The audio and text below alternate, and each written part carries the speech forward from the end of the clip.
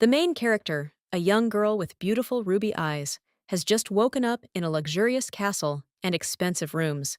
Back on the bed, she said, "Kabil, it's time for you to wake up. Let's go get something to eat because I'm hungry."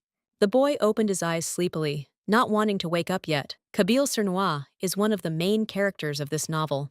The young lady had not yet had time to say anything when he closed his eyes again and fell asleep.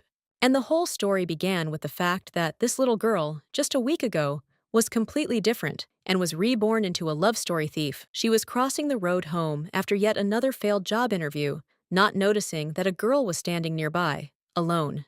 As she crossed the road, she heard the sharp and loud cry of a child who fell in the middle of the road when the traffic started moving. Without thinking, she ran to her, throwing the child aside, but she didn't notice how she ended up under the car. And then this happened. A rebirth. She found herself alone in a dark room, facing a choice that would determine her future, a judgment in heaven or hell, or being reborn for saving the child. Judging by the fact that you are watching this now, the choice was obvious. She woke up in a love story in the body of a 10-year-old girl who plays the main role in this work. Even in her new body, she still remained a loser, but this time a doomed villain. As for Kabil, his role is not easy either. He is the bastard of the ducal family of Cernois, who was abandoned in an orphanage at birth, and even there the adults treated him badly. And only over the years, it became clear that he was a descendant of a wealthy family, and he was forced to return to the Duke's estate, after which his life became even worse. Adults, thinking they would help the boy with his childhood traumas, brought him his young wife, Elodie McClaire, and then his affairs really got worse. Elodie abused him, doing various horrible things, and gradually took control of his entire home and servants. Remembering this, Elodie felt sick from thinking about the past that existed before she was reborn into the body of this heroine.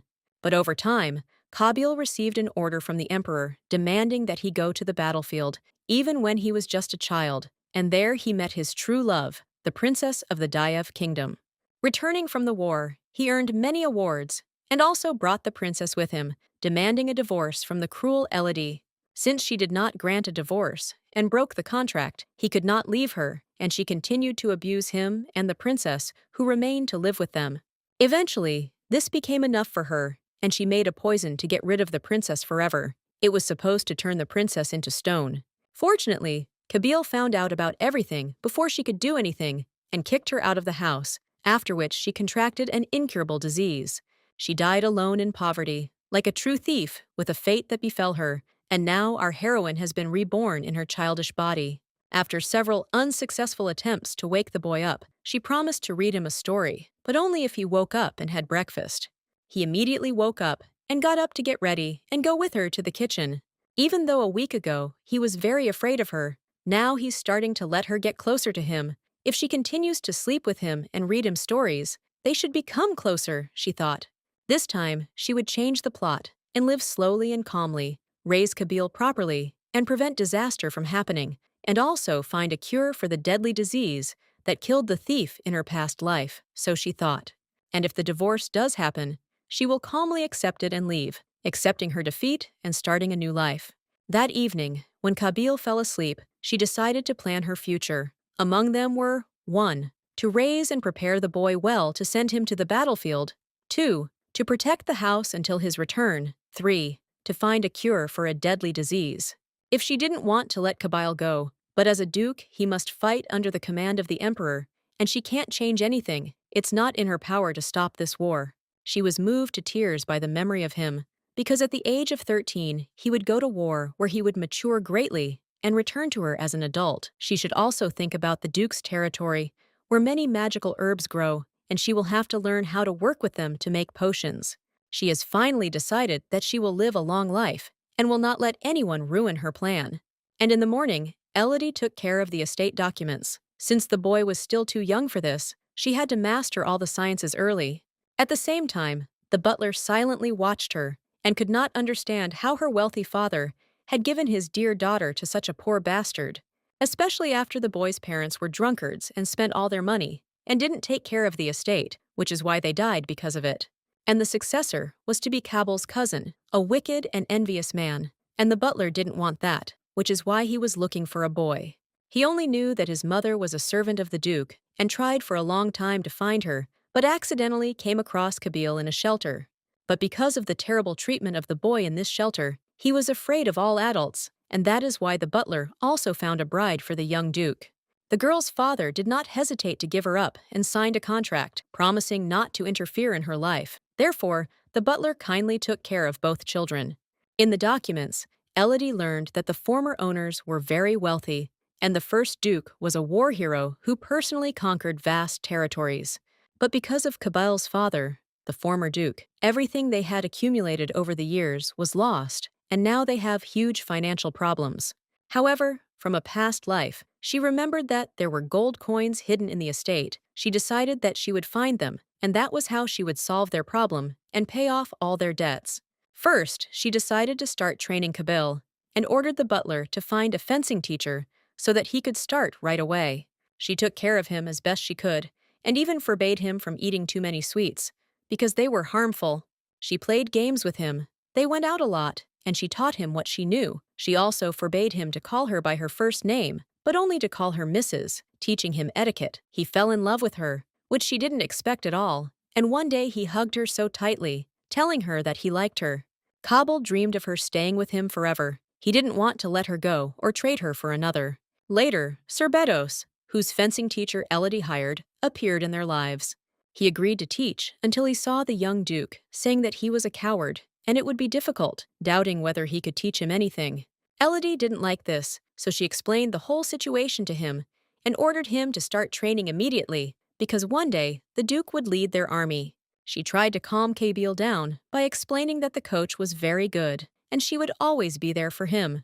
While the young duke studied combat, she spent her time reading potions books and studying herbs. One thing was clear to her: brewing a potion wasn't as difficult as finding all the herbs for it. After that, she started thinking about the greenhouse.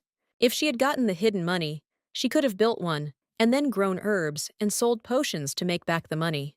Because she was busy with her book, she didn't notice how brutally the trainer fought, which upset Kabil. Seeing his tears, she became angry and attacked Srong, shouting, as if he could do such a thing to a little boy. She took Kabil in her arms and sent the coach home because she was angry with his action. After buying the boy, she helped him undress into his pajamas, but one thought kept haunting her. What happened to him in the past, and why does he have so many scars? She sympathized with him and didn't want to ask questions so as not to traumatize him again. The boy was crying in pain. His hands were injured from today's lesson, but he tried not to show it. She understood how little she knew about him and tried to explain that it was normal to cry and that if you were in pain, you didn't need to hide it. The educators at the shelter beat him for showing his emotions, which is why he became like this and didn't understand how to live any other way. Elodie smeared cream on his hands and told him that the adults who had insulted him were worthless. She promised him that she would find everyone who had wronged him and take revenge on them, asking if he remembered them. The young duke told her everything, and they drew a picture of those scoundrels, and then fell asleep. The nanny came into the room to check if everything was okay, and saw them sleeping soundly, with a drawing next to them that she thought was just a child's imagination. While Elodie slept and saw those scoundrels in her dreams, and imagined how she would punish them for every tear he shed. The next morning, she brought the butler to the former duke's office to show him the treasures she had found, pretending to have found them by accident. The butler burst into tears. He could not believe that this young lady would be able to bring prosperity to their estate. Next, she ordered them to take some of the money to strengthen the army in order to prepare for the upcoming war with the enemy.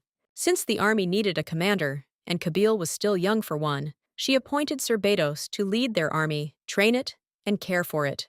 This, of course, shocked him. He was afraid of this position and said that he couldn't even train the duke, and there was a large army here. He argued that he was too busy for that, but the young lady is not an ordinary girl and was able to give him an answer, noting that he cannot be busy when he has neither a wife nor children, and even less a lover.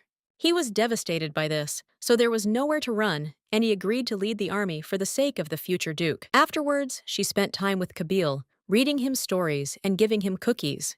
He liked it so much that he asked if they could live in a house like in a fairy tale, made of candy. The lady just glared at him, saying no, scary giant ants live in sweet houses. It seems that the former villain has awakened in her.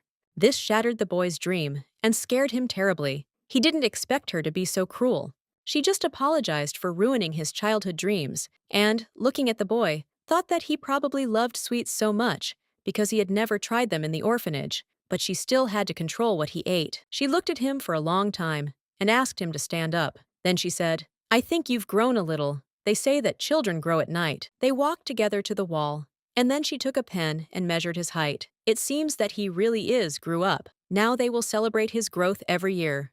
When he grows up, he will be taller than her, she told him. The heroine recalled that in the original story, Kabil was described as the tallest, handsome man that all women dreamed of.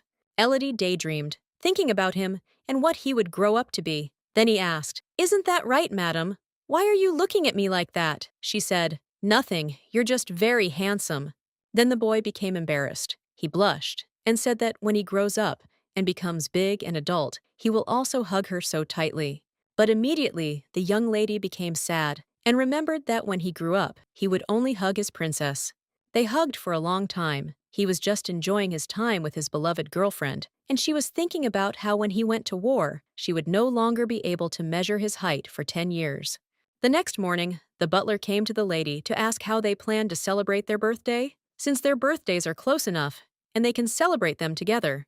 She agreed, and said she liked the idea of a party. After this joyful moment, she remembered that when she lived with her father, he never celebrated his children's birthdays, and Elodie was never close to other children, and her mother was cold to her. All of this meant that she would finally have her own party.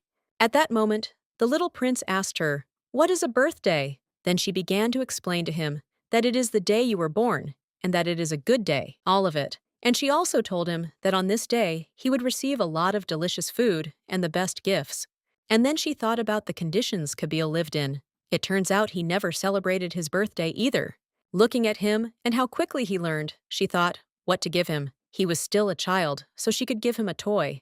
Elodie knew several ancient languages, which she taught the boy so that he would become the best swordsman. Since the swordmaster uses his mother to create an aura, the better a person's innate mana control, the easier it is to learn the ancient language, and therefore the male has a very high level of control. And if she teaches Kabil the ancient language now, it will help him in the future. A huge cake was already on the table. Friends and servants gathered around the table.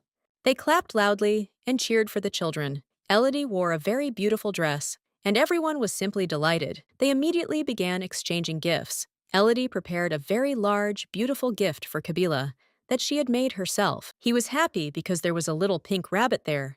Then it was the gentleman's turn to exchange gifts for Elodie. She was shocked that Kabil had also prepared a gift for her. When she opened the box, she saw a little note with the candy, saying that she hoped she would like the gift. Time passed quickly, and a year had already passed. She was 14, and Kabil was 8. The butler came to see her, because he thought the estate needed more servants. She agreed and told him to take care of it. For the last year of sorbet, you have led the knights very well. Thanks to him, they had the best soldiers. The maids were burdened with cooking for the knights, so they needed more staff. A few days ago, for the first time, Kabil stood confidently before the audience, like their master. It was a wonderful initiation ceremony for new knights, where she held Kabil's hand while he stood there nervously. Although he was worried, he conducted the ceremony with dignity. Also, the repairmen were due to arrive the next day to begin construction. She decided to use some of the remaining gold to repair the greenhouse, and she would build laboratories next to it. Also that day, she decided to take Kabil for a walk to the market. The boy was so used to being with her that he didn't want to be too far away from her anymore. I hope he won't ask her to go with him to the battlefield. Elodie decided to practice magic. To do this, she had to go to the market and buy herbs from traveling merchants. Although she collected many herbs and samples from the fields and forests, it was still not enough. To get samples from other regions, she needed the things that these traitors brought. Taking the boy by the hand, they walked to the carriage outside. Their faithful chief of guard also went with them to guarantee the young prince's safety. They saw the country in a merchant who sold perfume. Then they decided to buy this perfume for themselves, but not a special one, but an ordinary one, in order to study it. There were so many people in the market that they couldn't even get through. They would be separated by people. She tried to take his hand, but he was too far away. When the herd of people left, they saw that the boy was gone and started looking for him. He got lost in one of the dark streets, where other boys found him. They were very angry. These guys knew he was rich, so they decided to scare him and catch him. They wanted to steal everything he had. When he started screaming, Elodie heard him and ran up behind him. The boys just laughed when they saw her, but she threatened them and said that if they even touched him with a finger, then they would not live. She called on the boy to defend himself. Kabil ran to her and hugged her tightly. She clung to her, trembling with fear. Elodie asked the boys how they knew the boy, and they answered that they lived with him in the shelter, and that he is the same coward and hides behind the girl's skirt. She couldn't stand the bullying towards the boy and shouted, ordering them to be quiet. The expression on her face scared them at first, but they didn't give up and told her that she was a weakling who was acting like a hero. At that moment, Srong found them, ran up and asked if they were okay and if they needed help. But before he could finish, he saw a young lady who herself was not doing too badly with the two older boys who were screaming for mercy and for her to let them go. He looked at everything that was happening for a long time, and Elodie said that he was just in time to help her, and at that time, she was holding the robber by the hair. Seeing the knight, the boys ran away. Bedos thought of catching up with them, but Elodie assured them that everything was fine and let them run. During the conversation, she noticed something shining under her feet, and when she picked it up, she saw a brooch that looked like a real artifact. Bedos thought it was worth keeping, and apparently, this brooch fell into the hands of the guys who stole it from someone. And it was at this phrase that a handsome tanned man approached them. He asked if they had seen the two young red-haired boys who had stolen his brooch. Without thinking twice, Elodie showed her find to her husband and handed it to him, for which he was very grateful. The biggest surprise for them was to see the man start crying as he hugged this precious thing, because it was a memento of his mother. In his joy, he decided to meet the girl who saved him. It turned out that he was the head of the Rondia Merchant Guild, and he was in debt to Elodie. Without thinking twice, she decided to seize the moment. Refusing the gift, the only thing she asked for was to visit their home. And she introduced the young duke to their estate of Srong, and all because she was worried about her potions that she wanted to sell later, and so she found a way. The evening on the estate was not peaceful. A strong thunderstorm began. The wind beat tree branches against the windows. Kabil was already asleep and had a terrible dream about his childhood in the orphanage, where he was being bullied. A huge man with a stick stood over him. He looked at him in fear and cried, apologizing that he didn't want to cause them any problems. Elodie came to the scream from the bedroom and saw a frightened Kabil sleeping and having a terrible dream. She woke him up, which scared him even more, and he didn't expect to see a young lady in front of him. She stood there all so beautiful, but told him that everyone would leave him again because he deserved it. Now he woke up for real and realized that it was all just a terrible dream. But when he opened his eyes, he didn't see Elodie next to him. He got out of bed and started calling her, but when he didn't hear an answer, he started crying. At that moment, Elodie came in and asked with a smile if he had finally woken up. She had heard thunder and so came to check on him. He hugged her tightly, afraid of losing his beloved friend, and begged her not to leave him. To somehow calm the boy down, she came up with a game. Putting a candle on the floor and lighting the room, she began to make shadows on the wall. Kabil was happy and calmed down. He enjoyed spending time with her. After the games, they finally went to bed. Elodie fell asleep, but the only thing Kabil could think about was why she was so kind to him. In the morning, Elodie had a lot to do. First thing she did, as usual, was to visit the maids, but she was furious that Kabil was following her everywhere. Between the maids' conversations, she heard about a medicinal herb, which interested her greatly, and she began to ask more questions.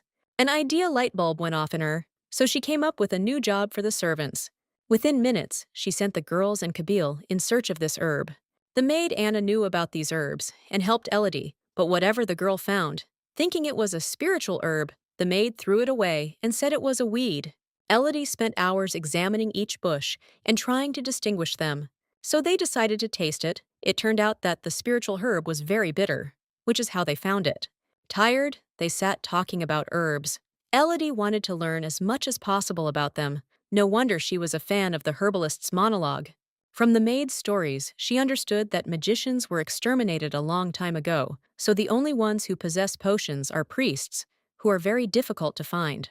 All she had to do was read and ask people, and also finish building a greenhouse in which to grow these herbs. A wonderful sunny day. A week later, the greenhouse was finished, and Elodie was already sitting in it, working. Tired but satisfied, She finally finished what she had started so long ago. Her first magic potion was ready. After trying dozens of recipes, she made a painkiller that was no longer bitter due to the herb and had a quick effect. Since most medicines on the market are potions, the pill she invented would be much better. She even tried the pill when she got hurt and really didn't feel any pain. Elodie was very pleased with the result and decided it was time to test the medicine on someone else. The girl walked around the estate asking the servants if they needed medicine, but one maid suggested she try it on the knights, who often hurt each other during training. Elodie, in the company of the young prince, entered the training hall. As soon as the knights saw her, they began to worry because they knew how she yelled at them for cleanliness and order. They stood anxiously, wondering what she wanted from them this time. Would she really raise them like little boys again? But she came to ask them if anyone was hurt, and at that moment, Lady Sola, who loved her very much, approached her in a friendly manner. She brought to Elodie one of the knights who had been badly injured during the previous training. It turned out that he was her boyfriend, whom she often beats, as funny as it may sound. With disbelief, he took one and prayed to the lady that it was not poison. This made his beloved Sola laugh, who said that she was ready to drink poison from Elodie's hands. She made him swallow the pill, which greatly comforted the princess, who was waiting for his reaction to the medicine. To his surprise, the medicine really helped, and his shoulder stopped hurting, but Elodie assured him that it was just painkillers and not a full-fledged medicine, and was angry that he didn't trust her right away. But she was distracted by the knight Sola, who was delighted with the lady's talent and asked to hug her or kiss her, which confused her boyfriend behind her. Sir Bedos also praised the lady, after all. It was not in vain that she spent days and nights in the laboratory studying potions, and only Kabil stood silently on the sidelines, watching what was happening. Somewhere deep inside, he was happy for her success. A few days later, one of the merchants they had rescued visited them. He drank tea and enjoyed the young lady's company. She decided to take the opportunity and reminded him of his debt to her. She asked him for a small favor. The lady presented him with her new product, painkillers, which she would like to sell through the Rondia market. He stared at the jar for a long time and didn't expect anything magical because he didn't think a child could make potions. It was more like candy. But Elodie assured him that it was a strong medicine that magically took away all the pain from them. Shocked, he couldn't believe what he had heard. What kind of child could brew potions, and even with the help of magic? And she was happy with the thought that if the market owner himself tested her pills, it would definitely be the best product on the market with a proven effect. He swallowed one pill to see if it would relieve the pain from his cut finger, and wow, it stopped hurting! Impressed by such a quick result, he was ready to accept Elodie's offer and offered to put up the highest price for such magic. But Elodie refused, saying that she wanted her medicine to be available to anyone who couldn't see a doctor and wanted to somehow relieve the pain. The merchant doubted this decision because he would like to earn some money, but could not refuse. After all, he was her debtor. She also assured him that while they were talking, a new batch of potion was already being prepared, so there would be no problems with the limit. It's no wonder that Elodie, although young, is already so brilliant and manages the entire estate and servants. The merchant was happy because it meant they would be able to bring in money all the time. But Elodie was not stupid and immediately asked him about the money, because he was not the only merchant who would want to take these medicines for himself. He agreed to her cunning bet and was willing to give her as much money as she wanted, just so she would cooperate with him. She was ready for such a bargain, so she prepared a trade agreement in advance and gave it to him for review. With such a proposal, he realized that this was a hopeless situation and that she was more cunning than him, and if he did not play by the rules, the contract would be terminated. He was ashamed that he had doubted her and thought he could still make money from her invention, so he apologized and shook her hand. The merchant wanted to say something else, but at that moment, Kabil spoke up, forbidding Elodie from touching him and staring intently at the man. Elodie tried to calm him down, but he continued to look at the man with bitterness. The girl was simply beaming with happiness. She knew about her success, but didn't think it would go better than she expected. In her joy, she hugged Kabil and assured him that he had nothing to worry about, and that soon she would make him very rich. For some time now, Elodie was riding horses, hearing praise for her riding talent. Lady Sola did not hide her admiration for the young lady and assured her that soon she would be able to participate in horse races. While Kabil stood aside and watched them, Elodie approached and offered him her hand so that he could also ride. He was afraid, but Elodie insisted that one day he would find himself on the battlefield and would have to saddle a horse.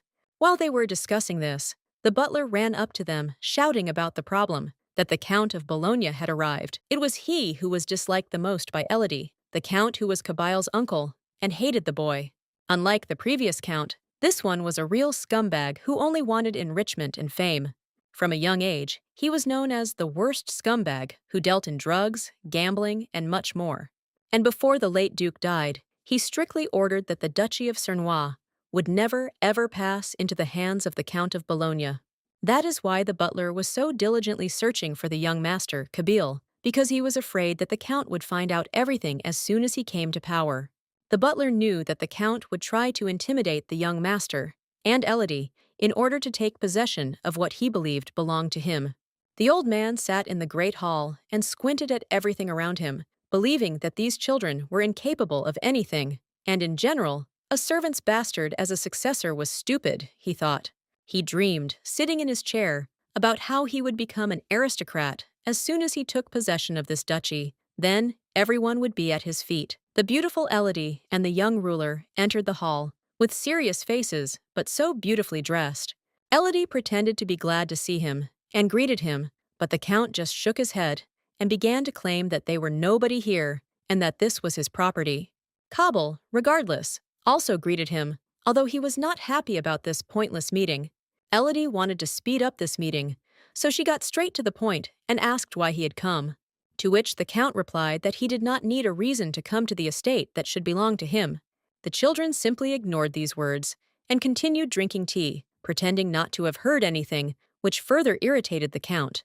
He puffed out his fat cheeks, calling them narcissistic bastards, who deserved nothing and had no right to behave like owners. The children continued to look at him as if he were a fool, claiming that they had received official permission from the emperor. To which the Count of Bologna replied that this was not enough, and in order to obtain the permission of the vassals, she must send money to his county, and perhaps he would help her. Elodie got bored with his stupid talk and decided to teach him a lesson, saying that she didn't owe him anything, and he was behaving like a child who was constantly crying. But she added that she would file a lawsuit if he continued to bother them, and here she managed to scare him. He wanted to say something more, but she interrupted him. Since she had heard that he was going to the capital, she might as well deliver the official letter to the court, where they would deal with him. As soon as this fool opened his mouth and started yelling at Elodie, Kabil stood up for her and shut that shit up. And since that shithead was already completely impudent, he raised his hand to hit the guy, but even then he was stopped. Elodie stood in front of him and shouted at the Count to get out, stating that she was expelling him because she had the authority of the Duchess. He thought she was joking, but the girl called Norman and ordered the bastard to be thrown out for threatening the young Duke. Norman told the Count that it was time for him to leave the house, as the Duke had more important matters to attend to than chatting with him, and insisted that he would see that the Count left them. He quickly started walking towards the door, because Elodie had called the knights to help the Count get out as quickly as possible. The scumbag decided that he wouldn't leave them so easily, and decided that he would take revenge as soon as he could. Within a few days, they were on their way, a warm, sunny day, and an escort of several knights. And all because she had been thinking for a long time about the words of the Count and the vassals who controlled parts of her county. It was time to check how the people in these territories were doing. When the emperor recognized Kabil as his successor, the vassals were supposed to come and express their loyalty to him, but since that happened, she had not seen anyone. She could understand that they didn't want to accept a bastard, but they could still show at least a little respect for the successor the emperor himself had recognized. Elodie recalls that in a past life, they only became loyal to him when Kabil returned from war with great glory. Also in the original story, Elodie plotted against Kabil along with her vassals, but that's all in the past. For some reason, she felt uneasy just thinking about it. When they entered the city, she fell silent from the beauty. It was luxurious. However, Kabil did not share her delight and looked at everything with boredom. They made their first stop, and the girl wanted to go and see a nearby farm and took a horse from the officer. On the way, sitting two on horseback, they rode along the road, accompanied by officers for their own safety. They made short stops, and Elodie showed Kabil his lands. Rich in mountains, grain, and forests, he is still young and does not quite understand everything that belongs to him, and that he has great power. Once upon a time, all these lands were conquered by the first duke in the course of war, a very distant ancestor of Kabil. She taught him that he must protect and govern all these possessions, as well as protect the people who live on them. It is his duty to provide these people with a good life, and most importantly, not to let them starve. Suddenly, Elodie began to stare intently at all these possessions, wondering why they were managing their household the way they did. Norman noticed that the Duchess was thoughtful and asked what interested her so much. It was all about the fields and how people divided the farm. She was interested in why people don't plant turnips and clover. If their fields get tired quickly, then these are the plants that can restore the land. Elodie reasoned that people have little interest in science and therefore do not know how to develop the economy. She was once again convinced that the nobles had no business with the farmers, which is why the fields were not developing and were not bringing in profit. Thanks to Elodie's arrival in the neighboring villages and her training for the farmers, they began to plant turnips and clover, so the harvest grew as expected, and the farmers' lives improved. At this pace, several seasons passed, and 1 year remained before receiving the royal decree to go to war against Kabil. The morning began with news from the maid. A new strange plant had grown again. Recently, strange new plants have begun to grow in the greenhouse, which neither Elodie nor the plant expert knew anything about. Surprisingly, the girl remembered some of the plants from her past life, but these memories didn't come to her so often anymore. She was tired from spending too much time researching, so she asked the maids to prepare the room so she could rest. Over these few seasons, she has prepared new potions. In addition to the painkiller, she has created new drugs that stop bleeding, various ointments, and other pills. She was able to earn some money from them, but her main goal was to create effective medicines for the upcoming war to save Kabil, during which time she managed to prepare him well. Now he is constantly training with the knights and is already in very good shape. Therefore, Elodie asked the maid to prepare food for them. From the day he decided to become a grown man, he asked Elodie to come less often so that he wouldn't be distracted from his studies. Well, they hadn't seen each other for almost 3 years, and the only thing left for her to do was remember their childhood when he wanted to be with her so much. She thought she now understood what it felt like when a mother sent her child off to school. He was already so grown up and probably wasn't afraid of anyone. After a busy evening, she sat with tea and read the news in the newspaper. One of the news items was about the beginning of the temple's entry into the war, and that the war that was about to begin would be on the eastern continent in the Earth Empire. She recalls how at that time, they happily hunted people who renounced the Tisser religion, which was believed by most of the inhabitants of the continent of Phria. And one by one they entered the small neighboring countries and began to kill priests and magicians, thinking that this would take their mana for power. And it is in this war that Kabil must unleash his potential against the Earth Empire, revealing his power and mana. The confused maid asked the lady if everything was okay, because she was too tense reading the newspaper and immersed in her memories. She also said she had heard about another priest who had disappeared, and how much longer would these savages continue this violence. At first glance, the Empire and the Temple appeared to be allies, but in reality their relationship was far from good. The Emperor had long wanted war with Orta, which was rapidly conquering foreign lands, but the Temple did not agree with the Empire's orders and opposed the war. And it was in this split in the alliance that it was Kabil who led both to victory and ended this war. Suddenly, her thoughts were interrupted by Kabil, who came running from training. Missing her, he ran with a smile into her arms. In these 3 years, they have already changed so much. Kabil has matured, and Elodie has become even more beautiful and older. To distract herself, Elodie visited the library and found a book on the history of the county of Srong, hoping to find some useful information for the upcoming war. It turned out that the first duke won the war with the help of an artifact endowed with magic. It was then that she remembered the brooch she had seen in one of the paintings. It was supposed to be passed down to Kabil by inheritance, but for some reason she had not seen it yet. Taking this into account, she decided to look for this brooch again. It would be very helpful in the upcoming war. Then a thought came to her. She had once found a chest of gold under the table. Maybe there was something else there. So, just in case, she went to check the office again, under each desk. If she was lucky, she might find something. Her instincts were right. There was a small chest there, and to her surprise, in addition to coins and rubies, there was also an artifact. I barely managed to find it when I was already upset because I didn't see the glow from the stone. If it were magical, it would shine. She was about to close the chest when suddenly a choice arose before her. A strange, glowing window suggested that she use one hidden object. Out of fear, she agreed, and a phoenix feather fell out. Suddenly, the bright light became even stronger, blinding her. And within a minute, an artifact was in her hands, sparkling with an expensive radiance, radiating power. She was glad that Kabil would need it when he went to war, and continued to examine it more closely. The day passed like this. In the evening, she and Kabil were resting in bed, holding hands. He couldn't sleep as usual and thought about her, her kindness and care. Thanks to her, he wasn't afraid of anyone anymore. But lately she seemed strange to him. He was worried about why she was talking to him as if they were going to break up soon. It scared him, because he thought they would always be together. He closed his eyes and squeezed her hand tighter, trying not to think about her wanting to leave him. And so another year passed. Norman arrived early in the morning with a letter for the Duke of Kabil with an order from the Emperor. The day came when Kabil was drafted into the Imperial Army. Even though she knew this day would come soon, she was still sad, and Kabil was even more confused. After reading the letter, he shouted that he didn't want to go and that Elodie shouldn't force him. She was even more upset because she really didn't want to let him go, but she couldn't do anything else. The only thing she could do was hug him tightly.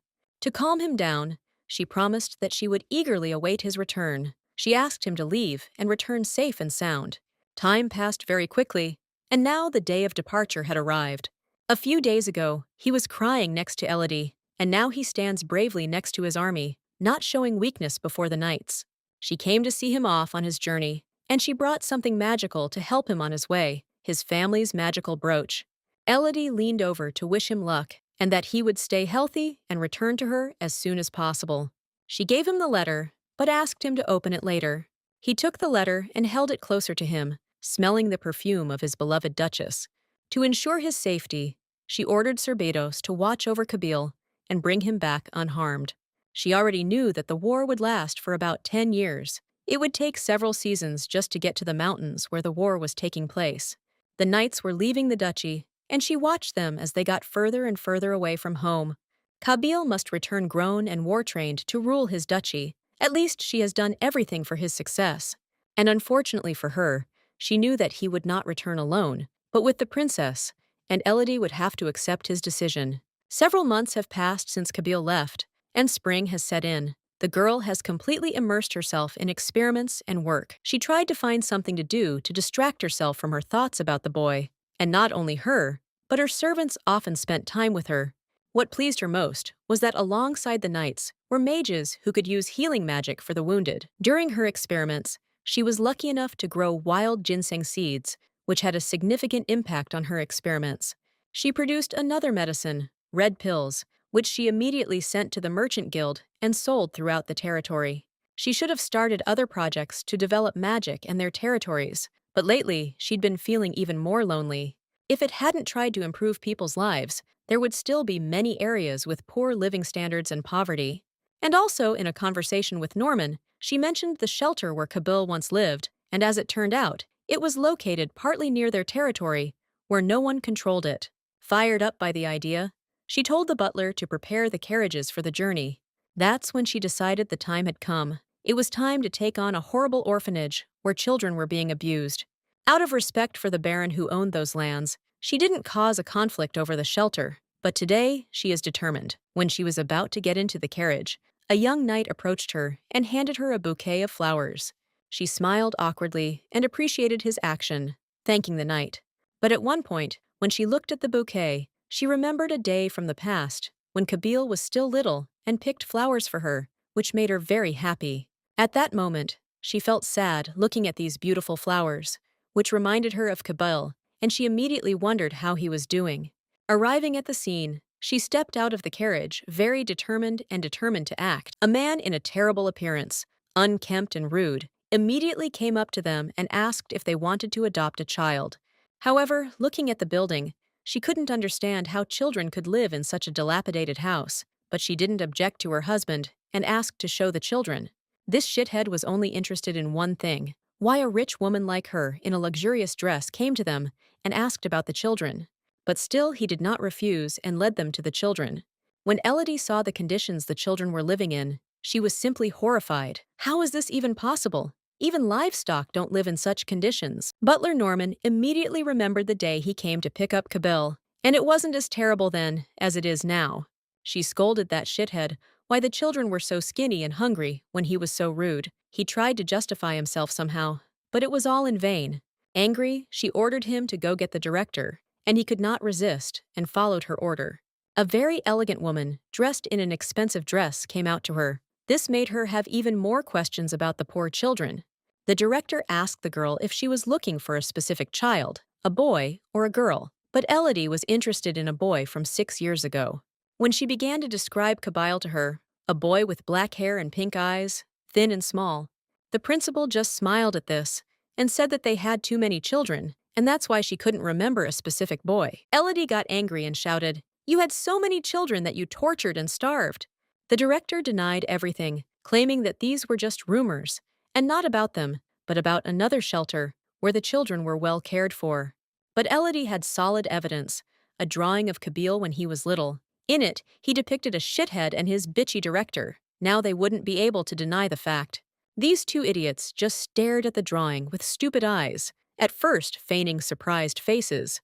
But the director continued to play the fool and pretended not to understand anything, saying that it was a stupid joke. But it was hard to tell from Elodie's face that she was joking. Looking very seriously into their faces, she saw no shame in them at all.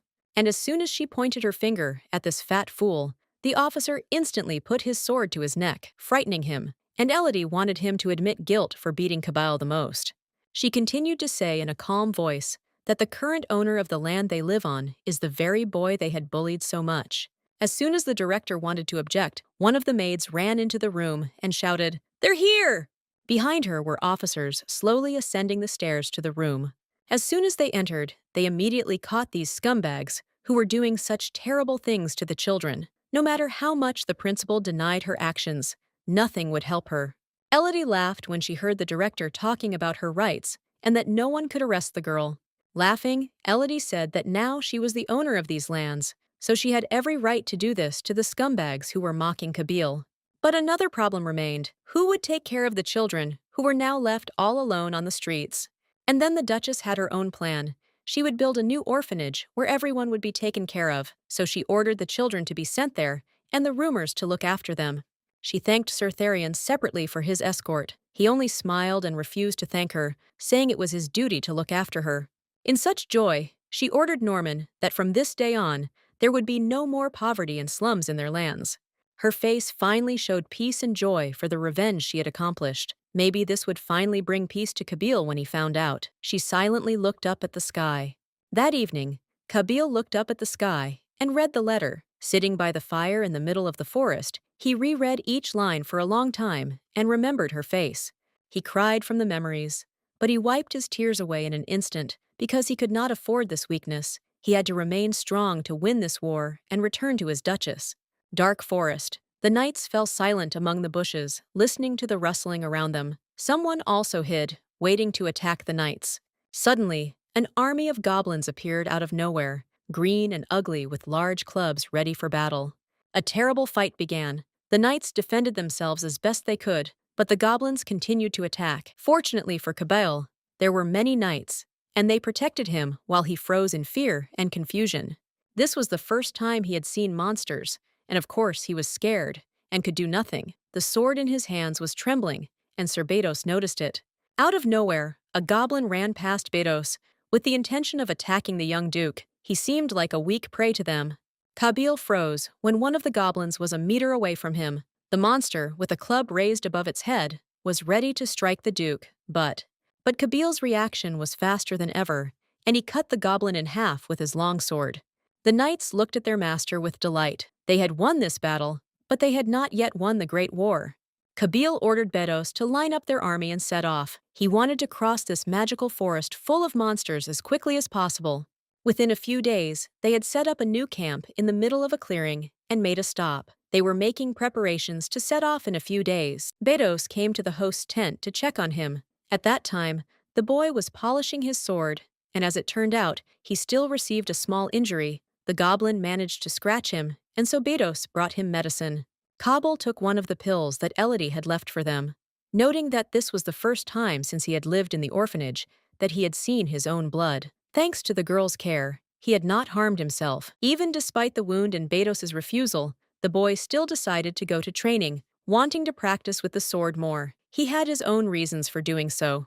People gossiped a lot about the boy, that the king had gone too far by taking the child into battle. The officials did not believe that the child could lead the knights, and they only sentenced him to death. There were even rumors that the emperor and the Count of Bologna had made a pact for the boy's life. If he died, his uncle would receive all of Kabil's property. That's why the boy trained every day. The weak die in battle, and he needed to return to Elodie whole and brave to protect her too.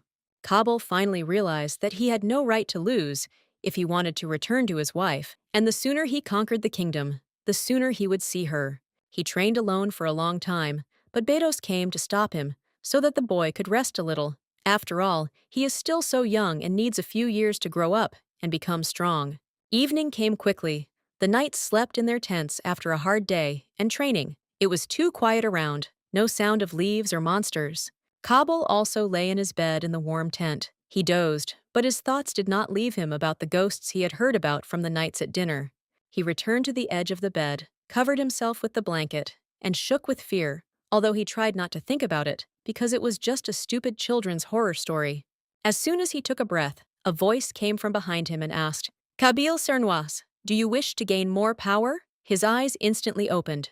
He sat up in bed looking around, but there was no one. He was alone in the room. Then, a voice came from somewhere. Is Kabil going crazy from loneliness? When he lowered his head, he saw a strange shine on his brooch. Could it be that Kabil had gone mad and the brooch was really talking to him? Or maybe it was another of Elodie's magical artifacts, he thought.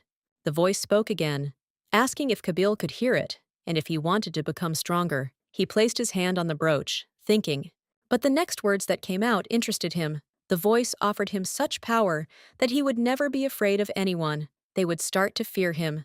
Then he understood for sure that the magical ornament was talking. He asked what it was and how it knew about him, to which the ornament replied that it was glad to finally talk to him and asked where that beautiful girl with pink hair was. The ornament owed her its life because after years in the chest it began to lose its power. Elodie gave it a new life. The magical thing wanted to know why it was in the hands of a boy and not a girl, because it was Elodie who saved it and owed her her strength. Kabil said that his wife had given him this thing. The magic stone replied that it felt the power, and therefore the boy was the successor of the Cernois family.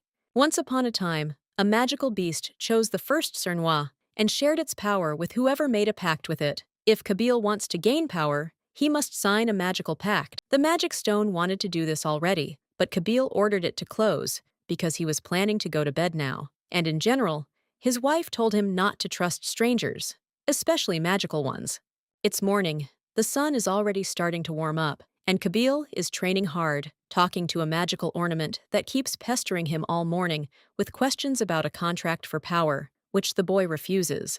This thing convinced him of the incredible power he would gain once he signed the contract, and blah blah blah. Kabil ordered him to shut up again. From that day on, the brooch constantly reminded him of the contract that would make him powerful, and that's why he went around every day very, very angry. One day, he got so fed up with it that he finally asked what would happen if he signed the contract anyway.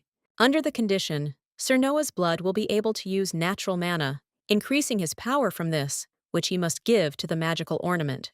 Kabil was just getting angry. He wasn't a fool to train and give his strength to someone. It sounded like he was the only one who would lose in this deal.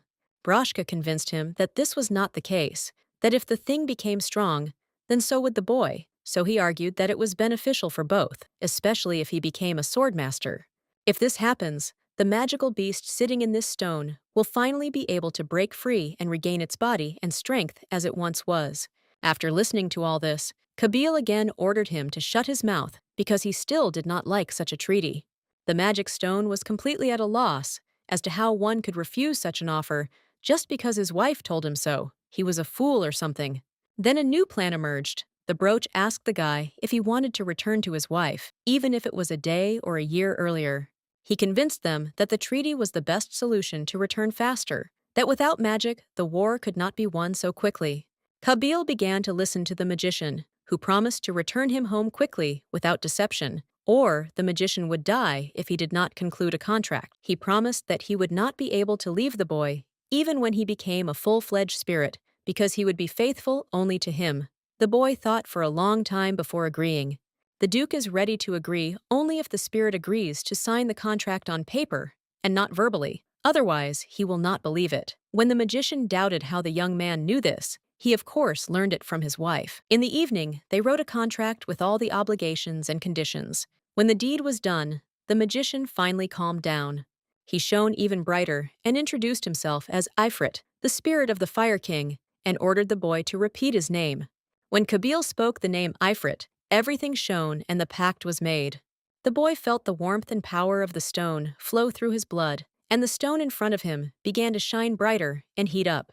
He closed his eyes from the bright light and only felt something soft fall on his nose and tickle it. It was feathers that were falling everywhere. Spreading his wings, he purred. Kabil opened his eyes and saw a small, strange creature, so cute and strange with wings and a long tail. This pretty little animal raised its paw, shouting that he was the king of spirits, Lord Ifrit the Almighty. This made Kabil laugh a lot. He took Ifrit in his arms and laughed that he felt deceived by the little magical cat with wings. But he looked like that because he didn't have enough strength. Soon everything would change, he promised. The boy exhaled in disbelief, wondering if he could trust Ifrit, a being who feeds on mana and becomes stronger at its expense. Right now, he lacked his wife's wise advice.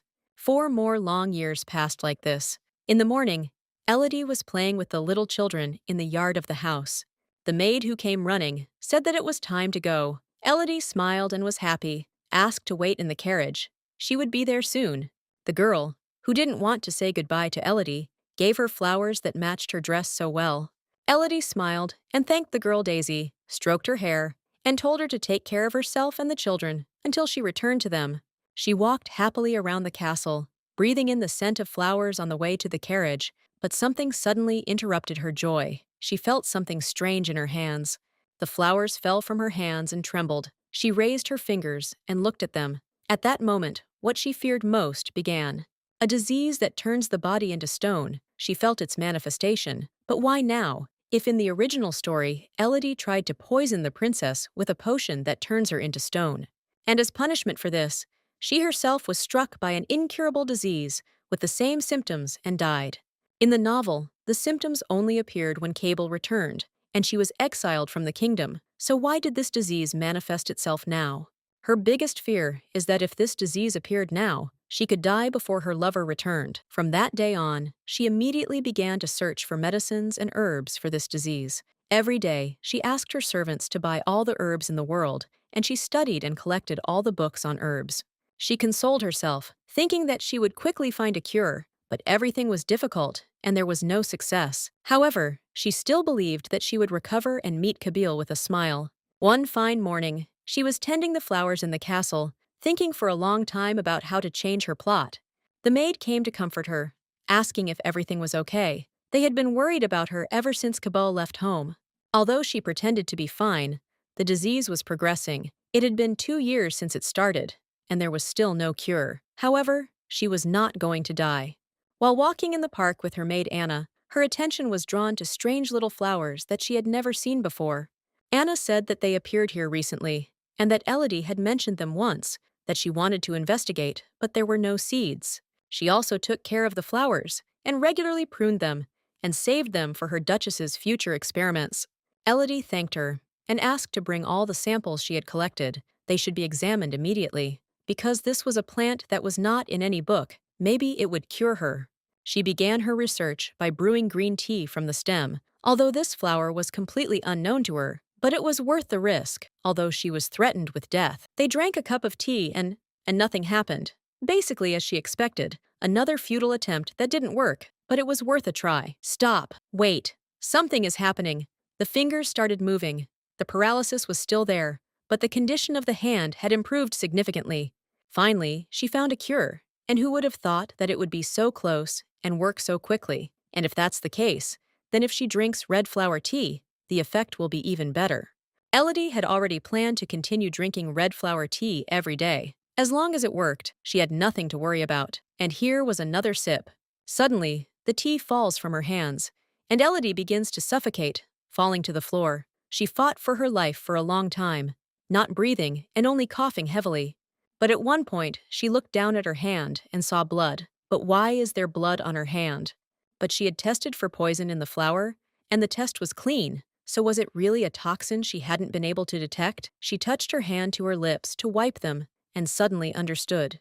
She can move her fingers again. The stem relieved the symptoms of paralysis, and after drinking red tea, she felt her fingers again. The only thing that scared her was the blood, which is not a good result of the tea. Since it wasn't painful, it might just be worth continuing to observe the effect and how long it would last. The only thing she was worried about was coughing up blood, and what everyone would worry about if they saw it. She had to come up with something to mitigate the effects of the poison, but she had to keep it a secret. The day had been long and she was tired, but the important thing was that she had found a way to heal herself. She hid the handkerchief with the blood in her desk, deciding that no one would find it there. In the morning, she looked happy, wearing her new luxurious dress and reading a book. The day promised to be a good one. The maids stood behind the Duchess and were glad to see her like this. She looked happy again and eager to work. They decided that those flowers had helped, so they decided to bring more. The Duchess ordered Anna to start cleaning her office when she left. Anna took a broom and started sweeping, but noticed something. Her mistress's white handkerchief was lying on the table. She thought that she had probably forgotten it again and that she should bring it. Anna picked up the handkerchief and looked at it with horror. There was blood there. She couldn't believe her eyes. Was Elodie really not okay? That same evening, Kabil was drawing up a plan for an attack on the enemy, something he should have thought through carefully, even though there was no time for it. They planned to attack the Kingdom of Earth tomorrow evening. They were already close to their goal, and he didn't want to wait any longer for a good opportunity. His knights asked him to think about his decision. It was too hasty. Usually Kabil was very calm, but now something was disturbing him. And all because next to him stood a young, beautiful woman who had information. The knights did not believe her and assured the Duke that she might be a traitor. Kabil looked at her again, thoughtful. He began to remember the past, because this war had already dragged on for too long, longer than they had expected, and all because the Kingdom of Earth was aimed at creating a great empire and was destroying all the kingdoms around it, increasing its army. Because of this, the Emperor had to gather more troops and unite with the temple and take forward positions to hold the defenses, and due to these delays, they reached a stalemate. Because of all these idiots and their power struggles, he was still forced to fight when he wanted so badly to get back to his wife. His magic stone assured him that it wouldn't be long before he would help Kabil end this war and return him to his beloved. But the Duke could no longer wait and listen to all their promises. He complained that he no longer believed in these promises, and even a few days was already too much. To hasten victory, Kabil trained harder to feed Ifrit his mana, and his strength grew.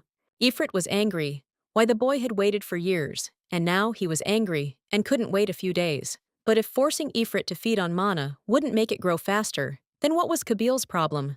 And he was nervous, because he had heard gossip that a knight's wife had found another man and had betrayed him. They laughed at those who were married, because they thought their wives couldn't wait that long. He didn't want to believe that Elodie would betray him, but he was worried that no one knew or heard anything about the Srong house, whether everything was okay there. Although Elodie had promised to write to him, he had not received any letters. Had Elodie forgotten about him, because there had been no letter in all that time? And what if she's already happy but with another man? Could she really do that to him? He was holding his heart, because maybe she had died, and Ifrit was looking at it and just saying that the guy was a fool who had already made up a whole novel. Kabil ordered Ifrit to disappear, otherwise he would only make noise. And in general, when he was little, he was much more beautiful and cute. The boy continued to hold his heart and think about his beloved wife, and a rustling began. The knights shouted, "Catch the princess! Catch her! She is running away!" Kabil listened to the sounds, and out of nowhere, a princess fell from the sky. Does that happen? Princesses don't just fall from the sky. He caught her and brought her to the chamber to discuss what to do with her. They considered her a traitor who had been sent to spy on their camp. She claimed to be the true princess of the kingdom of Daev, which had been captured, and that King Urta should come to their castle tomorrow to take her as his wife. The knights glanced at each other, not knowing whether to trust her, but if it was true, they could win the king over when he least expected it. Bedos asked if this was true as she escaped and opened the castle gates. She replied that it was because of a bracelet that belonged to her mother. The people of Urta are unaware of her magical abilities and will continue to search for her within the castle. Unfortunately, her mother died in her escape. The girl cried from the memories of what had happened. The knights seemed to start to trust her and almost agreed to help her. That was why all this fuss about changing the plan had begun. If the king really did arrive, he should be captured. So the duke ordered Betos to stay and watch over the princess. The knights began to rebel for a change in plan, to which Kabil objected and said that he was disappointed in them if they had so easily believed this woman. He ordered her to be killed if there was no news by tomorrow. This war had hardened Kabil and made him cruel. The plan has not been changed, so they will proceed according to previous agreements. Morning, the hall of King Daev was in blood. Kabil made his way there, sitting in the chair of the fallen king, waiting for the enemies. According to Princess Urta, she was supposed to arrive in the morning. But he was surprised by the woman's words. No one came to greet us? Had Daev's lousy dogs gone mad? In the midst of his thoughts, a man, blonde, entered the hall. Kabil rose from his throne and asked if this man was the king of Urta. If so, then he was late. King Urta was angry, shouting, "Who is this little rascal who dares to talk to him like that?" However, Kabil did not tolerate such talk in his direction. One swing of the sword, a sea of blood, and only a glow in the duke's eyes from the long-awaited revenge. He only wiped the blood from his face, looking coldly at his defeated enemy.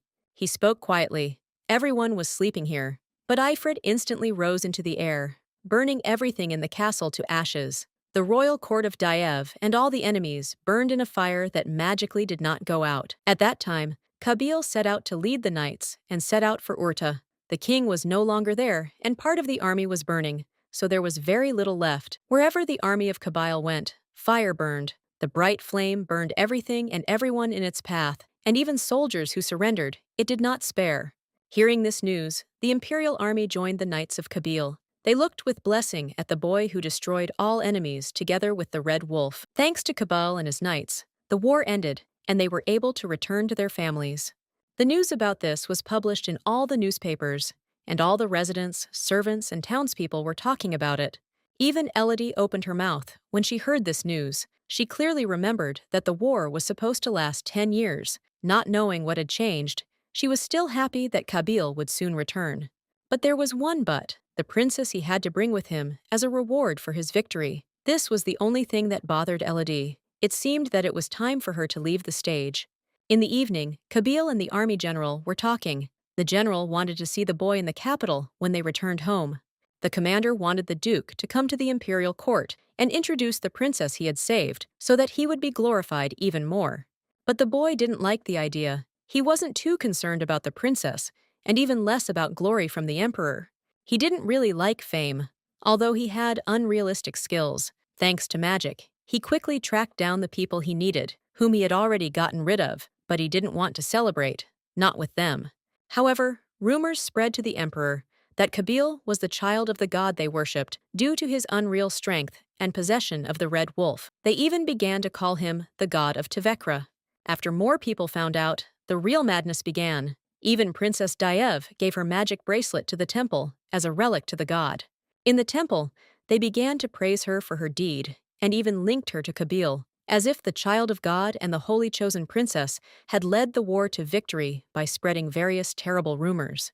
To him, these were obvious nonsense created for gossip among the people, but he was happy with the thought that he would soon be home and would not have to cross paths with these people. And what was more important, would his wife like him? Because many years had passed, and he had changed a lot, but not without scars. I wonder how she had changed. His vulgar thoughts were interrupted by a magic stone. Noting that as long as he wore the red wolf in the stone, it could hear all his thoughts, it was better to be more modest. He came out of the ruby to say how hard it was for him to sleep when Kabil was thinking so much. He wished he would be quieter. And it turns out he can change his form, from a big wolf to a small wolf. No matter how cute you think he is, don't you dare, he's scary. Kabil continued to look in the mirror, so Ifrit noticed that the boy was still worried about his old words, that he was scary and no one would love him. They both quarreled as usual, covering each other's mouths. They parted ways because they both went to sleep. Elodie started her morning very cheerfully. Everything seemed so wonderful and bright. She put on a luxurious dress, letting her long pink hair down. She and Cercerion were already standing at the steps of the manor. Waiting, she asked if he missed his brother, who had gone off to war with the Duke. If he didn't want to go to war someday, he was ordered to guard the Duchess, to whom he had already become accustomed. She flattered him with compliments about how well he managed the knights. They all praised him, and in general, he kept her company wonderfully. It was time for Elodie to return to the manor to her business, and Sir Sirion escorted her inside, continuing their working conversations. The girl lay in bed, lost in her thoughts. She felt oppressed by the fact that the story had changed since the hostage princess became part of the novel, and Kabil was generally called the Children of God. And who was this fiery spirit? She had never heard anything like it before. Had she become so fixated on the war that she had forgotten everything else? After all, it had been 7 years. She wondered if that little boy, Kabil, still remembered her. Children often forget their childhood memories, so maybe that was why he hadn't answered all her letters. If that's the case, and he's forgotten about her, then the divorce should be easy. She planned to just disappear from the estate like nothing happened. These thoughts made her feel even worse. She didn't expect her end to come so quickly. She hoped he would at least let her live peacefully somewhere on the edge. Several more days passed in such a turbulent atmosphere. It was a weekday morning. Everyone was hurrying somewhere, busy preparing for an important day. The maids polish everything to a shine. The butler keeps an eye on order and makes sure nothing is forgotten. While Elodie is dressed in the finest silk dresses, luxurious perfumes, and lingerie, her hair is like what they write in the most expensive magazines. She thought it was too much, but the maids assured her that it wasn't, because she would finally see the Duke and she had to look gorgeous. She was uncomfortable. She had never worn something like that before, but everyone insisted. While everyone was thinking about their childhood love, she was already preparing to talk about divorce. After years of deliberation, she was ready to divorce him. But even these thoughts distracted her from her thoughts by the maids, who saw a crowd of horses entering the yard. These were knights led by Duke Kabil Kernoy, now a respected young man among the nobility, who had won the trust of the emperor himself. God, how handsome he was! Now they met not only with their eyes. They stood close to each other. He looked confidently with a smile. She looked fearfully with excitement. He took the first step, hugging her with a joyful cry. "My wife!" He had waited too long not to do this. He gently said how much he missed her and didn't want to let her go, not even for a day. She didn't even understand what had happened. Hadn't he grown up too quickly? This wasn't the reaction from her husband she had expected. And what about divorce and a princess? The knights who had arrived with him looked at them in whispers. They had never seen the commander like this. Could he really be capable of such love and loyalty to one woman? The knights realized that this was no ordinary duchess. She was truly his weakness, which is why she was so close to the commander. He was like that with no one else. Heinz, the Duke's loyal soldier, seeing this tenderness, did not believe in their love. He asked why she had not sent a single letter to the commander, but Bedos objected, so that he would not be rude to the Duchess. After all, the Duke refused to personally thank the Emperor because he was in a hurry to go home to his wife, so something like this was to be expected. Heinz still believed that Elodie was not worthy of a duke, and that he would be much better off with a princess, beautiful and elegant. The Emperor even wanted to bring them together, and the princess was not against it. No matter how you look at it, it was the best choice, but the Duke refused. Heinz just wanted true happiness for the commander, who saved the empire and their knights. He believes that the only one who will melt his heart is the princess, not the woman with the confused face, who had probably spent all the Duke's money and was hoping he wouldn't come back. He didn't trust her, even though he didn't know her, but he already hated her. The maids and the butler cried, because they were still children when they got married, and the war separated them, and now they are together again, and it's so sweet. The servants cried all day instead of celebrating, but it was all in vain. They were tears of happiness at seeing the young Duke again. But besides the good news, they also knew the bad news. Their beloved Elodie was suffering from a rare, incurable disease, how hard her life was, and how to help her. The butler asked everyone to calm down and not get upset, at least not in front of Elodie. It's already hard for her to live with this. There must be a reason why this is her secret, and it's better to be careful. And Kabil hugged her so long and hard that Elodie was out of breath and asked to stop, who knew he missed her so much. They looked at each other for a long time again, because they had both grown up and changed a lot. She wanted to tell a lot of things, and as soon as she started saying that he had been through a lot, she was interrupted by a servant who also wanted to spend time with the young master. They were tearful and happy to see him. asked him not to leave them again, and welcomed him home hundreds of times. Elodie extended her hand to the Duke and invited him inside the house. He was probably tired, and it was time for him to rest in his chambers.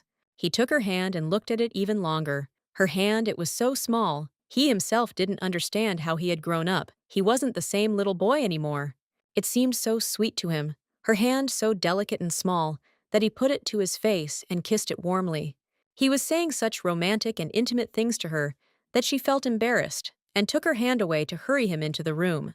He was scared by this cold. Why was she so strange? It seemed as if his wife was not happy to see him. Something was wrong. Elodie walked with her head down and was ready to cry.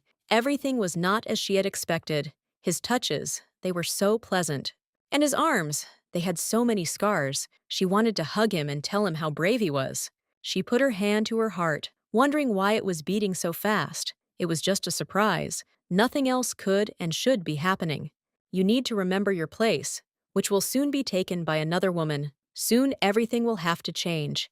They entered the room, which was the same as when he left. She hadn't changed anything specifically to make him feel comfortable when he returned.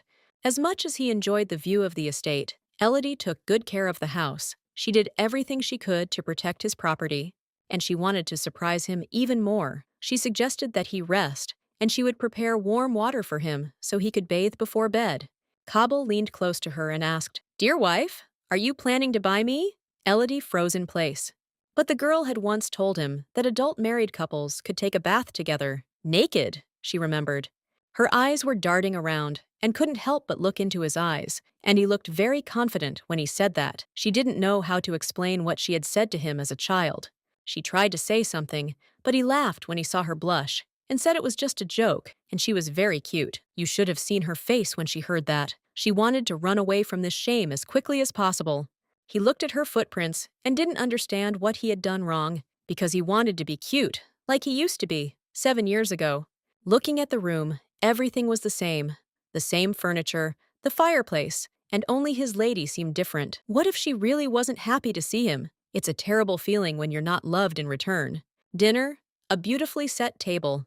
They are having dinner together. She is used to living alone. She already knows her daily routine, who she should say to and what. But now everything is different. Now she doesn't know how to behave or talk. The atmosphere has changed a lot, she said. He just looked at the table awkwardly, with his head down, then looked at her again and looked down. The atmosphere was really not the same. They sat at the same table, as if they were strangers. The only thing left for her to do was eat as quickly as possible and escape from his gaze. He looked at her again and remembered the gossip between the nights, and maybe she really had found another man while he was gone. She was already beautiful before he left for the war, but now she had become incredible. It was hard to take your eyes off her. Was she really his wife, his dream? And she is so kind to everyone, and the servants and knights adore her. The peasants are also delighted with the Duchess. Apparently many are in love with her, but... True, but she is married to him, not to anyone else. Maybe everything can still be saved. They were walking around the house, and she started talking about how she had heard about all his exploits on the battlefield, and finally, awkwardly, said that she was proud of him. She stopped by his room, saying that it was time for him to rest in his bedroom, and she would be in the next one if needed. He asked worriedly why she wanted to share their bedrooms, since they had always slept together as children. She didn't know what to say, but something she wanted to say was already echoing in her mind. He already has a princess, so they'll be breaking up soon. And indeed, if you remember, in the original, he came with the princess. So where is she? So where is the princess? She would like to ask Kabil, but she didn't dare. Kabil started talking about them again. Married couples sleeping together. She herself had taught him this. He couldn't stand it, and said what he thought, that he already knew that she didn't love him and didn't want to be with him, and asked if she wasn't glad he was back. She only managed to ask what he had said, because she herself had not expected to hear those words. She denied it again, because she missed him, even though she did not look happy. He shouted after him that this was a misunderstanding. In fact, she was glad to see him, and he himself knew how long she had been waiting for him. He continued to walk away, going to his room, and again said how he felt. She didn't love him anymore. She touched his hand, saying awkwardly, "It's not like that, it's just hard." They started arguing. She couldn't describe her feelings, but he knew everything himself and was disappointed because he wanted more than anything in the world to see her happy. He looked at her affectionately and she waved her hands nervously, proving that she was scared because they hadn't seen each other for a long time, and this was all new to her. When she sent him to war, he was still a child, and now he has returned as such a handsome man, and this is so unusual. All this is not because she doesn't love him. He is still dear to her. He looked at her again and asked if she really said that he was dear to her. Maybe that gave him some hope. She turned her head away, afraid to say it again, or maybe she should have said that he was dear as a friend or brother, but damn, they were married. And so she said that he was dear to her, so he was able to calm down a little, although he wanted her to continue to see him as the same boy. He was worried that when he arrived, she would be happy to hug him, tell him he was cute, and stroke his hair, telling him how good he was. This is exactly how he imagined the rapprochement of husband and wife. It seems he was wrong. He begged her not to run away from him, not to avoid him. He didn't know why she was doing this, but he wanted to be close to her like he used to be. She cried and asked him to give her time to get used to it, because he is still dear to her. You can't even imagine how much she loves him and how much she misses him. He lifted her head, looked her straight in the eyes, and asked her not to cry, wiping away her tears. She finally smiled and admitted that she missed him very much and dreamed every day of this meeting when he returned safe and sound. Finally, they reconciled and were left alone and able to talk about everything they had missed over the years. And she remembered something about how she had marked his height on the wall when he was little. She pointed to the wall where she still continued to draw her growth lines. Then he began to remember that she had once seemed so grown up and tall to him, and now she is so small, as if they have switched places, and now he is big and has to protect her, so small and fragile. They joked about it for a long time, and she even suggested that he stand against the wall again to measure his height now. When he stood against the wall, Elodie reached for his head as hard as she could, but she couldn't. He had really grown a lot. These warm memories were able to lift his spirits again, and he asked her if she had really missed him all this time. She looked at him sternly and said with confidence that she couldn't do anything else. She was bored. He looked at her slyly and said if she was bored, she should do something now. The two of them were lying in one bed in his bedroom. It was a dark night, and everyone in the house had long since fallen asleep. The only question is how it came to this, how she even agreed to get into bed with him. It's simple. He's a cunning one. He said he couldn't sleep and wanted her to put him to bed like she used to. She refused because she was going to sleep separately in the next room, but he was so sweet. He begged her to stay for just one night, no more. So they were lying together. He was sound asleep, and she was still thinking about everything she wanted to ask him as soon as he returned. How did he live in those difficult times? He was still such a small boy when he was taken to war, but he miraculously coped with everything. She didn't doubt him. She felt that he was the one. She covered him with a blanket and also began to fall asleep. The morning was more unexpected. Kabil woke up first and felt something next to him. Someone was fast asleep and snoring. Oh yes, Elodie was already in his arms. He closed his eyes again and hugged her tighter, because that was what he wanted so much. But only for a moment, because if she woke up and found out that he had hugged her without permission, she would hate him. At least that's what he thought. He got out of bed while she was still asleep. He slapped himself in the face to come to his senses. He had to control himself. He couldn't change their relationship. He looked at her again and covered her with the blanket. How beautiful she was. Even when she was sleeping, she looked perfect. He got out of bed and went to wash his face, not wanting her to see him unhandsome or sleepy. Suddenly, a voice came from behind, asking where he had been, why he had woken up so early. Oh yes, it's Ifrit again, lying on the pillow next to Elodie. But he didn't come to the bedroom to see Kabil again. The Duke was furious. He did not want to wake his wife, and began to drive out Ifrit so that he would not disturb the lady's sleep. Ifrit narcissistically said that he wouldn't go. He wanted to see what the girl who saved his life looked like. Kabil told him to get out of there with hatred, scaring the hell out of the wolf, who just wanted to have fun. Ifrit hurried to the window, saying that he was going anyway, not because he was afraid of Kabil, but because he had planned to go for a walk anyway. Kabil waited until the wolf had definitely left the bedroom and sat down on the bed again, preparing to lie down next to his wife. He lay down next to her, looked at her for a long time, and felt that she was about to wake up, so he closed his eyes, pretending to be asleep. Elodie woke up to see her husband's face in front of her. He was still sleeping, and it was so awkward to see someone next to her in the bedroom. It's morning, and the house is already bustling. The maids are dressing Elodie. She looks luxurious, although she feels strange, because it's not comfortable to move. One maid hinted that she should look gorgeous, because the Duke of Kabil was back, although Elodie didn't understand what the difference was, or what the difference was. After sleeping together, she thought he would say that they should change clothes together, but luckily he agreed to leave the room. She blamed herself for wanting him to be with her, because they had been inseparable all their childhood. She wanted to prepare him for war so much that she didn't notice how he fell in love. The Duchess noticed that the maid Marie looked a little off, as if she had been crying. She asked her if everything was okay. Marie replied that it was. Nothing wrong. Elodie asked if she had had a fight with Bedos, and that was why she looked sad, since they had been dating for a long time. Marie couldn't say that it was because of the Duchess that she was crying. So she agreed and said that she had a fight with Bedos, but the Duchess wanted to know the details. She had to come up with something so as not to give herself away. The lady wondered how to help her, but Marie changed the subject, assuring her that everything was fine and that it was time for the Duchess to have breakfast. And the story that Marie couldn't tell happened in the garden of the estate. Bedos worried about the Duke because he wasn't so cold when he was younger. Back then he was still so young and naive. Marie wanted to say how much the Duchess loved her husband and missed him. Maybe she could melt his heart, but Bedos interrupted her. Remembering Princess Larissa of the Dive Kingdom, he believed that it was the princess who would be able to melt the heart of the master by giving him love. Marie's face changed, not understanding whether he was talking about it casually now that they had Elodie. Bedos believed that the princess was interested in Kabila, and that if the emperor invited him to the castle, it meant he wanted to bring them together. Marie couldn't stand it and argued with her lover. How could he talk about another woman when Kabil was already married to the lovely Elodie?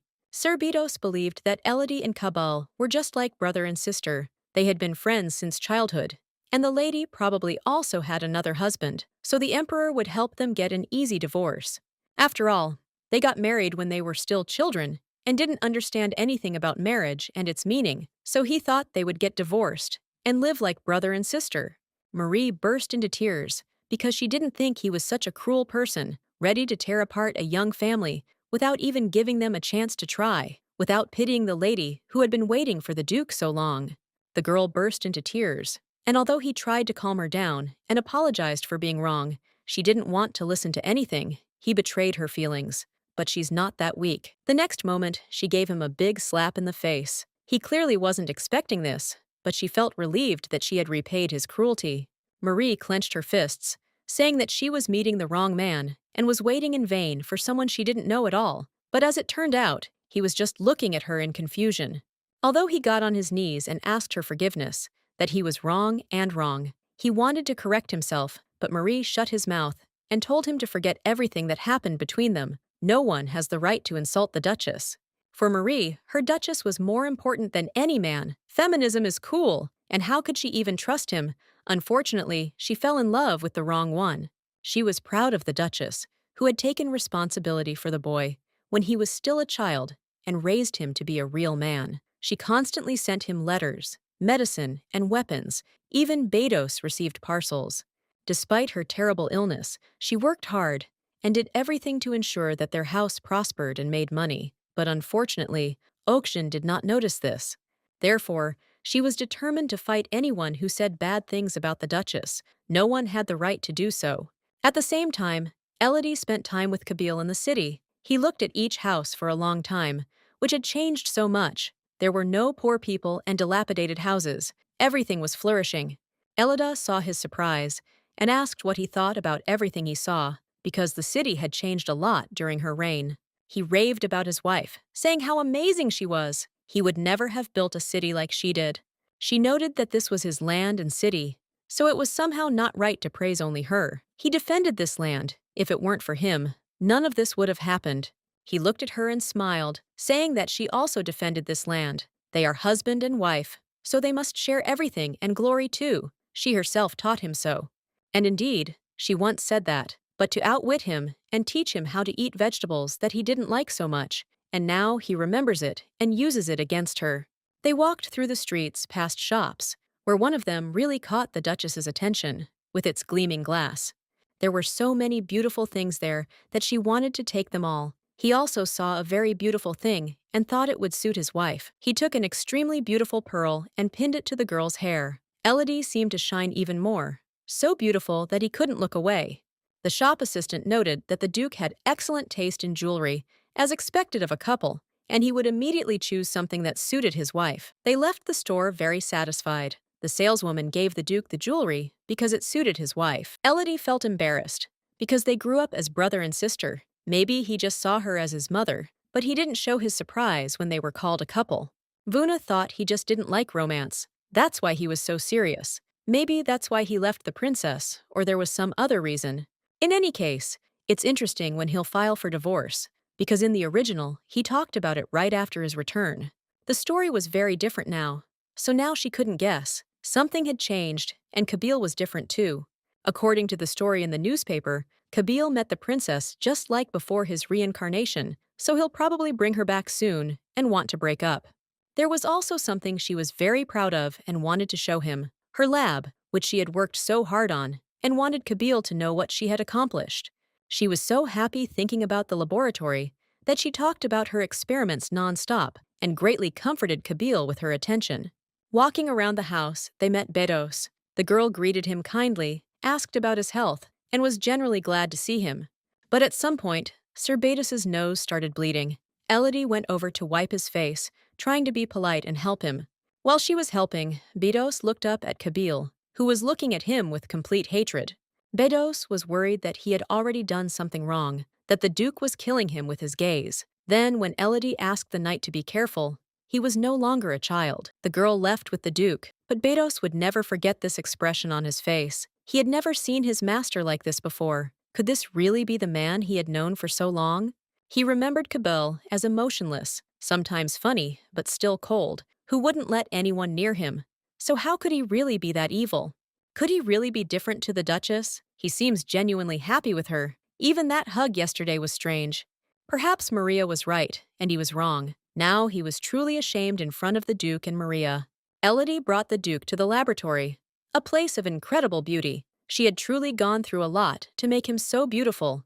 It will be a pity to leave the laboratory when we have to part ways, because she spent a lot of time there with little Kabil. She took him to every plant she planted, told him everything that burned inside her. It was truly her love, her science. Most importantly, she wanted to show the vast field of bushes from which she made medicine and sent them to war. But something didn't add up. The guy didn't remember any new medications being brought to him. Elodie was surprised because she had sent quite a few of them and thought he had tried them. Didn't any pills reach them? She sent them along with the letters. There were quite a few of them.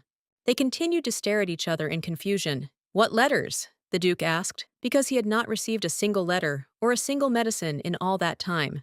The only letter that Kabil received was the one before he left for the war, and he still kept it, but nothing else. Elodie said in surprise, "That's why you didn't write me back, because you didn't receive my letters," and she thought he didn't write for safety reasons. Kabil put his hands on his head and talked about loneliness. He felt that he had been abandoned, forgotten, and that was why he had not been written to specifically. He took her hand and kissed it gently, saying he was truly sorry. They both thought they had been abandoned, but it turns out the letters simply didn't reach their owners. She was getting agitated because she didn't want to cause him any trouble. She took her hand away, wondering why he had become so tactile. A strange feeling appeared in the middle of her chest, something that hadn't happened in the original story. Once again, the feeling that something had changed, and once again, he said that he was waiting for me. Kabil was upset again. He said quietly, "Does it really disgust you, my lady, to touch me?" It was truly unbearable to think that she felt disgusted with him. As a child, she held his hand every day, hugged him, and loved him. So why is she so cold and running away from him now? She would like to say that couples in love can do this. For example, he and the princess, or that he was once a little boy, and now he is a grown man, and it's strange. To change the situation, she took his hand and moved closer. She had already asked him earlier to give her time to get used to the fact that he was a grown and handsome man, and she was uncomfortable for now. She reassured him that she still liked him, but their conversation was interrupted by the maid Marie, who called the Duchess to come with her. It turned out that a letter had come from the temple, and even though so much time had passed, they still remembered each other. What did they want? The letter said that they were sending a unique priest to the Duke of Cernois, and that the saints of the temple would personally come to greet him.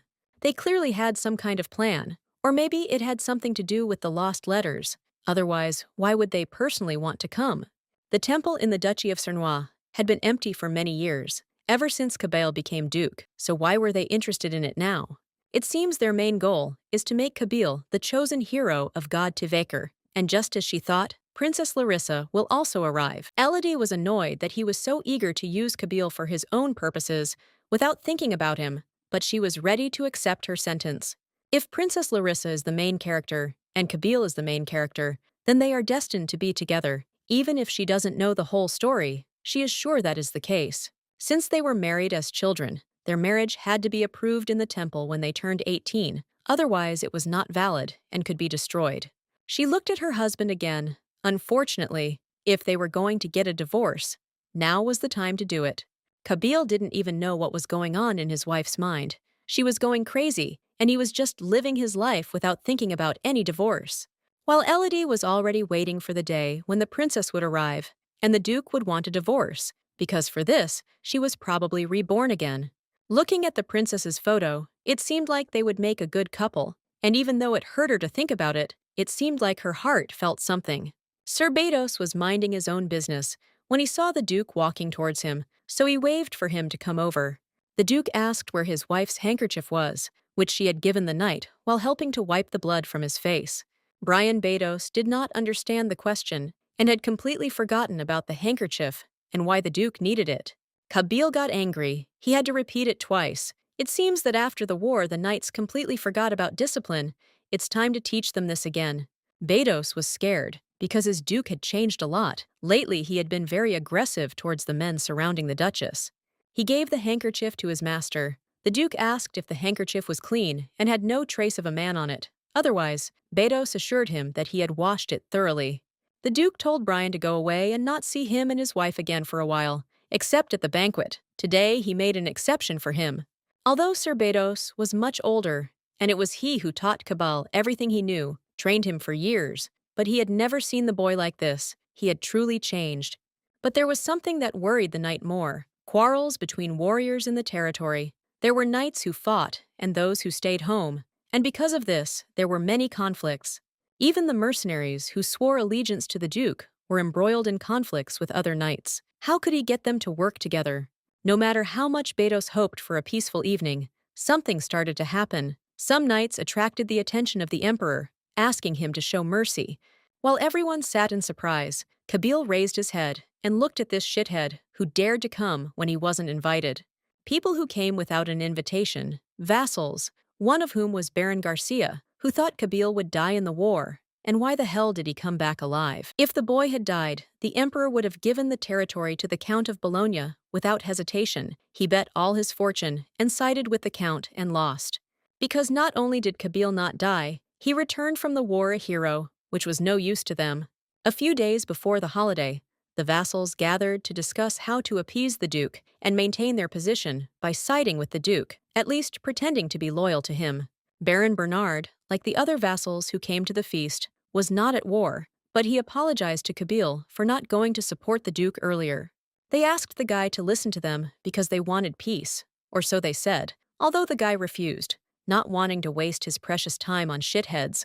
They fell to their knees, apologizing and begging not to kill them. But the duke's gaze was indifferent, wondering how such a young boy could be so formidable.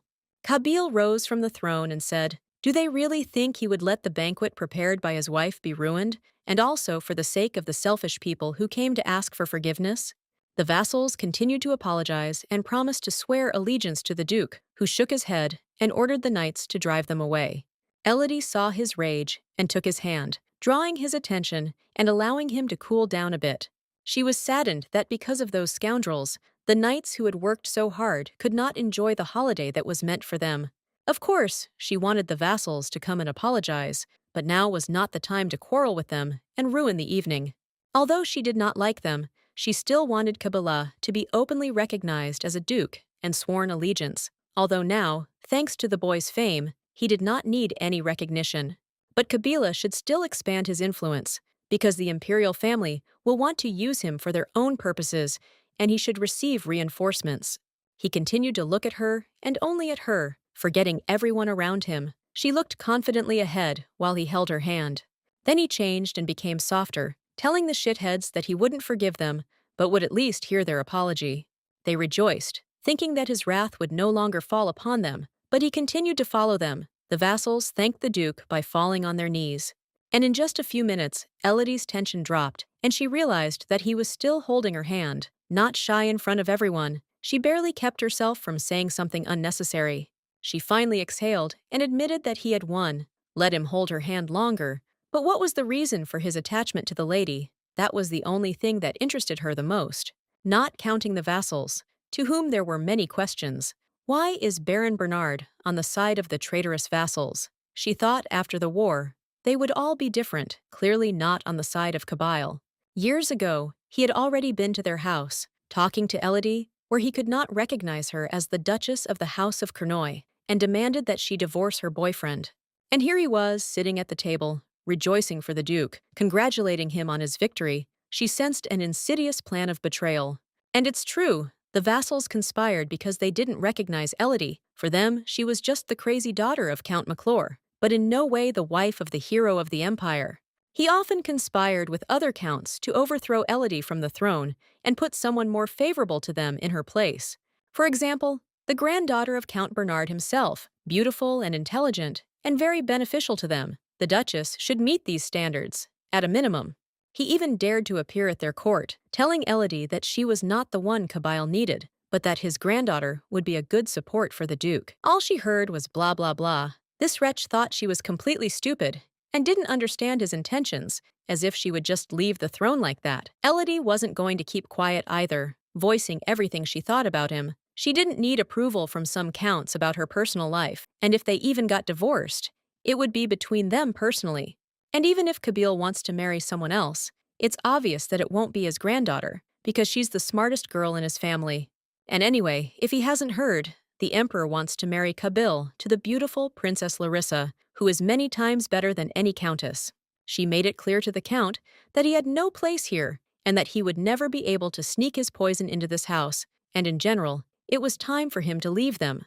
Just look at his face. The fool didn't expect the young lady to contradict him, and even put him in his place. Elodie finished humiliating him because she was bored with such pointless conversations, and bald men were generally not allowed in the house. She did everything she could to make him understand that he didn't belong here. After all, he wasn't interested in helping when Kabil was at war. He was considered a bastard. And now they all suddenly started pretending to be worried about the Duke and his situation, as if he needed a wife from one of his relatives. Oh, these insolent vassals. But this bald bastard hit back with the answer that Elodie didn't need the Duke either, because in all these years she hadn't written him a single letter. Although how did he know? Kabil, who happened to be passing by, heard the disrespectful treatment of his wife. He entered the room full of anger. The Baron clearly realized his mistake when he saw the look on Kabil's face that was ready to kill him. No one would dare to talk to his wife like that. The Duke reminded the Count that he was nobody, and now he might not even be able to face the audacity to communicate with the Duchess like that. Kabil drew his sword to deal with the scoundrel. The Count only begged for mercy and did not understand why the Duke was protecting the woman. The bald fool fell to the ground and begged for mercy. And Kabil loved to see fear in the eyes of scoundrels. When Kabil pointed his sword at his neck, Elodie was frightened and went over to calm the Duke. She cried out of fear of what would happen next. He saw her tears, and his face changed. The sword fell from his hands, and he instantly took her hands to calm her down, because he only wanted to protect her. Elodie lowered her head, thinking what would have happened if Kabil had heard the whole conversation. The Baron would probably be dead by now for his words. At that moment, the commander of the knights came running, asking what had happened, because he had heard strange screams. He saw the situation, and, without understanding it, concluded that this evil woman was manipulating the Duke so that he would fulfill her every wish. Although she tried to help the Baron get up and leave, the commander still decided that she had made it up specifically so that the Duke would bring the barons down. Meanwhile, Kabil continued to look at the bald scoundrel so that he would know not to cross the Duke's path. Otherwise, Heinz stood looking at everyone and didn't understand how the commander was influencing her. Could he really not just throw her out? Kabil turned to Heinz and told him to go away too. He was busy now. Heinz obeyed and left, but continued to watch the woman. In his eyes, Kabil had changed a lot, because of that woman. He seemed to have become unhappy, and he couldn't just sit and watch all this. He was going to marry the princess and the duke as soon as she arrived at their home. Maybe then, Kabil would be back to how he was before. The guy was only concerned about how his wife felt. He must have really scared her with his actions. And yes, she asked to solve everything through talks, and not with the sword. If he wants to teach his vassals a lesson, then he should go to court. This is not a battlefield. Everything is different here. He wanted to be nice and agreed with her, apologizing for his behavior and admitting his mistake. Although Elodie's hands were shaking a lot, she said everything was fine, as if she wasn't even scared, but he knew that was a lie. He didn't understand why Elodie was so calm when the Baron insulted her so much. She didn't admit it was an insult, but Kabil said that if someone insulted his wife, they would insult him too. She took his hands because it was important to her that someone supported her like that, especially when that someone was Kabil. She taught him patience, that even when it was hard to treat them well, it was still worth earning their trust. The Duchess taught him good politics, that you shouldn't kill someone just because you want to. Sometimes you have to sort things out so your reputation doesn't fall. He agreed only for her smile, but in reality, his Nahir didn't need a good reputation, meetings with vassals, and the support of the temple. She exhaled calmly, thinking that finally, not knowing what was really going on in his head. Kabil couldn't go against her. It's not hard, just don't kill people you don't like. He'll at least try. The next morning, Baron Bayer was already in the Duke's office. He wanted to say something more, but Kabil stopped him. He agreed to pardon him only because his wife said so. He would give him another chance to improve and prove his loyalty. So another chance, even though the Baron didn't understand what was going on. He was given 2 months to repair his reputation. Kabil again didn't let him say anything and continued. Considering the way the Baron talked to the Duchess, it seemed he didn't know how much work his wife had done while he was gone. He ordered the Baron to spend time with his family and say goodbye to them, because he would spend the rest of his time writing a report on all the Duchess's achievements. He also has to go to the Forest of Death, where they say there are many monsters, and hunt them. He did a good job, because he was eager to send the Baron to execution immediately, but if he suddenly disappeared, Elodie would guess the reason. The Baron shouted that he had just returned from the war and should spend the rest of his life with his family and not in a new war. Kabil agreed. If that was the case, then let him take his family and move with them to the Forest of Death to spend the rest of his life together. The Baron refused, but Kabil did not allow anyone to deny his order. No one had the right to deny it, except for Elodie, of course. Kabil noticed that the Baron had talked a lot about loyalty to the Duke, but his loyalty had disappeared now that he had been given the order. It was all empty words. The bald fool cried when Kabil said that they might meet in a few months, and maybe not. Then the Baron decided for sure that the witch Duchess had bewitched him. Otherwise, the Duke would not have done this to him. She said that she prepared strange potions and must have used one. It was then that the Baron decided that he had to investigate this matter and prove her guilt. If the Duke and Iris were together, then everything would be fine.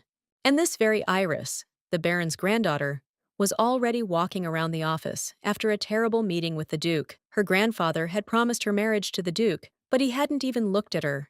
Her grandfather also disappeared somewhere. A strange coincidence. When she thought about seducing the guy, he simply pretended not to see her and walked past. She frowned because no man had ever done this to her before, and she had a prince who promised to marry her. So why did she need a duke? It was no use wearing such a beautiful dress when no one noticed. But she found a bush of beautiful roses in the garden. An incredible pink color, just like the prince who once saved her as a child when she almost fell. He had beautiful pink hair, which she remembered so much and tried to find again. While the girl was looking at the flowers, someone came up from behind and asked if she liked the flowers. She got scared and shouted at Elodie, "You can't just sneak up from behind to talk." Elodie apologized for scaring her, but the Countess forgot her insult as soon as she saw the beautiful pink hair, just like that prince's. The Duchess guessed that the Baron had sent his granddaughter to the castle, but she greeted her politely, asking the girl about everything. Elodie found it funny how the Countess spoke about herself in the third person. She immediately remembered Kabil, who said the same thing. Kabil ate, Kabil slept. The Duchess also praised the girl's dress, noting its incredible color and beauty. "It fits," the girl noted. Iris looked at the woman again and realized that this noblewoman in the Cernois garden was the Duchess. Thinking that the woman had come to look at Iris to see if the Duke would fall in love with her, Iris felt disgusted by the Duchess And how could this woman think that Iris would like such an ordinary compliment? The only thing she praised the Duchess for was that she at least had taste in dresses, not as great as Iris's, of course, but still. And the morning began with news. A letter with an order from the Duke to immediately go to the Forest of Death to exterminate the monsters. It seems the Vassal's plan had failed. The Vassal ran to the Baron to complain about Cernois. The Baron asked what had happened to him, why he had been beaten. And he cried, and told about Elodie's evil maids, who had beaten him because he had spoken bad words about their Duchess. They would find him and his family and kill him. Today, one of them was running after him with a broom to find out who was behind him. "Whoever betrays the Duchess has no right to live," they shouted. The Baron decided that such loyalty was frightening. Perhaps Elodie had also poisoned them with a potion, but how could they keep an eye on her when there were guards there? If the Duke's household recruited new servants, they would have a chance to reach Elodie and exile their traitors. He decided to start right away and start with the report the Duke had ordered him to make. It was time to go and inspect all the estates.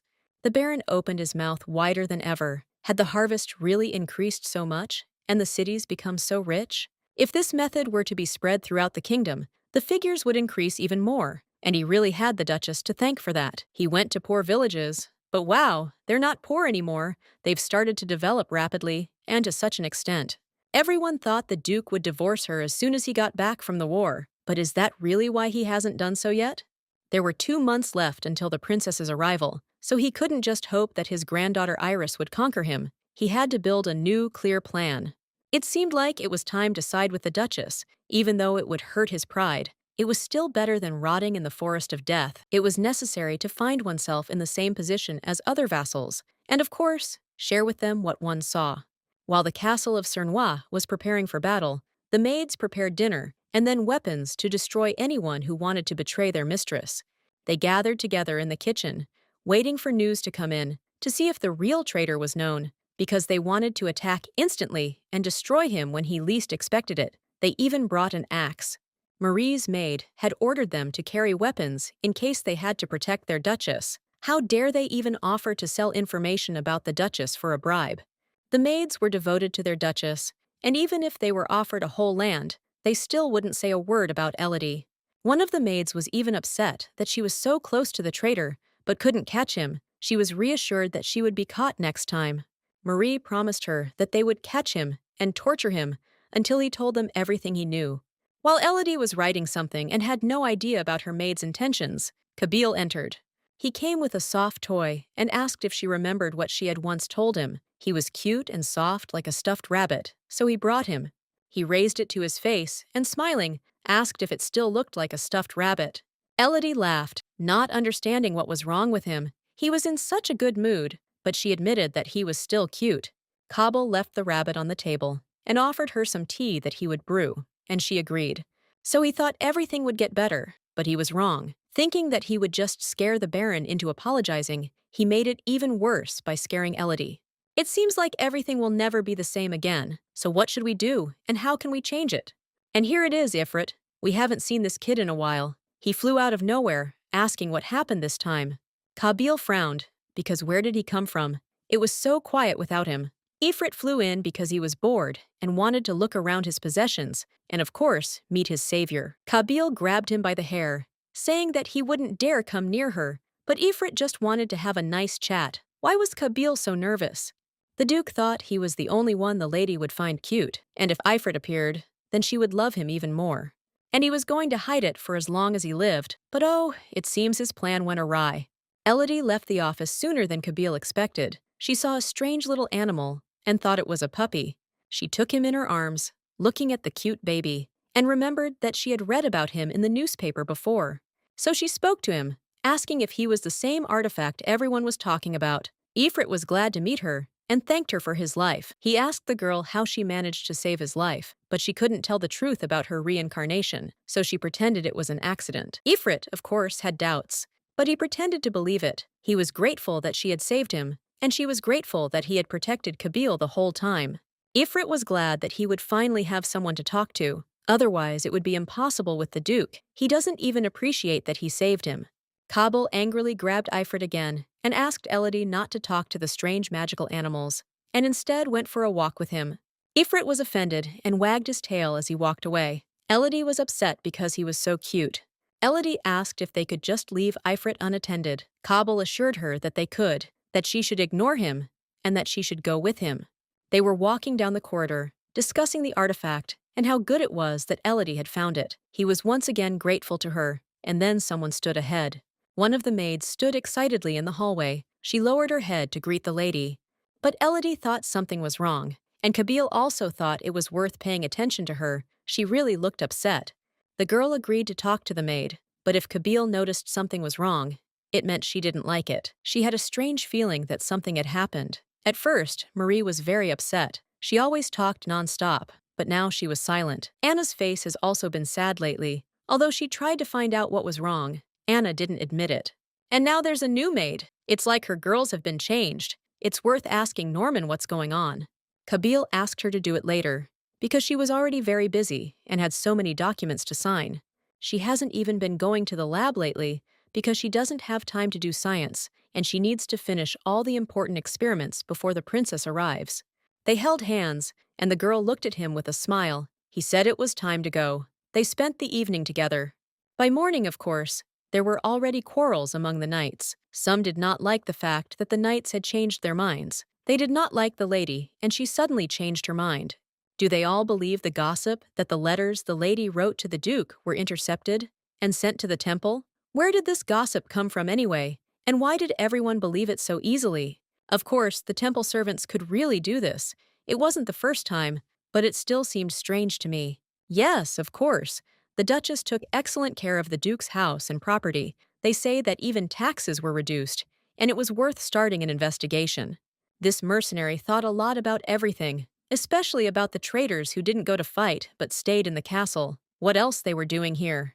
Those who participated in the war, at least fought to lead the emperor to victory. And what were the knights doing in the castle? Were they really killing monsters? It was no cause for pride, the fact that they protected the Duchess. But what irritated him the most were the knights from the Duchess's guild. No matter how much they argued, they never spoke ill of Elodie. For some reason, even those who fought praised the Duchess, sometimes even more than those who adore her in the castle. He had high hopes for the princess, that she would come and finally restore order to the Cernois house by changing their order. The mercenary could no longer listen to this talk about the ideal Duchess. She is this, she is that, blah blah blah. He attacked the knight standing nearby and told him how he had defeated the monster. He wanted to fight him to prove his point.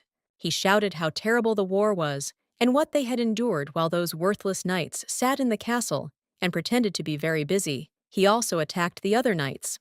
He called them weaklings, who only knew what their duchess's name was. But soon a real princess would arrive and change everything here. Then their duchess would have to give up her place. As soon as he finished, someone instantly punched him in the face, deservedly so, because no one would tolerate such treatment of Elodie. The young blonde guy beat Heinz with all his might until he fell down without strength, but this only angered him even more. He attacked back, calling the knight names, and a real fierce fight began for the Duchess's honor and glory. When they had already begun to strangle each other, the commander entered the training hall with a shout. How dare these idiots start a fight if they should all be one army loyal to the general and not start quarrels among themselves? They stood up and stood before the general. He slapped them both in the face again, threatening to evict them if anyone mentioned the princess. He tried to be careful, because the Duke had changed. He was no longer the same as he was on the battlefield, and it was better to be careful with his words. He assured that the Duke of Cernois is not even thinking about divorce. He still hopes for his wife, just like in childhood, and if he finds out about what happened, it was necessary to smooth over this quarrel before the Duke found out. He warned both of them not to start fights, and that no one should mention the princess. Heinz insisted that he had told the truth, that when the princess appeared, the Duchess would not even appear on the doorstep. She had no place here. The commander hit the mercenary again, shouting as if he was still not afraid to say such words. He had gone completely crazy, but the mercenary still didn't understand. He asked Heinz to never speak about the Duchess again.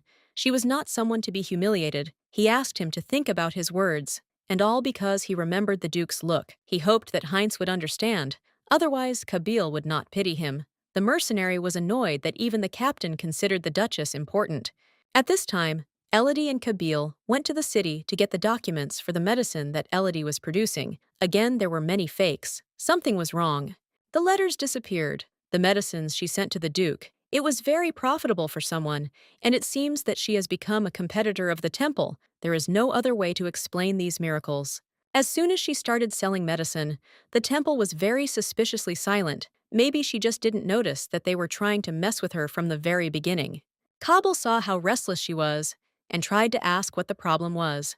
The girl assured me that everything was fine. She was just thinking about her own things. After all, she was very busy and had a lot to think about. Walking through the city, they saw the street where Kabil had once gotten lost. Of course he remembered, because she had saved him then. She was so scared then. By the way, she decided to tell Kabil one of her secrets. The orphanage where he was still little. She went there and decided to tell him. What stress she caused them when she went there, demolished that horrible house, and put those shitheads who abused the children in prison. Kabil listened attentively and silently took her hand. She stopped talking and looked at him. Did something happen?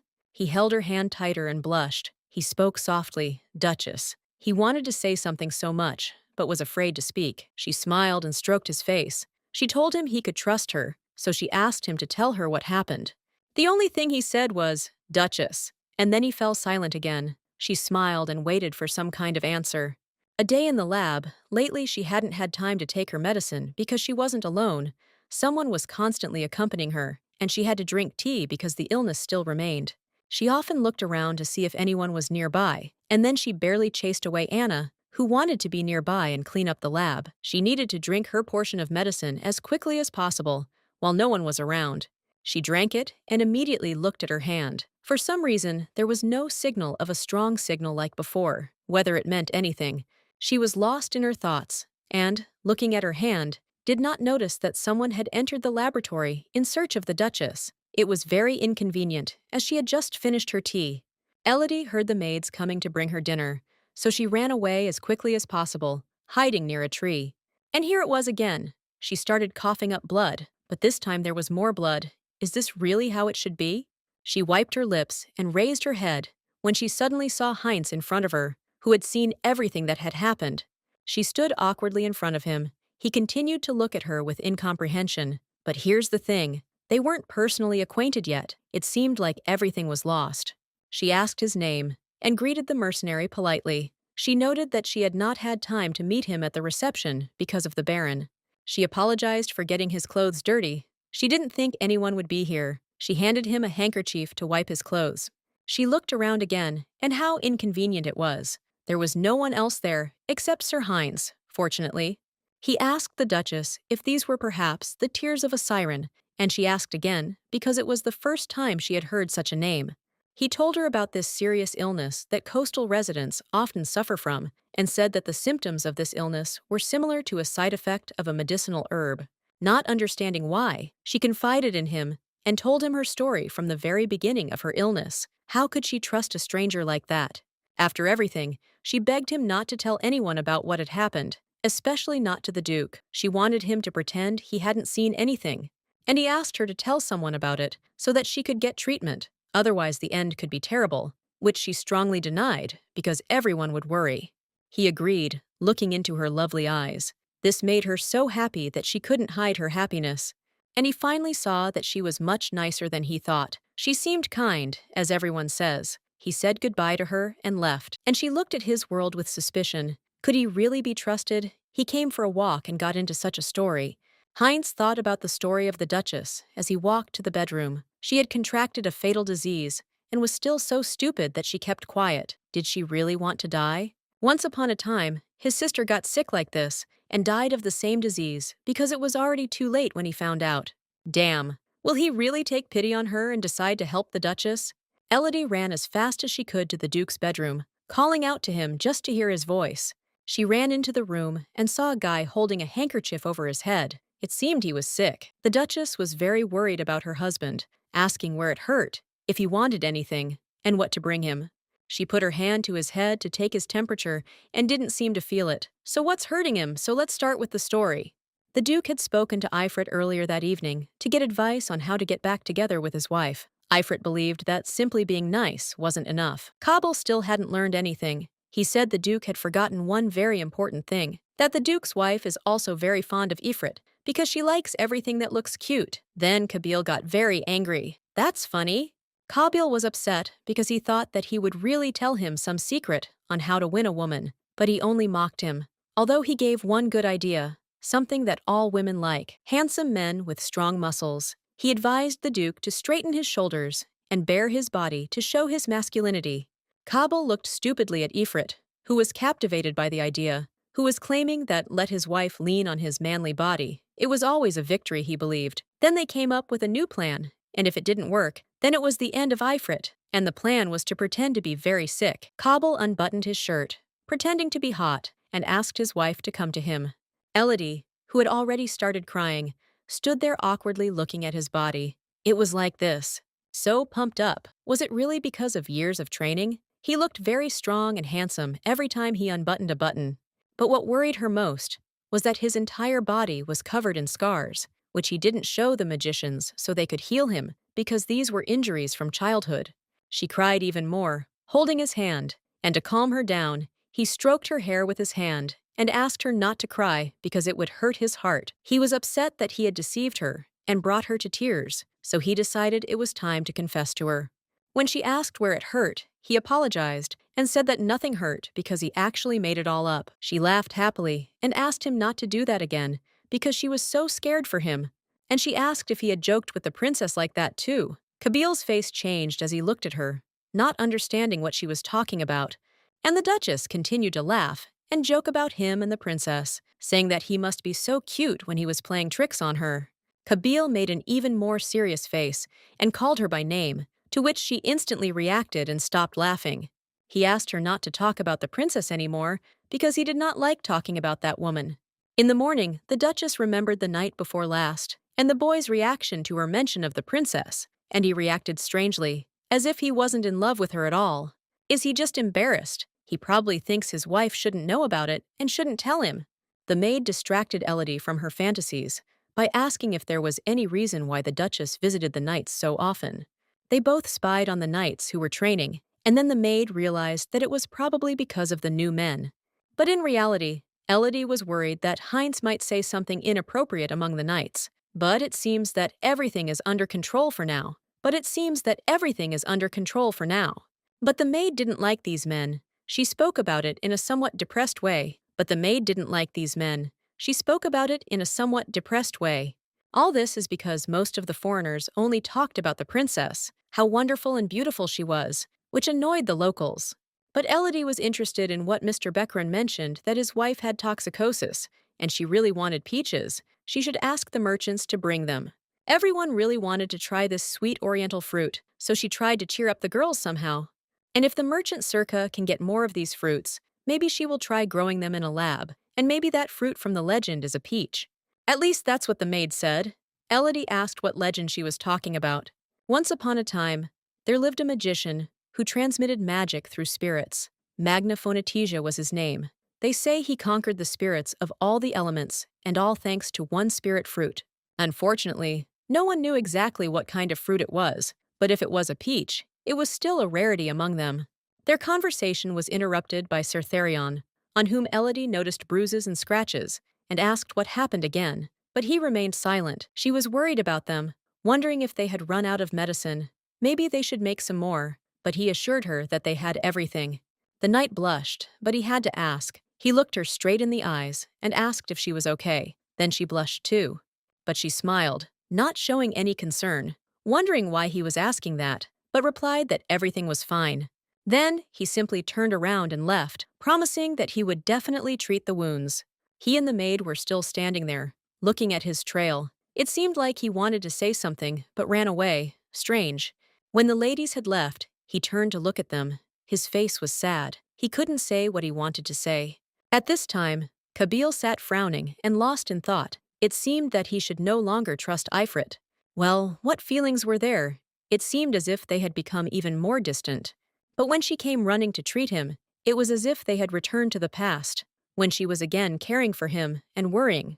But his thoughts were once again interrupted by Elodie, who gave him a lot of work to do before the arrival of the princess and the temple.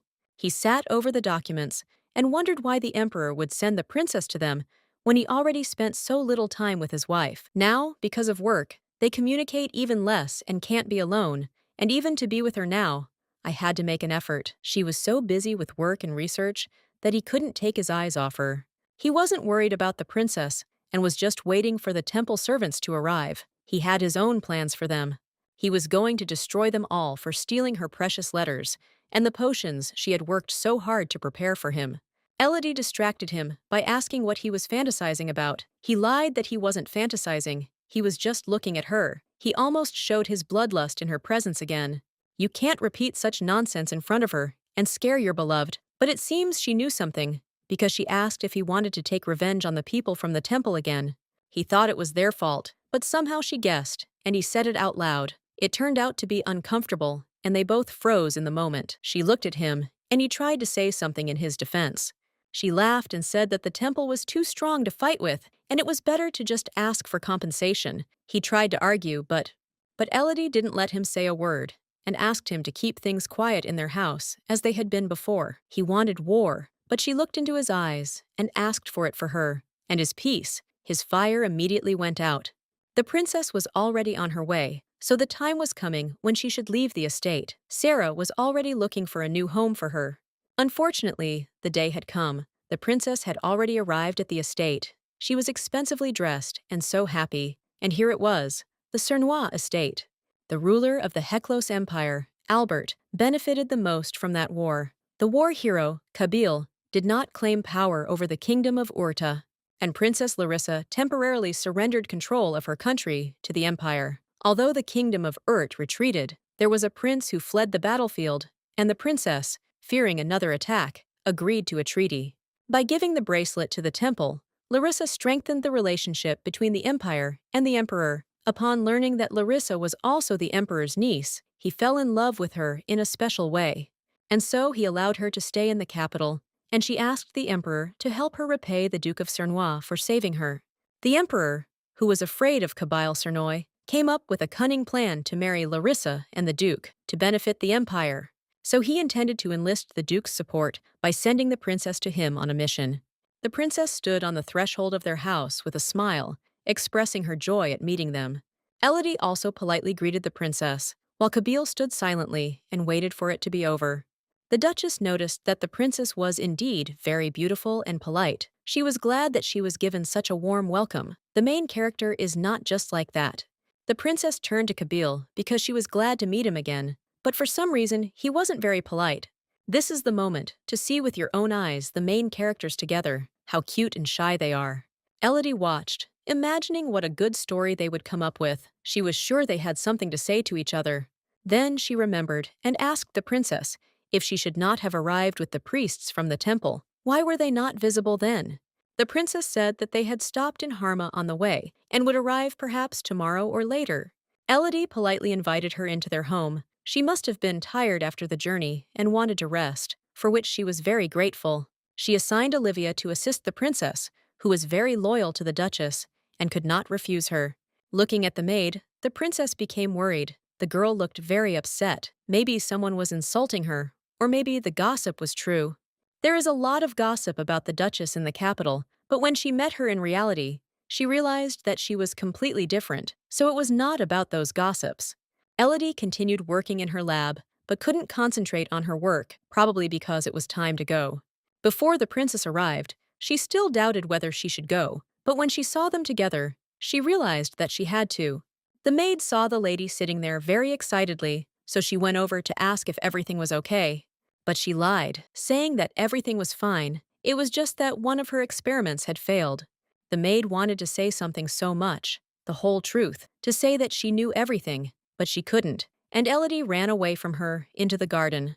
The girl was finally able to breathe a sigh of relief. She felt great here, and probably because she had invested a lot of time and effort into these gardens. And even there, her thoughts were interrupted. Ifrit appeared out of nowhere, but was happy to see the girl. He asked why her savior's face was so sad. He said, she seemed to be worried about something too. Elodie asked why he said that, if Kabila was also worried about something. Ifrit couldn't say, but the girl understood that it was probably because of the princess. Ifrit asked what happened and promised that she could trust him. She was almost ready to tell the whole truth, but stopped. Behind her came the voice of the Duke, calling her because he had been looking for her for a long time and was glad to have found her. But he saw Ifrit and got angry again. Why was she spending her time with him? But it was a coincidence. He was just playing there when she came. Not that Kabil believed him, but he hoped that the shithead hadn't said anything inappropriate to his wife. Under the Duke's watchful eye, he had to leave, saying that he had nothing nice to say about Kabil, and this angered him even more. Then Elodie, smiling, asked if they had finally finished their childish showdowns. They were so funny when children quarreled. She asked him about the princess and realized that he was doing just fine without her, so she was redundant. But they returned to the castle together. He offered her his hand, wanting them to go to dinner as a couple, holding hands, but the girl took her hand away. But she said they were running late and it was time to leave, leaving the Duke behind, which upset him. Now she knew that she had no right to touch Kabil. He must already belong to someone else.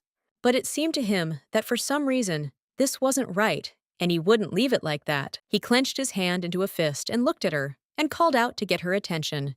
The maids and the princess were already waiting in the castle garden, walking around it. The girl was looking for the Duke, but the maid said he was with his wife. The evening before the princess's arrival, all the maids gathered to discuss who would go to help the princess. The Duchess would soon come to choose one. Of all of them, Olivia was the most interested. She shouted angrily that she would leave and that she could really be trusted. Olivia and Marie agreed that under no circumstances should the Duke and Princess be allowed to meet alone. The plan was brilliant. She was ready to risk her life to prevent them from meeting, all because the Duchess had saved her from execution for killing her own brother, who had beaten her and her mother. Lady Cernois is the only one who believed her and helped her mother when others wanted to execute her, so she owes her her life and will do anything for her happiness. The princess still wanted to ask about the Duchess and her experiments, but her maid screamed when she saw how beautiful the roses were in the garden. They couldn't believe that there were such beautiful ones. There were no similar ones even in the capital, and it wasn't so easy to find similar ones.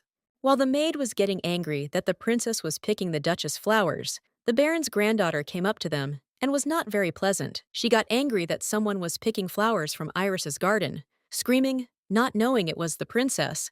Larissa just looked at the girl in surprise, wondering what she wanted from them. But when the assistant told Iris that the princess was standing in front of her, she seemed to glow with joy, unable to believe her eyes. She couldn't believe that a princess was standing in front of her. It was the first time she had seen such beauty, she said, introducing herself as the Baron's granddaughter. But even though she was delighted with the princess, she couldn't let anyone pick those beautiful roses, so she took the flowers straight from Larissa's hands. Larissa's maid was angry because no one has the right to encroach on what belongs to the princesses. They were ready to fight over the flowers. But Olivia said that this was the Duchess's garden, and that the flowers belonged to her, not to Iris or the princess. She agreed but corrected her by saying that the Duchess had given her all the pink roses in that garden, so it all belonged to her. Olivia didn't want to get into an argument anymore, but yes, the Duchess really said that only because she felt sorry for the girl who was screaming that she wanted the same. The princess was scared. They had never been in such conflicts before. Her assistant stood up for her, threatening everyone so that no one would insult the princess. But it seems Iris didn't care who she was, and that she was the emperor's niece. She was ready to fight for these flowers. The assistant was ready to attack the Baroness, but the princess stopped her, apologizing to Iris to finally leave. The princess politely took her assistant aside and said goodbye to the Baroness. She was indeed an intelligent and pleasant woman. But Iris didn't think so. She didn't see anything special in the woman, and generally thought that Iris was more suitable for the role of a princess and much prettier. Looking at those pink roses, she thought that the Duchess was her first love, because only she had the same hair color as that man. Maybe they were related. A good man who saved her would be more suitable for Iris than that evil Duke, and a married one at that. While Iris was fantasizing, her assistant was thinking about the princess. It seems she also came here for a reason, but for the sake of the Duke. While all the women in that house were dreaming about him, he was sitting at the table working on documents. Kabila was made to laugh by a letter he had just received from the emperor. He wrote that if Princess Larissa had shown initiative towards Kabila, he would allow him to marry her. The Duke shared his desires to go to the capital and burn them all with Ifrit, which left him shocked, unable to imagine that the Duke could be so evil. A foolish marriage. He asked Ifrit for advice on whether he should bring up the subject of marrying the princess himself. But Ifrit refused him this idea because the emperor and the temple could use it against him. It was better not to start.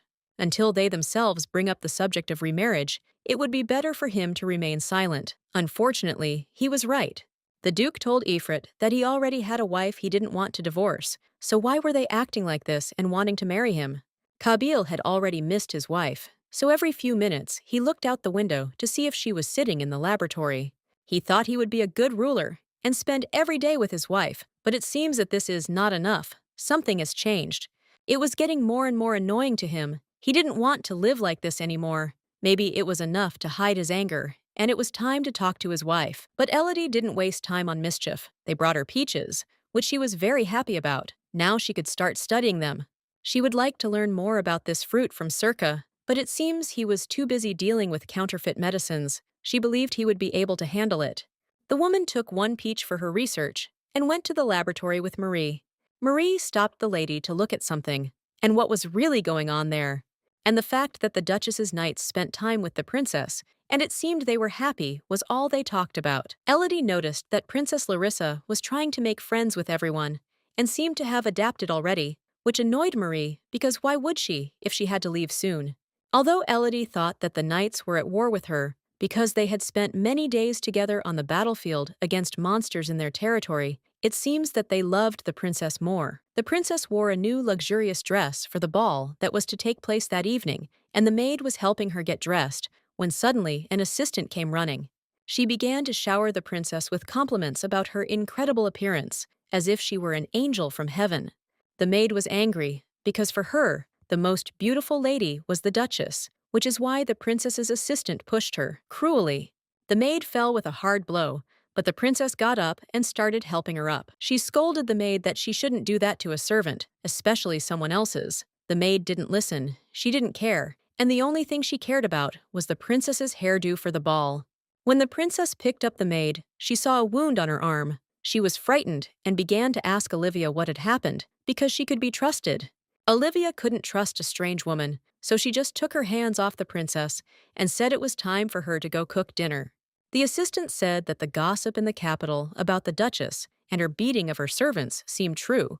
The princess burst into tears. She was so worried about that maid. The assistant Caroline didn't understand the princess and her worries, but yes, that's probably why the servants here were so sad. Caroline was fixing the princess's makeup while talking about the Duchess. They really believed that she was brewing potions from the tears of her maids. People said that the Duchess was evil and narcissistic, interested only in money and luxury. Some said that she brewed potions from the tears of the maids she tortured every day. The gossip seemed true, but it was hard to believe it when she saw the Duchess in person. And she seemed so nice. The princess thought she just didn't understand people. If Olivia is truly suffering from the Duchess, then she should be saved, and the Duchess's guilt should be proven. But all that would be later. Right now, she wanted to look incredible to interest the Duke with her beauty. First her hair, makeup, and then everything else. In the evening, Elodie made a toast to the princess, thanking her for coming to their castle and coming such a long way to visit them. Great music was playing. The table was set with delicious dishes, and it seems everyone liked everything. Elodie was drinking wine next to Kabil. They were wearing very beautiful clothes, in the same style as the couple. The girl noticed that, thanks to the princess, their holiday was very fun. She joked a lot, and everyone was so happy. She seemed pleased that the knights adored the princess, but she was lying to herself. The feelings in her heart were not pleasant. Kabil leaned closer to her, whispering something in her ear. He asked her to have fun because he would have a very important conversation with her later. He begged her to find time for him that evening. It seems that moment has come, as she had expected. Although he looked at her sternly, he took her hand very gently, making her promise to meet alone later. The princess was having fun and having a great time, but something caught her attention, which was the Duke whispering in his wife's ear. She was upset because she wanted his attention, but one of the knights distracted her to continue the conversation and asked if she really intended to marry the Duke. She lied when she said no, because the Duke was already married, and she couldn't tell him everything as it was. The knight said that the Duke wanted a divorce anyway. That's what the gossip was. And the princess wanted to ask everything about the Duke's relationship. When the conversation about the Duchess began, Caroline couldn't help but ask the knights if Elodie was strict with the servants and beat them. Of all the men, Heinz was the first to respond that it was all just gossip and she wasn't insulting the servants. Then Caroline began to ask the other knights if it was true that while the Duke was at war, his wife never wrote him a letter. But the knights shared a secret. The Duchess actually wrote, but her letters were intercepted by people from the temple for their own purposes. The princess listened very carefully. Maybe it was true, but she had no proof, she thought. Anyway, most people thought that the Duchess had forgotten about her husband when he was not there. They would have discussed her for a long time, but they were stopped by Heinz, who had recently hated her and now began to defend the Duchess. The knights were shocked by his words. Since he had changed his mind, why was he suddenly so kind? And really, why would he suddenly improve? He was already asking himself this question. He had been waiting so long for the princess. He thought for a long time about telling the whole truth to Kabil, but every time he remembered the Duchess's sweet eyes that had so begged him to keep the secret. Suddenly, one of the knights entered the hall to deliver the news. He approached the Duke and said that the people from the temple had already arrived. Kabil gave him a fierce look, for this was what he had been waiting for so long. It was time to go out and be polite, as his wife wanted. They went outside and it was already cool, so he gave his wife a cape, making sure she didn't freeze. She thanked him and looked at him so sweetly, and he followed her gaze so lovingly, but she just didn't notice. Two men emerged from the carriage, grateful that the Duke had met them in person. One of them was a priest, and the other a Knight Templar. Elodie graciously invited them to enter the castle and occupy their bedrooms and join them in their banquet in honor of the princess. But she paid attention to the carriage that had arrived. It was not alone and full of things, so the girl asked if these were all their things. The priest replied that in fact, these were all the supplies and medicines that Elodie had been sending to the war for the past 7 years. No one expected such an answer. Elodie stood in shock, while Kabil was angry and wanted an explanation from the temple. The priest, in his defense, said that they had to intercept all the carriages for security reasons, which is why they took all the letters and medicines. Kabil had never been so angry at the words that he should enter the temple position because it was for useful purposes. As an apology, the temple brought a gift for Elodie, one of the artifacts of the connection, a very expensive thing actually. The Duchess opened the box and saw something that looked like a mirror, although it was late of course, but at least they came and admitted everything. She was delighted with such a rare artifact, thanked him because she loved everything magical, and had long wanted to create something similar herself. The knight also gave her a box with a gift. It seems they felt a lot of guilt for bringing all this. When she opened the box, she was very surprised, because these were all her letters that she had written for the past 7 years. She thanked them very much, and asked them to go to the castle. Marie, the maid, escorted them into the castle, while Elodie stood behind and watched them go. Kabil could not so easily forgive the temple for their actions, and looked at the carriages full of supplies that his wife had so laboriously procured. Elodie happily called him over, offering to take the box of letters. Although it was late, she still wanted him to read them all. It was very important for the guy, because he had been waiting for years for at least one of these letters. It was a very intimate moment. He took the box in the girl's hands, leaning even closer to her. How much he wanted to kiss her. It was worth a try, wasn't it? When he almost kissed her, she quickly stepped aside, pushing away from him, and handed over the box. The only thing left for him to do was open the box and look at the letters. There were so many of them. That's how many he had missed. With all his aggression, he asked his wife if it would make him feel better if he killed all those shitheads from the temple right now. She looked at his hand and said no. Even if he killed them all, he wouldn't feel better, and he needed to find their weak spot and hit it there to destroy it immediately.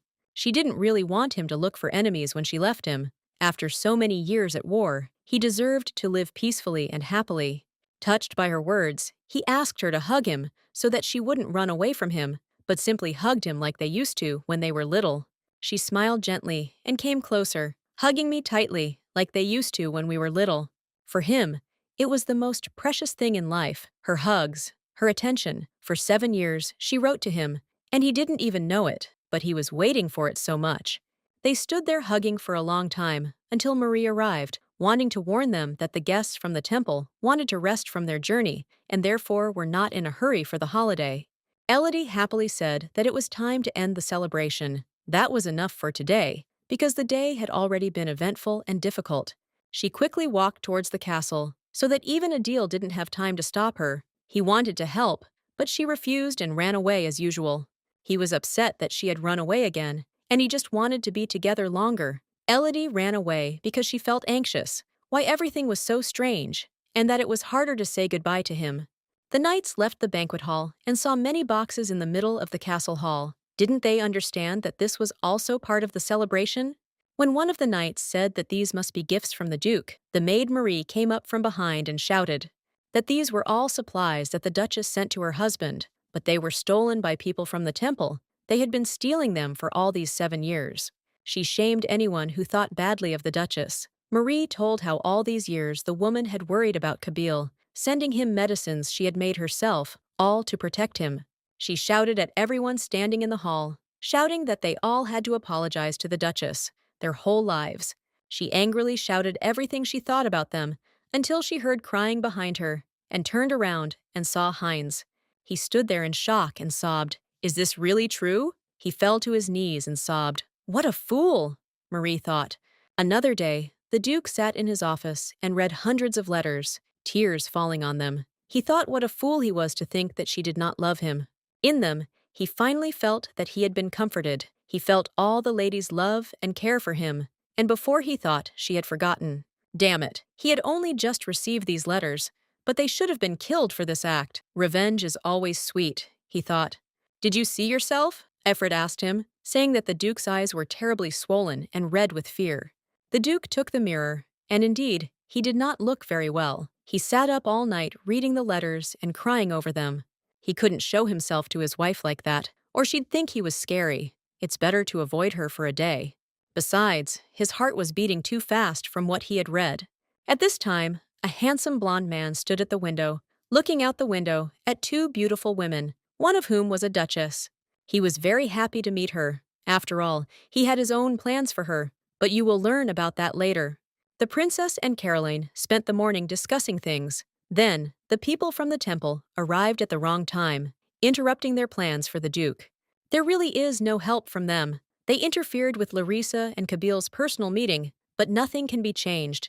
But the news that the temple was stealing supplies sent by the Duchess was true, meaning the gossip was not in vain. Now new gossip arose in the castle about the Duchess and her great work. The princess hoped this wouldn't affect her relationship with the Duke. He was so close to her, but at the same time so far away, and she wanted to be friends. Carolina gave Larissa the idea of why not greet the Duchess and go to her laboratory. The princess liked the idea, but how could she get there? Isn't it closed? Caroline insisted that she had to get there at all costs to check Elodie's machinations and get the Duke a divorce for the princess's sake. The assistant taught the princess strength. She is too soft, and to win the Duke, you need strength and confidence. Otherwise, she is not the only one who desires him. The woman whispered secrets about how the princess should seduce the Duke with her beauty. What wouldn't you do for the sake of a common goal? The princess blushed, but could not refuse, because most of all, she wanted to marry a war hero. But Elodie was busy with science. She immediately started working in the laboratory, showing Anna a new artifact, which she was, of course, going to take apart to better study its magical power. She had been holding back so long from opening it yesterday. It seemed to Anna that the Duchess would just break the artifact now. Could it really be taken apart so easily? Seeing how busy she was, Anna decided to give her time to be alone and not interfere with the Duchess's studies. Walking through the laboratory, she heard a knock and went to check. There was a princess standing on the doorstep. She wanted to find out what they needed. Caroline immediately attacked her with questions about why the lab was closed and no one could come in. She immediately wanted to know all the Duchess's secrets. She ordered the maid to open the door and let them in, but she refused, saying it was no place for strangers. There were rare plants growing there that the Duchess was studying. The princess kindly asked to let them in. She just wanted to know what Elodie was doing, unless of course she had nothing to hide. Anna was just about to ask Elodie if she could let her in, when she herself came up from behind, asking what was going on. She was also curious as to why the princess was so insistent on inspecting the laboratory, so she agreed to do it in person. When she entered, the princess was very surprised how it was possible to create such a beautiful greenhouse. Where did she get so many plants? They praised Elodie's efforts, but the princess also mentioned the laboratory. She wanted to go and take a look when they returned from the greenhouse. And then the princess stopped and cried out in alarm. Was this really the Epheria flower? Her late mother's favorite plant? She thought she would never see it again. She loved this flower very much as a reminder of her mother. Elodie picked one flower and gave it to Larissa as a memento of her mother, because you can't find them anywhere else, for which the princess was very grateful.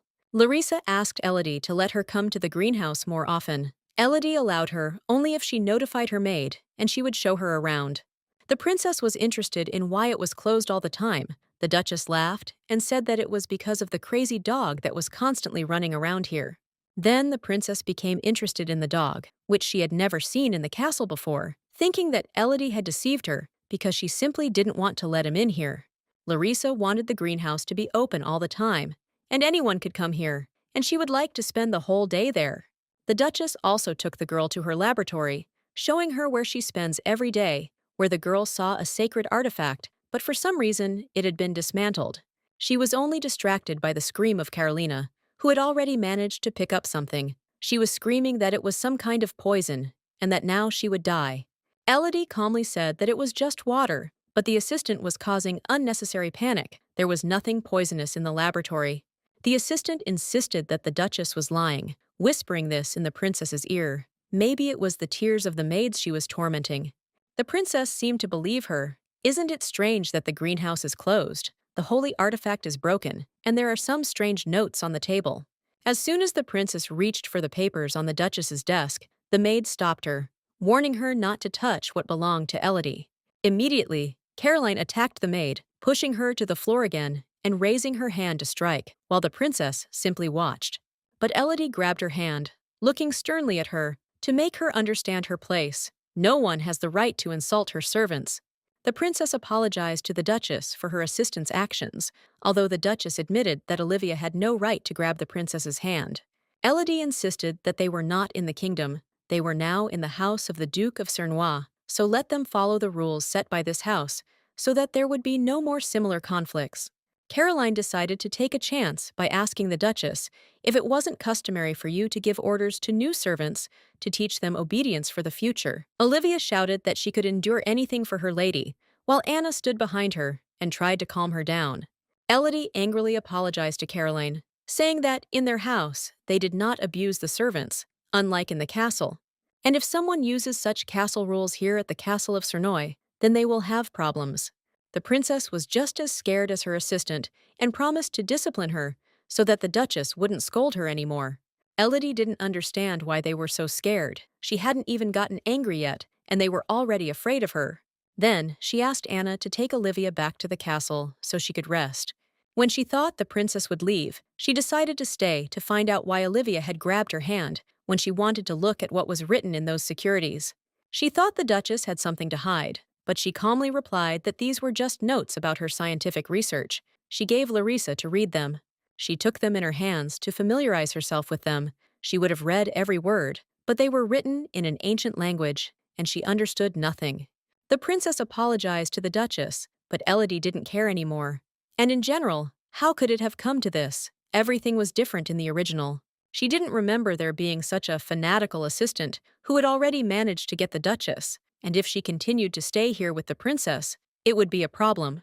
She wasn't ashamed to beat another lady's servant, even in front of the princess, so what would happen if Elodie left them? In Elodie's plan, which she had been planning for years, everything was completely different, but the princess and Kabil lived happily together with the servants. After all, the princess even dared to ask Elodie to teach her the ancient language. That's so unexpected. But how could she teach the princess an ancient language that was quite special and required a large amount of mana that the princess did not feel? It was mainly used by people who use magic to study artifacts and transfer magic. All other people with low mana affinity will find it more difficult, or even impossible to learn this language. Elodie explained this to the princess, who also became interested in Kabil, so he also knows the ancient language because he possesses the aura of the sword. That's why the princess wanted to learn the ancient language, thinking that this would bring her closer to the Duke as quickly as possible. That's when the maid decided that the princess should go to the Duke for language lessons. He was very smart and would be able to teach her. Elodie only frowned, but didn't admit to herself that she was jealous. In any case, they thanked her and left. She was glad that they had finally left the lab, because they were already taking up less time for her experiments, and she hoped she wouldn't see them here again. A strange feeling. An irritation. Did it mean anything, and why was she even feeling it? Elodie wondered. The princess stood in the garden and looked at the beautiful estate. Now she had already decided whether she wanted to stay in this estate, where there is a peaceful atmosphere and very kind knights, caring maids, and a greenhouse that will remind her of her mother. This place brought her thoughts back home. And here he is, the Duke, her savior. She already knew for sure that she was not going to leave this castle. Heinz was lying on the bed in his bedroom. He was holding a handkerchief that the Duchess had given him. Looking at her, he immediately cried, angry with himself for his weakness when thinking about Elodie. Just remembering her face and story, tears would immediately flow. The help from the Duchess was more than he expected. He could not even imagine that she was so worried about the Duke. He was very wrong to think that the Duchess had not worried about her husband for the past 7 years. In fact, she had worried more than anyone, like his younger sister, who until her death worried about him, hiding her illness. Not so long ago, he really wanted the Duke to leave Elodie and for the princess to take her place and for everything to work out for them. He regretted that he had been so wrong. Now he wanted the Duke to be happy with Lady Elodie. He truly dreamed of it. Then he decided that the Duchess's illness must disappear. It is not yet known how, but they will succeed. The priest came to the Duchess confused because he wanted to check the artifact he had given her earlier. He wanted to make sure everything was okay with it. Elodie wondered why he did this, to which he replied that he had a feeling that something had happened to the artifact, and all because one count spread rumors that the Duchess had broken up with him. So the priest began to worry and came to check. If this was the case, then she was in danger. Elodie very simply agreed and brought the box with the artifact. And yes, it was intact and undamaged, not a single scratch. The priest examined him very well and thanked the Duchess for listening to him. So the gossip was false. He apologized again for disturbing her and wished her a good day and left. He made a fuss about Count de Foyer's lies. The count who arrived at Elodie's house, along with the princess. If I recall, yesterday the princess was very carefully examining the disassembled artifact. She even became very interested in her records, which she could not examine only because they were in an ancient language, accusing her of treason. And after everything that happened yesterday, Amos came with a specific goal. It finally dawned on her that Princess Larissa suspected her of something sinister. Amos walked down the castle corridor, very angry. He was furious that these imperial fools had lied to him about the broken artifact. He figured that was how they had decided to drive the temple and the Duchess apart, when she was already angry with them for the missing supplies and letters. Now it would be even harder for him to win the Duke over to his side. It seems he understood the Emperor's plans to oust Elodie from the castle and put a princess in her place so that the hero would be on the Emperor's side.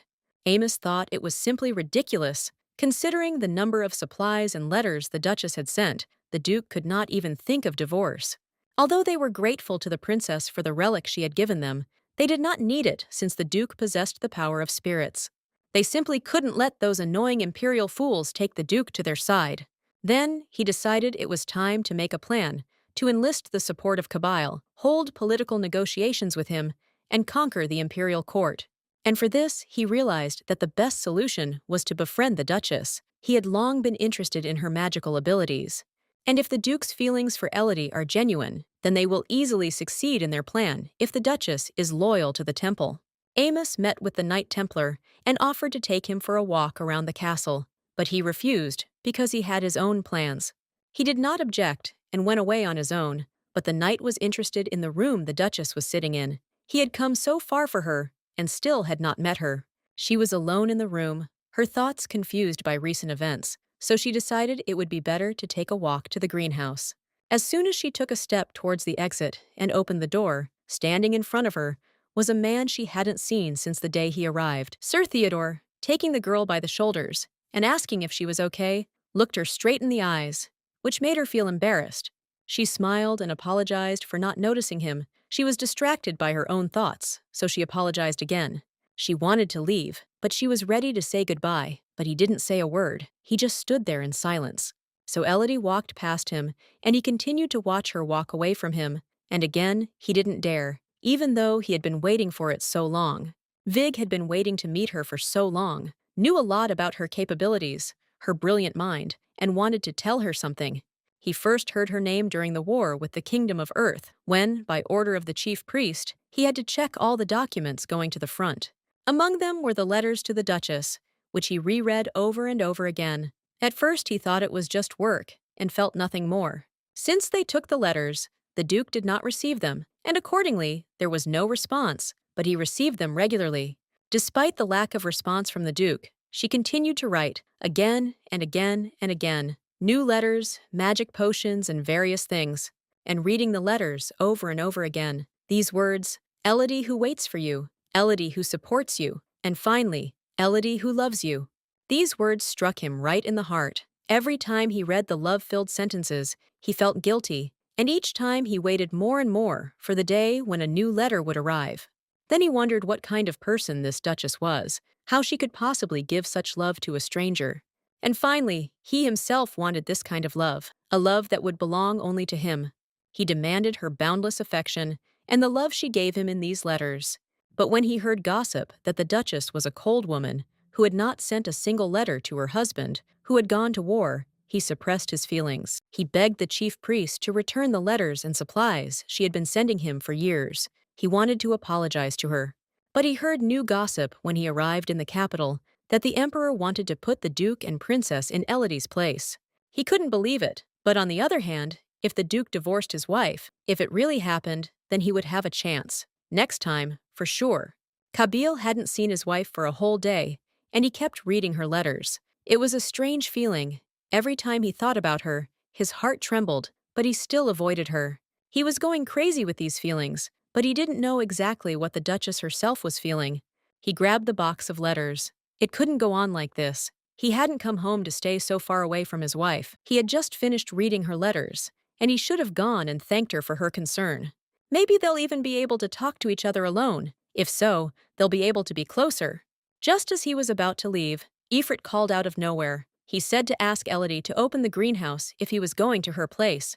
Kabil asked him what the greenhouse was for, and all because he felt a lot of strong and fresh mana there, not like the one Kabil had. Moreover, Ifrit reminded the boy that he had asked him not to follow him, and that he was better off in the greenhouse than next to the Duke. Of course, this angered Kabil, but even more than that, he was annoyed by Ifrit, who was constantly around. And this shithead threatened Kabil that he could sneak in there secretly, and then his wife would scold him. Not him, but Kabil for not looking after him. The Duke could not afford to annoy his wife, so he agreed to the conditions of his unloved puppy. Kabil was thinking about his wife again. He definitely had to meet her today, and was even fantasizing about this meeting. In the evening, the Duke went in search of his beloved wife because he could no longer wait to meet her. Suddenly, I heard new gossip about the Duchess, between the princess and the servants, that she was staying up late in the laboratory, which could ruin her health. The princess was happy to finally meet the Duke, but at the same time, she didn't expect it to happen so soon. She barely uttered his name to greet him. She asked where he was going, saying she was also looking for the Duchess to visit. Could they really be friends? He wondered. But the lab was in the wrong direction, and he wasn't going to waste his time on the princess when he was supposed to be meeting his wife. He warned the princess about this, saying that he didn't have time for her because he had an important conversation with his wife, so she'd better come another time. She was only saddened to hear how excited he was about his wife and how fondly he remembered her. Could this really mean that they wouldn't get divorced, but everyone promised her otherwise? And Caroline found out that the Duchess wasn't sleeping with her husband. If they live separately and don't fulfill their duties as a couple, then she has a chance. But he said something completely different. He quickly said goodbye to the princess without saying a single word, hurrying to Elodie. But the princess touched his hand, attracting his attention. She asked to give her some attention tomorrow. She would like to have tea with him. His gaze showed curiosity, interest in the princess, but not as much as she would have liked. The idea of marrying Larissa was just a whim of the emperor, nothing more. But he considered the slight interest he had in the war to be her curiosity. Only now it was somehow different. Her gaze and her feelings seemed similar to the way he looked at his wife, and he felt uncomfortable about it, so maybe his wife felt the same way, the discomfort from his gaze on her. Then he decided to allow himself to clarify something for her, reminding her that he wasn't going to divorce her. It was just to put everything in its place. He repeated to the princess again and again that he was never going to divorce his wife, even after his death. At this moment, Elodie was also standing behind, but she didn't say a word. Kabil looked very confident, while the princess looked embarrassed and ready to cry. But she didn't see that either. It just seemed to her that they were having a good time together and looking good. She believed that everyone could say that Kabil and Larissa were a wonderful couple, thinking that they would be happy. She understood this before, but why does it hurt her so unbearably now to think about it?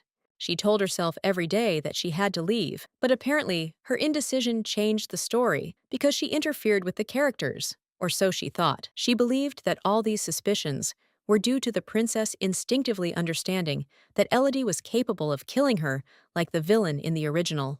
She had already accepted her fate of being alone because she saw that Larissa was attracting more attention and love to herself, and she was destined to be a villain. Maybe that's why she felt her heart was heavy. Deep down, she also wanted to be loved. I was afraid that this feeling and envy of the princess would start to eat her up from the inside, and she would become as evil as in the original again. That's why she chose a different path after her rebirth, so as not to become like the previous Elodie. What if it happens as the princess suspects? The anxiety will disappear, and she will start to turn into her old self, evil and envious. What then?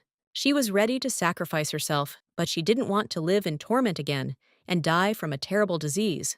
There would be no chance to be reborn again. And she couldn't let her envy ruin Kabil's happy future, for which she had fought for so long. At least she won't do it with her own hands, and she won't even let anyone do it. She decided that Kabil couldn't see her in such a terrible state because she loves him more than her life, him and no one else. Then she decided it was time to leave the house. At least she had already packed her things. All that was left was to take some medicine, and she could leave. And she wouldn't be able to tell Kabil this in person, so she left a letter saying she was going on a trip for a few days, without saying where. Here she was, already out of the castle, her suitcase packed and ready to go. First, she had to go to Circa. He was supposed to find her a place to stay and take her there for a few days to sort out her feelings, and she was distracted by the conversations behind the wall.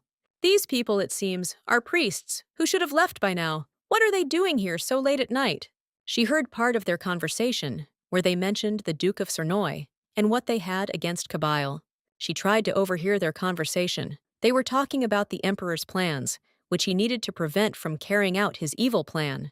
Rumors spread that dukes from various lands began to demand that the emperor give them the lands of Earth, but he was not the kind of man to just give them up. That's why he decided to gain the power of Duke Cernois. He wants to use the power of his fire spirit. They boasted that they would not allow this to happen to the emperor and the temple, the first to want to gain this power, and they also had a plan.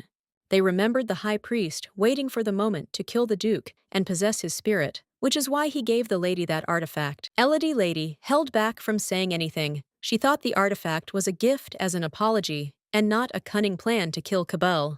But she knew that even the high priest was no match for the swordsman Kabil, who wielded the fearsome magic of the duke. To defeat Kabil, they need at least the power of the high priest and the lord of the magic tower. But they already had one artifact that was capable of partially subduing Kabil, and it was already in the castle, so those men said. She still couldn't believe the words she had heard. Had they really come to kill him? Had they really the right to do so? Many have spoken of a magical artifact that can defeat anyone, but what kind of thing is this? Everyone is silent about this thing. The men began to talk about another secret, but she did not hear, because at that moment, other knights came to replace them. Sir Theodore and some other man. What are they doing so late at night? They're definitely not walking around the castle. She decided it was time for her to run away. Otherwise, they might see her. And indeed, when she started to walk away, Theodore felt something. He turned to look, wondering if he had a strange feeling, but there was no one to be seen at the entrance. Then, he decided to go check it out himself, and lo and behold, the Duchess surprised him by meeting him at such a late hour. How did he know she was there, without even seeing her? Because the girl had hidden before he arrived. She had heard that knights who had reached a certain level were able to recognize a human presence without even seeing it, just by feeling it. She told him that she had been walking around the castle because she couldn't sleep. He agreed that the gardens here were really beautiful. But the only thing he saw more beautiful than them was her. He looked at every part of her body while she looked down awkwardly. Her cheeks were barely touched by a blush, and her lips were a delicate pink, like the roses from her garden. He was very sorry that he had not found out about her earlier. Maybe everything would have been different, as he had wished. His gaze fell to her hands, where he saw a suitcase, and of course asked what it was, but it was difficult for her to explain. She got excited and decided it was time to run away, said it was time for her, and only managed to take a few steps when she did. He shouted, "Wait, Duchess!" and also took a few steps towards her, grabbing her hand. He asked to give him another minute, apologized and asked to wait. He wanted to dare to say something. He saw her frightened look, said several times, I would like to say, and apologized once again for disturbing her. He let go of her hand, apologized again, and said he just wanted. She asked again what he wanted from her, panicking. He apologized and said, Dear Duchess, stay with me for a few more minutes to talk, if you don't mind. She asked excitedly what they should talk about. She was afraid because they were all alone, and she knew about the evil intentions of the temple, and he was one of them. And when Kabil appeared in time, he found them both at night, still stroking her hand. Aggression and misunderstanding were mixed in his head. He was so angry that his eyes burned, as if he were about to burn the man alive. He asked loudly what this man wanted from his wife, all because he spent the whole evening looking for his beloved. He was in the laboratory and in the greenhouse. He knocked on the door of the office, but no one answered him. He was worried about where she could have gone, and where else to look for her. No one knew where the Duchess was. And then, from the bedroom where he had just knocked, thinking that maybe she was there, came Ifrit, who said that she wasn't there either.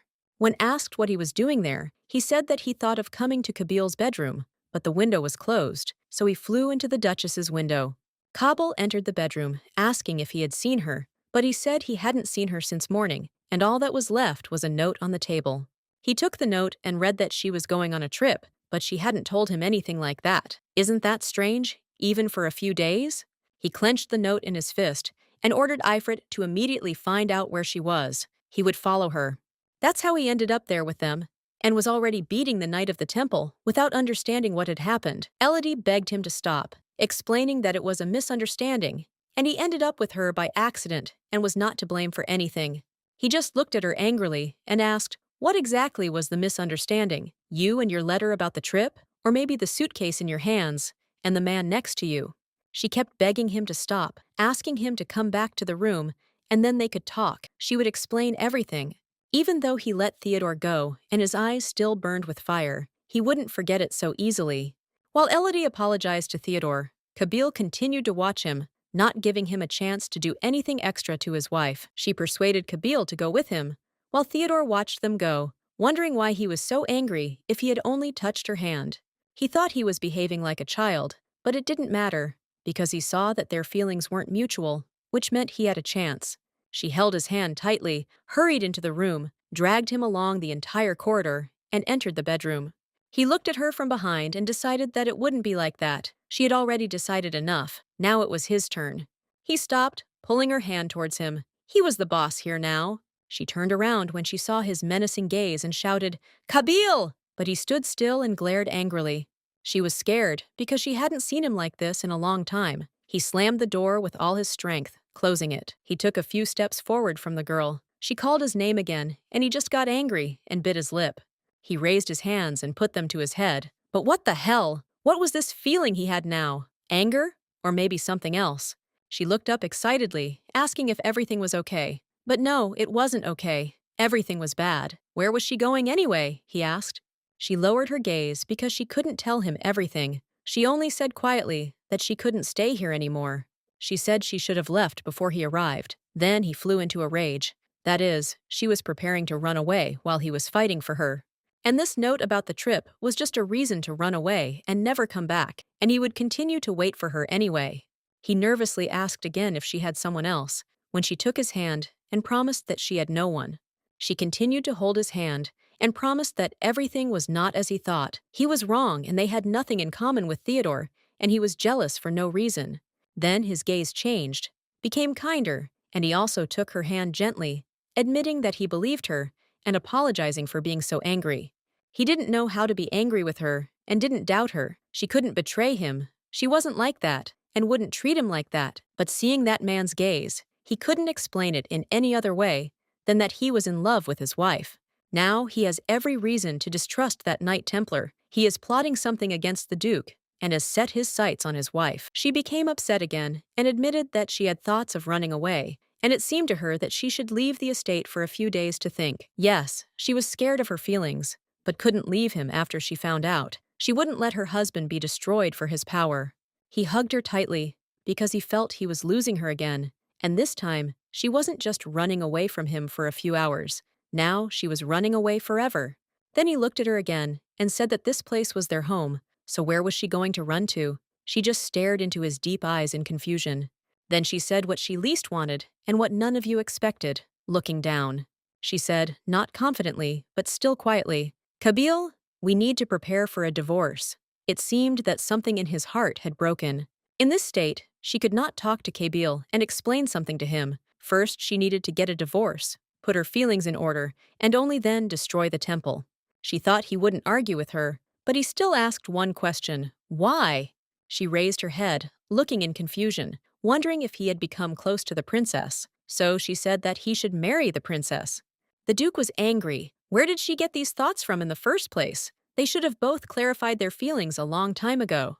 He hugged the Duchess and confidently told her of his intentions to live with her on this estate, and once again reminded her that he had no intention of divorcing her.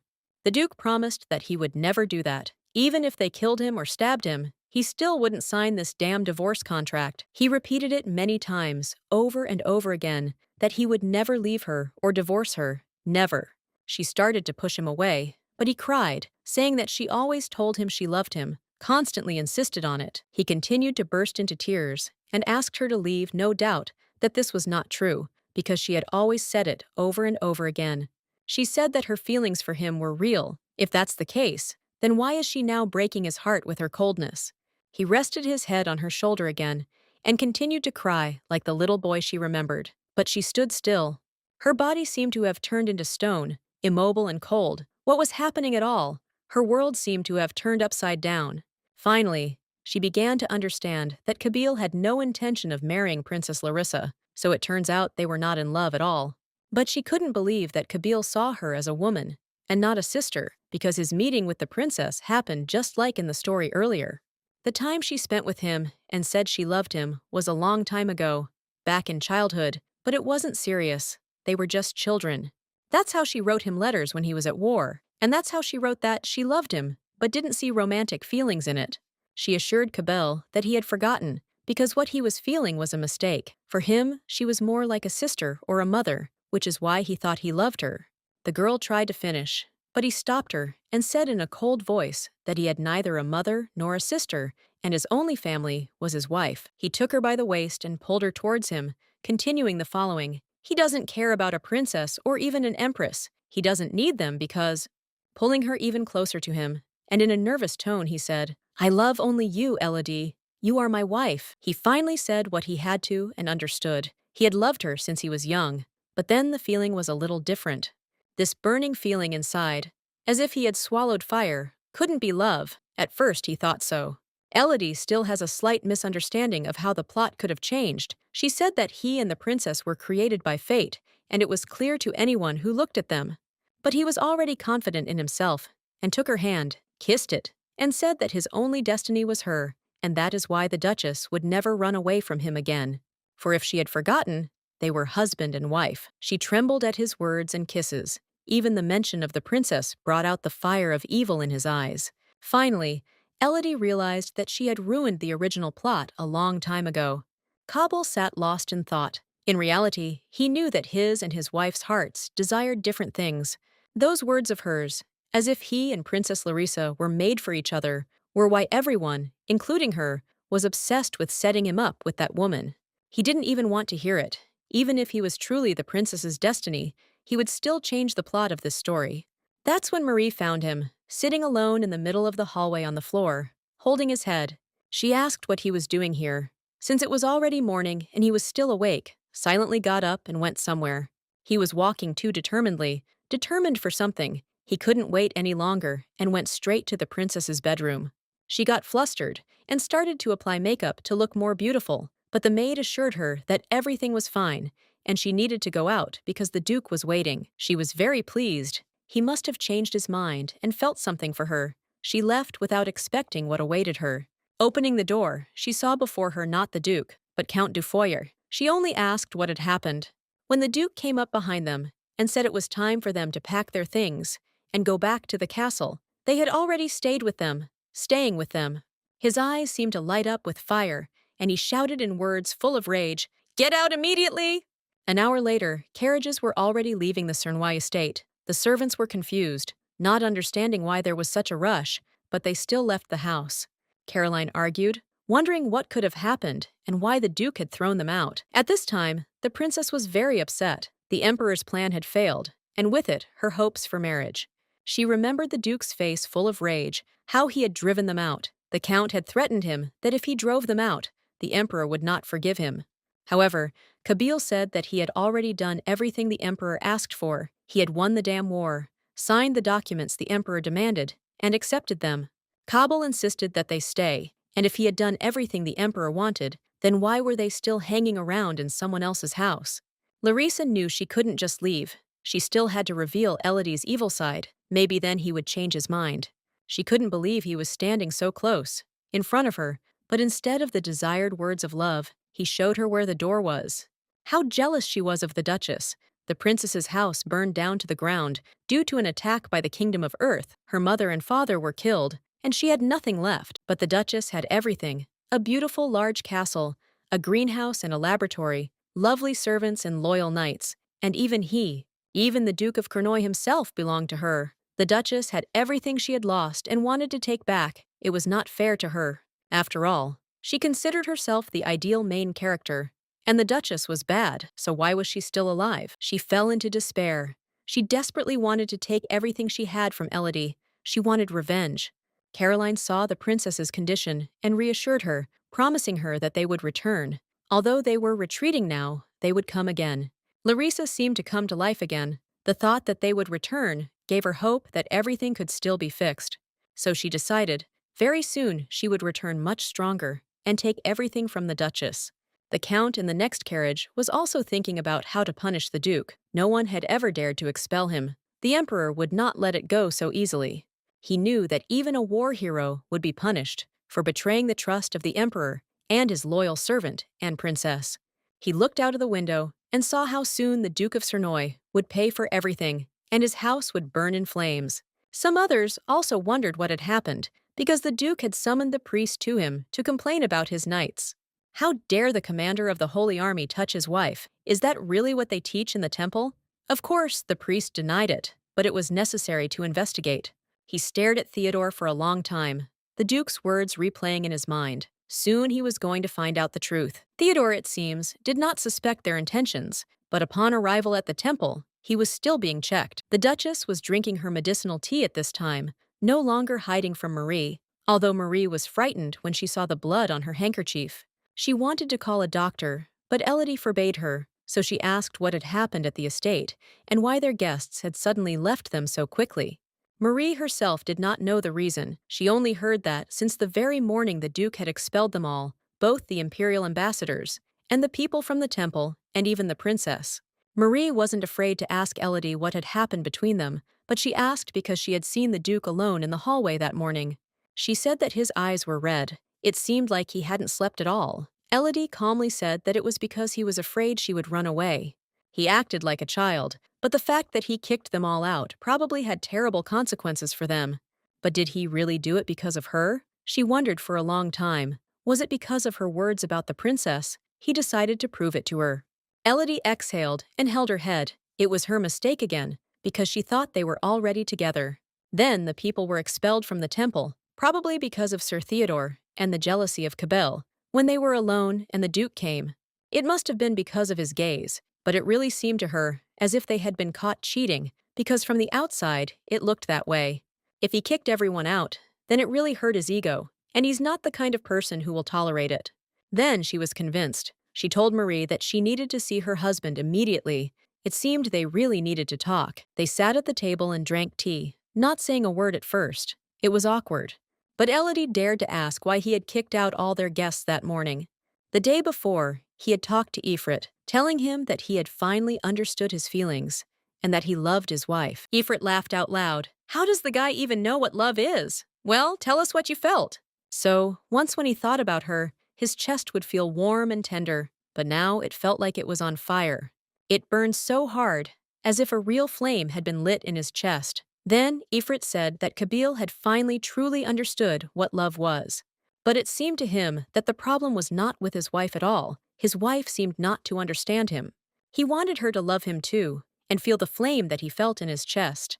So Ifrit offered him his help. Kabil already knew that he would talk about exposing his torso. Ifrit got angry that it wasn't his fault that the previous plan didn't work out. Ifrit scolded the boy for being too naive for his age, for being too innocent, for it was time for him to grow up. On the battlefield, he never interacted with knights outside of training, so he didn't learn what he should have learned naturally. Ifrit decided to take on his upbringing as his older brother, asking only to trust him, and he would do everything. In any case, they are no longer children, and everything is different now, so we should have listened to him. If he really wanted his wife to fall in love, then he needed to stop acting like a child. Stop crying, blowing your cheeks, and not getting offended for every reason. And most importantly, don't impose your feelings on her. If he heeds this advice, then success will be guaranteed, Ifrit promised. He also added that you can't say things like before, I love you but you don't love me. It's forbidden. Such thoughts will only scare her.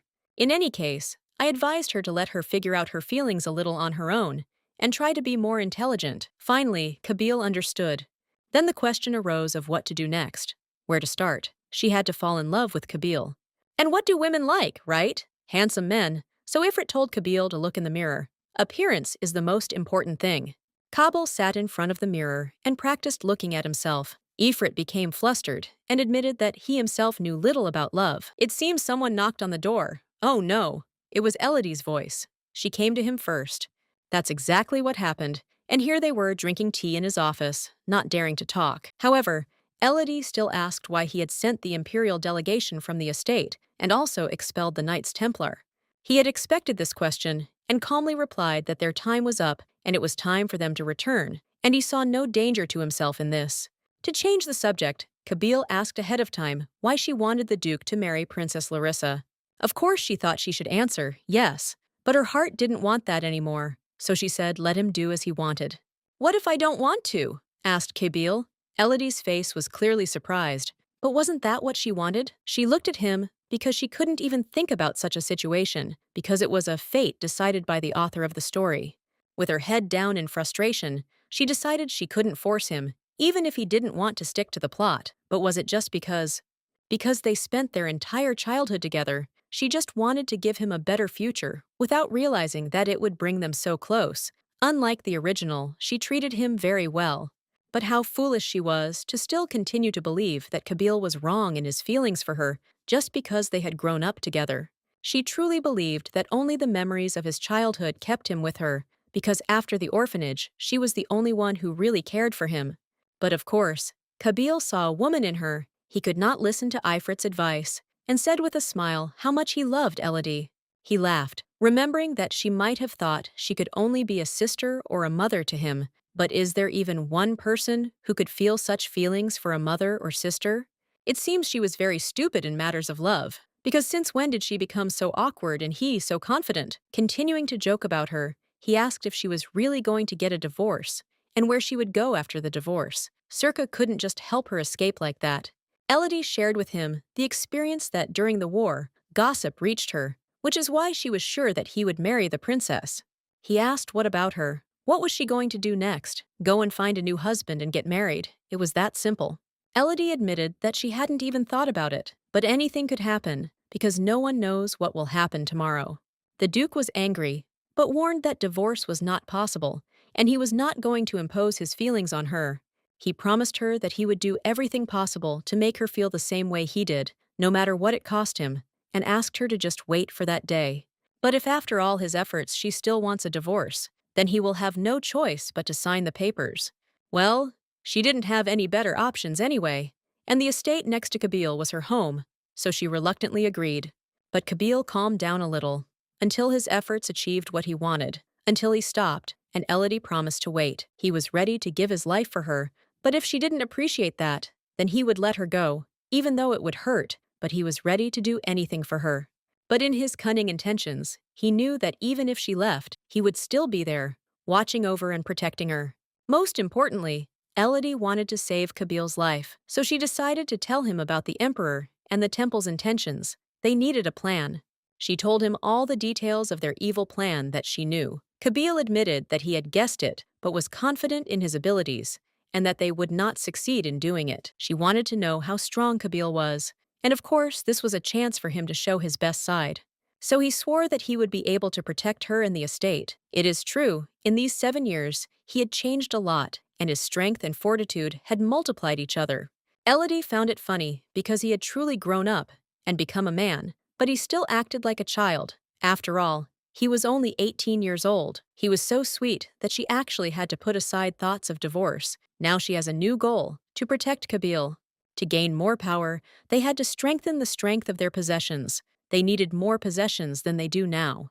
At this time, the maids were cleaning the estate and were very happily discussing the former guests. How glad they were that these annoying rich people were gone. Suddenly, the new maid asked the other girls why the Duchess and her husband were sleeping separately, to which they replied that the Duchess was sick and did not want her husband to know.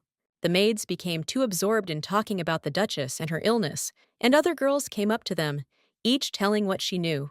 But one of the knights sneaked up from behind and said that this disease is called Siren's Tears, frightening the girls with his sudden appearance.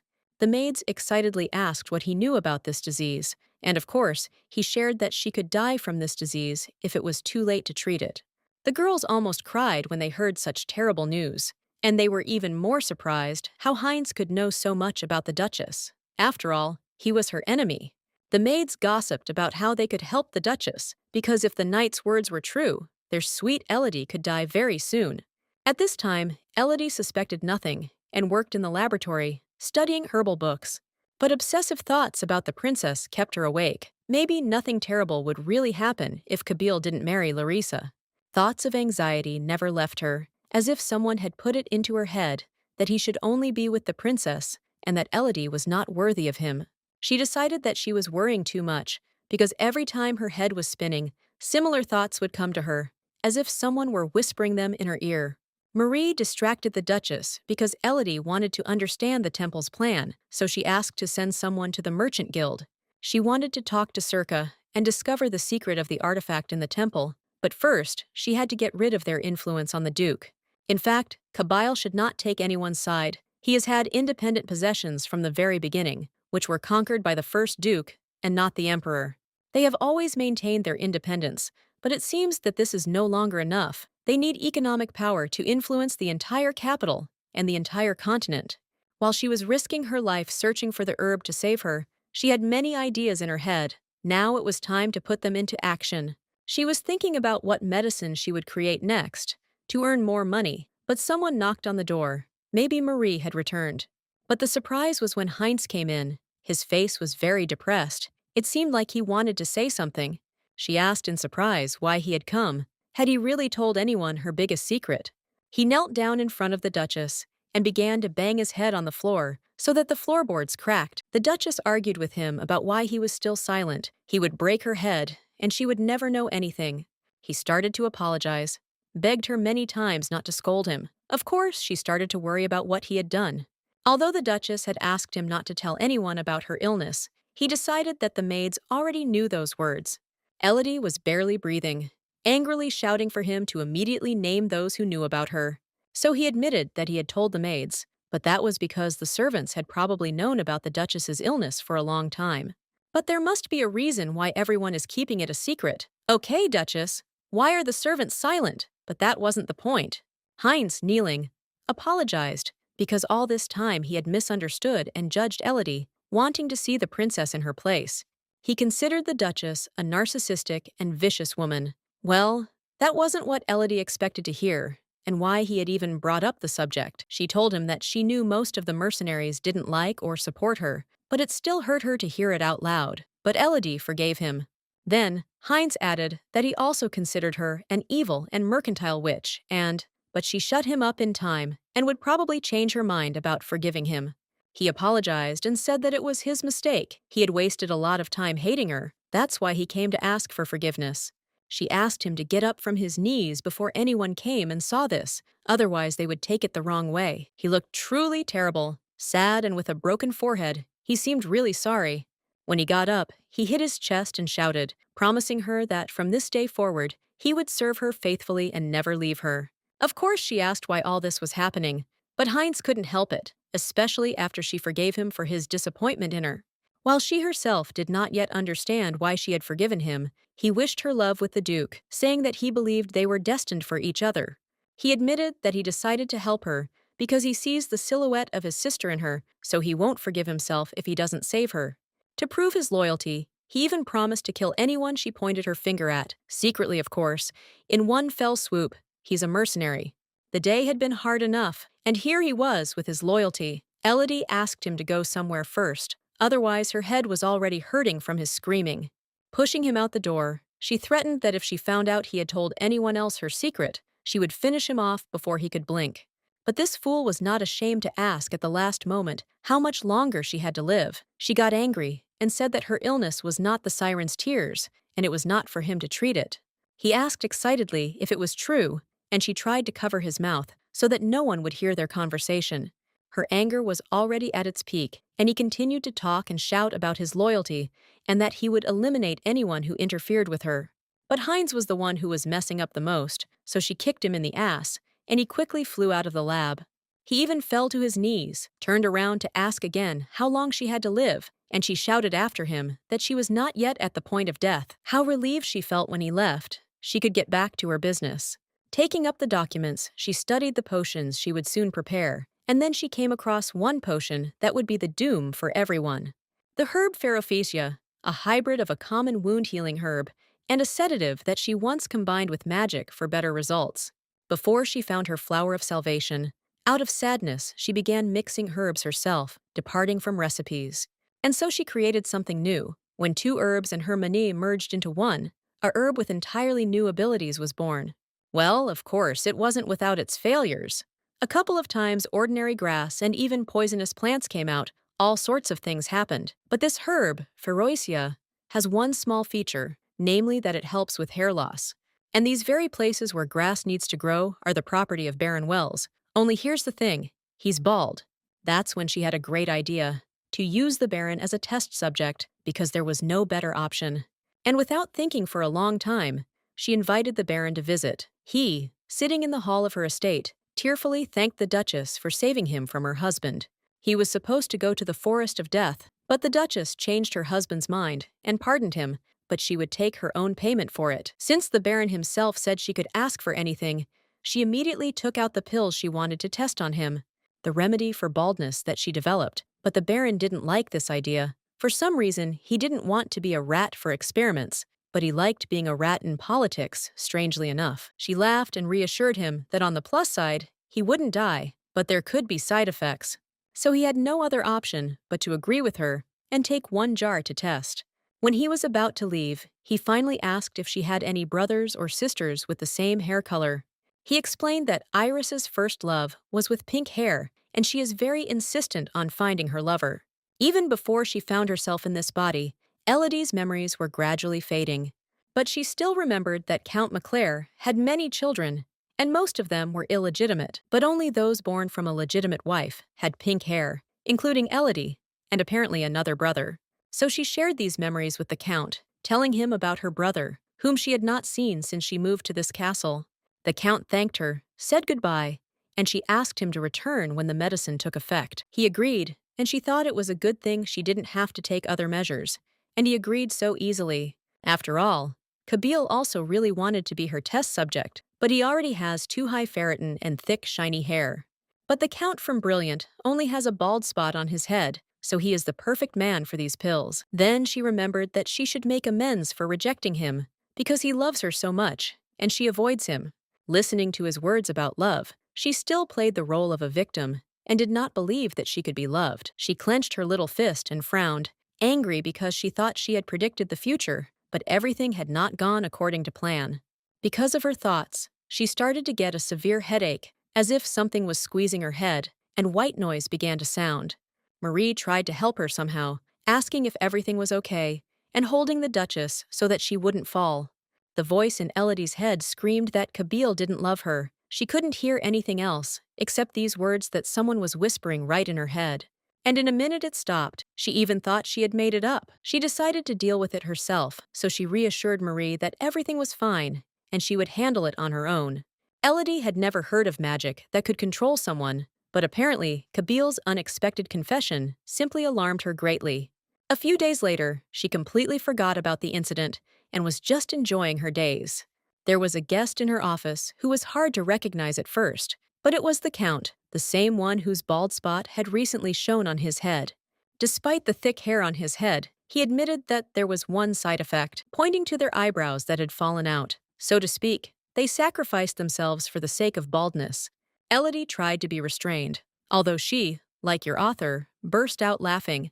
The Duchess suggested that the Count create a cure for this side effect. It would take a few days, but he refused, saying that now there are cosmetics for men, and he would start drawing his eyebrows. He was very pleased with the result, so he asked to be called as soon as there were new experiments.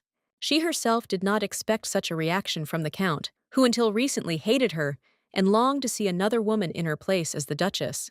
Elodie asked the Count to take the pink rose bushes from the garden when he went home, because she had promised Iris to give them to her. If it hadn't been for Kabil, she would have completely forgotten about the young Countess. An hour before the Count arrived, he had cut a few branches for Elodie. Then she looked at them and told Kabil that these flowers were for Iris, and nothing would be left if he cut them. So if it weren't for Kabil's desire to comfort his wife, she wouldn't have kept her promise. Later, Marie came to the Duchess to ask what flowers they would plant in place of the pink roses. She thought about tulips. They had recently received incredible varieties of tulips from the merchants. Marie agreed to give the gardeners a task and said that she remembered the Duchess's love for tulips. Over the years of living together, she had already learned the preferences of her young mistress perfectly. Although at first, Elodie thought about the flowers of Afaria, which Princess Larissa loved so much. But remembering Princess Larissa made her feel somehow unpleasant, so she quickly erased these memories from her head. At this time, Kabil sat holding his head and thought again. Instead of engaging in state affairs, he continued to suffer from his first love. He only had to close his eyes, and she would be standing in front of him with a suitcase, ready to leave. And he's the one who's constantly running after her and can't catch up. That's how relationships between couples sometimes are. And he was becoming increasingly afraid that one day she would finally abandon him and run away. It seems he's become paranoid, and if he keeps pestering her with such questions, she'll definitely get tired of him. But fortunately, he was distracted from these thoughts by his assistant Louis, who came with documents for the Duke. Kabil ordered him to call Sola. It seems he had a plan. Elodie, who was unsuspecting, was enjoying working in the garden. She was very pleased with herself. Finally, they got everything planted, and with the help of the servants, she finished it much faster. Although its power is not enough to fill the earth with mana, it is still quite capable of balancing the energy of the soil for a small garden. And indeed, when she fully focused on her strength, she heard a roar of delight behind her. The servants simply could not believe that, thanks to the Duchess, everything had grown so quickly, and indeed, the first shoots had already emerged. She felt that her magical power had increased, but she couldn't imagine it being so strong, so she decided to try it on other plants. And when she entered the greenhouse, she just stood there in shock and looked ahead. Just yesterday, when she was pouring magic into this little tree, she could not have imagined that today it would grow like this and bear its first fruits. That's when she saw Ifrit sleeping under a tree, and she had questions. Maybe it was he who poured mana into this garden and began to awaken it. It wasn't easy because he had just eaten and fallen asleep, but after a few attempts, he woke up, and she asked if he was involved, but he said it was her magic that was blocked and then broke through. Elodie remembered that her magic was indeed weak while she was being treated, so when she stopped taking the medicine, did her magic really increase so much? If you think about it, it seems like she hasn't felt tingling and numbness in her hands for a long time. Ifrit interrupted her as soon as he saw these giant peaches. He couldn't believe that they were so sweet and filled him with strength. To get mana, he had to train Kabil and listen to his whiny love stories, but now he can just fill her with peaches. Ifrit brought one for Elodie and said that she was so talented that he was ready to change the contract with the guy to a contract with her. When Elodie tried it, she was speechless. They were really so delicious and juicy. Ifrit was happy that now he would eat peaches every day. But the Duchess had other plans for them, and then she smelled the money she would make selling them. Ifrit immediately took back his words about the good Duchess when she said she expected something from him in return for the peaches. He said she was worse than Kabil, because at least he didn't ask for money, and she reminded him that nothing in this world is free. The only thing he could offer in return was to burn something or a crystal, the only precious thing he had. This interested the Duchess. Another thing that could be experimented with, she carefully examined the crystal, which Ifrit had called elemental. In the library of great-grandfather Kabil, she read about this crystal in books. This is a condensed mana stone in its purest form and was used not only for heating water or lighting rooms, but even when creating various magical tools and artifacts, it contains more energy than anything else. Ifrit said that for him, it was nothing more than trash that was worthless. Elodie couldn't believe that such a thing had just been called trash. She asked how many such crystals he could bring her, and how happy she was to hear that he was throwing them away, but if she needed them, he could bring them whenever he got them. Replacing expensive crystals with elemental ones will save them a lot of money and give them more energy. So they agreed to exchange peaches for crystals, and it was beneficial for both of them. So since they made a deal, the energy supply will be restored, and the Duke will keep his money. Elodie went to Kabil's office to share the good news. She knocked, but there was no answer. She knew that he had to be working at this time. It was strange that he didn't answer. He must be very busy, she thought. So she decided to go in to treat him to some peaches. She called out to him happily as she entered, and saw him sitting on the couch with some documents in his hands. Elodie came closer and saw that he was fast asleep. He must have been very tired. She smiled at how cute he was when he was sleeping and took the documents from his hands to leave on the table. The Duchess believed that there was nothing more beautiful than a person who was passionate about their work and worked until they were exhausted. When she saw how skillfully Kabil worked, for a second she thought he was handsome. And indeed, his sweet face, full of kindness, and at the same time severity, gave him a special charisma. But that was all, nothing more. She thought it wasn't a feeling that Kabil was full of. Maybe it was just politeness. She stroked his head then, as she had done every day as a child. All this time, she was sure that Kabil's feelings were a lie, and that no one would truly love her. But this look, when he saw her look, he couldn't help but put his hand on her waist. And then, with a light movement of his hand, he pulled her towards him and sat her on his lap, gently saying, "My wife." He looked her straight in the eye, smiling, just enjoying the moment before she ran away. Then he asked if she had woken up long ago. Elodie was puzzled by such a surge of love from her husband. He laughed and said that she used to sit him on her lap like that when he was little, but now it would be the other way around. He assured her that everything she had done for him before, he would return now, but many times more. When Kabil behaves like this, it seems like a stranger to her, but it's hard to accept it as something more when they grew up as brother and sister. That's why she felt very uncomfortable with his deep gaze. So as soon as she could, she got up from his bed and started running away. As she ran to the exit, she shouted at him that he couldn't behave like that with people older than him. He was also scared, because he didn't understand what he had done wrong and why she was running away again. He caught up with her and tried to stop her, asking her not to run away from him. When she put her hand on the doorknob, he grabbed her hand too and held it, begging her not to leave. He stood behind her and assured her that it was just a joke. He didn't want to offend her, and he definitely didn't want her to disappear again. She saw him apologize from the bottom of his heart and couldn't help but stop. No matter how she tried, she couldn't resist such a cute guy, even though she contradicted herself in her feelings. They reconciled and sat together discussing matters. He suggested that she have a knight by her side for protection, because after all there was danger. At first she wanted to refuse, but he insisted, so here too she couldn't argue with him. It's all because she was somehow uncomfortable with Sola. She's always joking and teasing her. But still, Kabil made such a decision and met with Sola and gave her an order. She herself was surprised when she was asked to guard the Duchess. He asked her to tell him immediately if his wife tried to go anywhere. She didn't understand where the Duchess could be going, so she asked him. But he assured her that there would be no explanations and that wherever she went, she would notify him and keep a close eye on him. Well, it was all resolved before he even asked Elodie's permission and changed the subject by praising what a delicious harvest his wife had produced. His wife shared with him the news about the garden and the find of Ifrit, which made her very happy.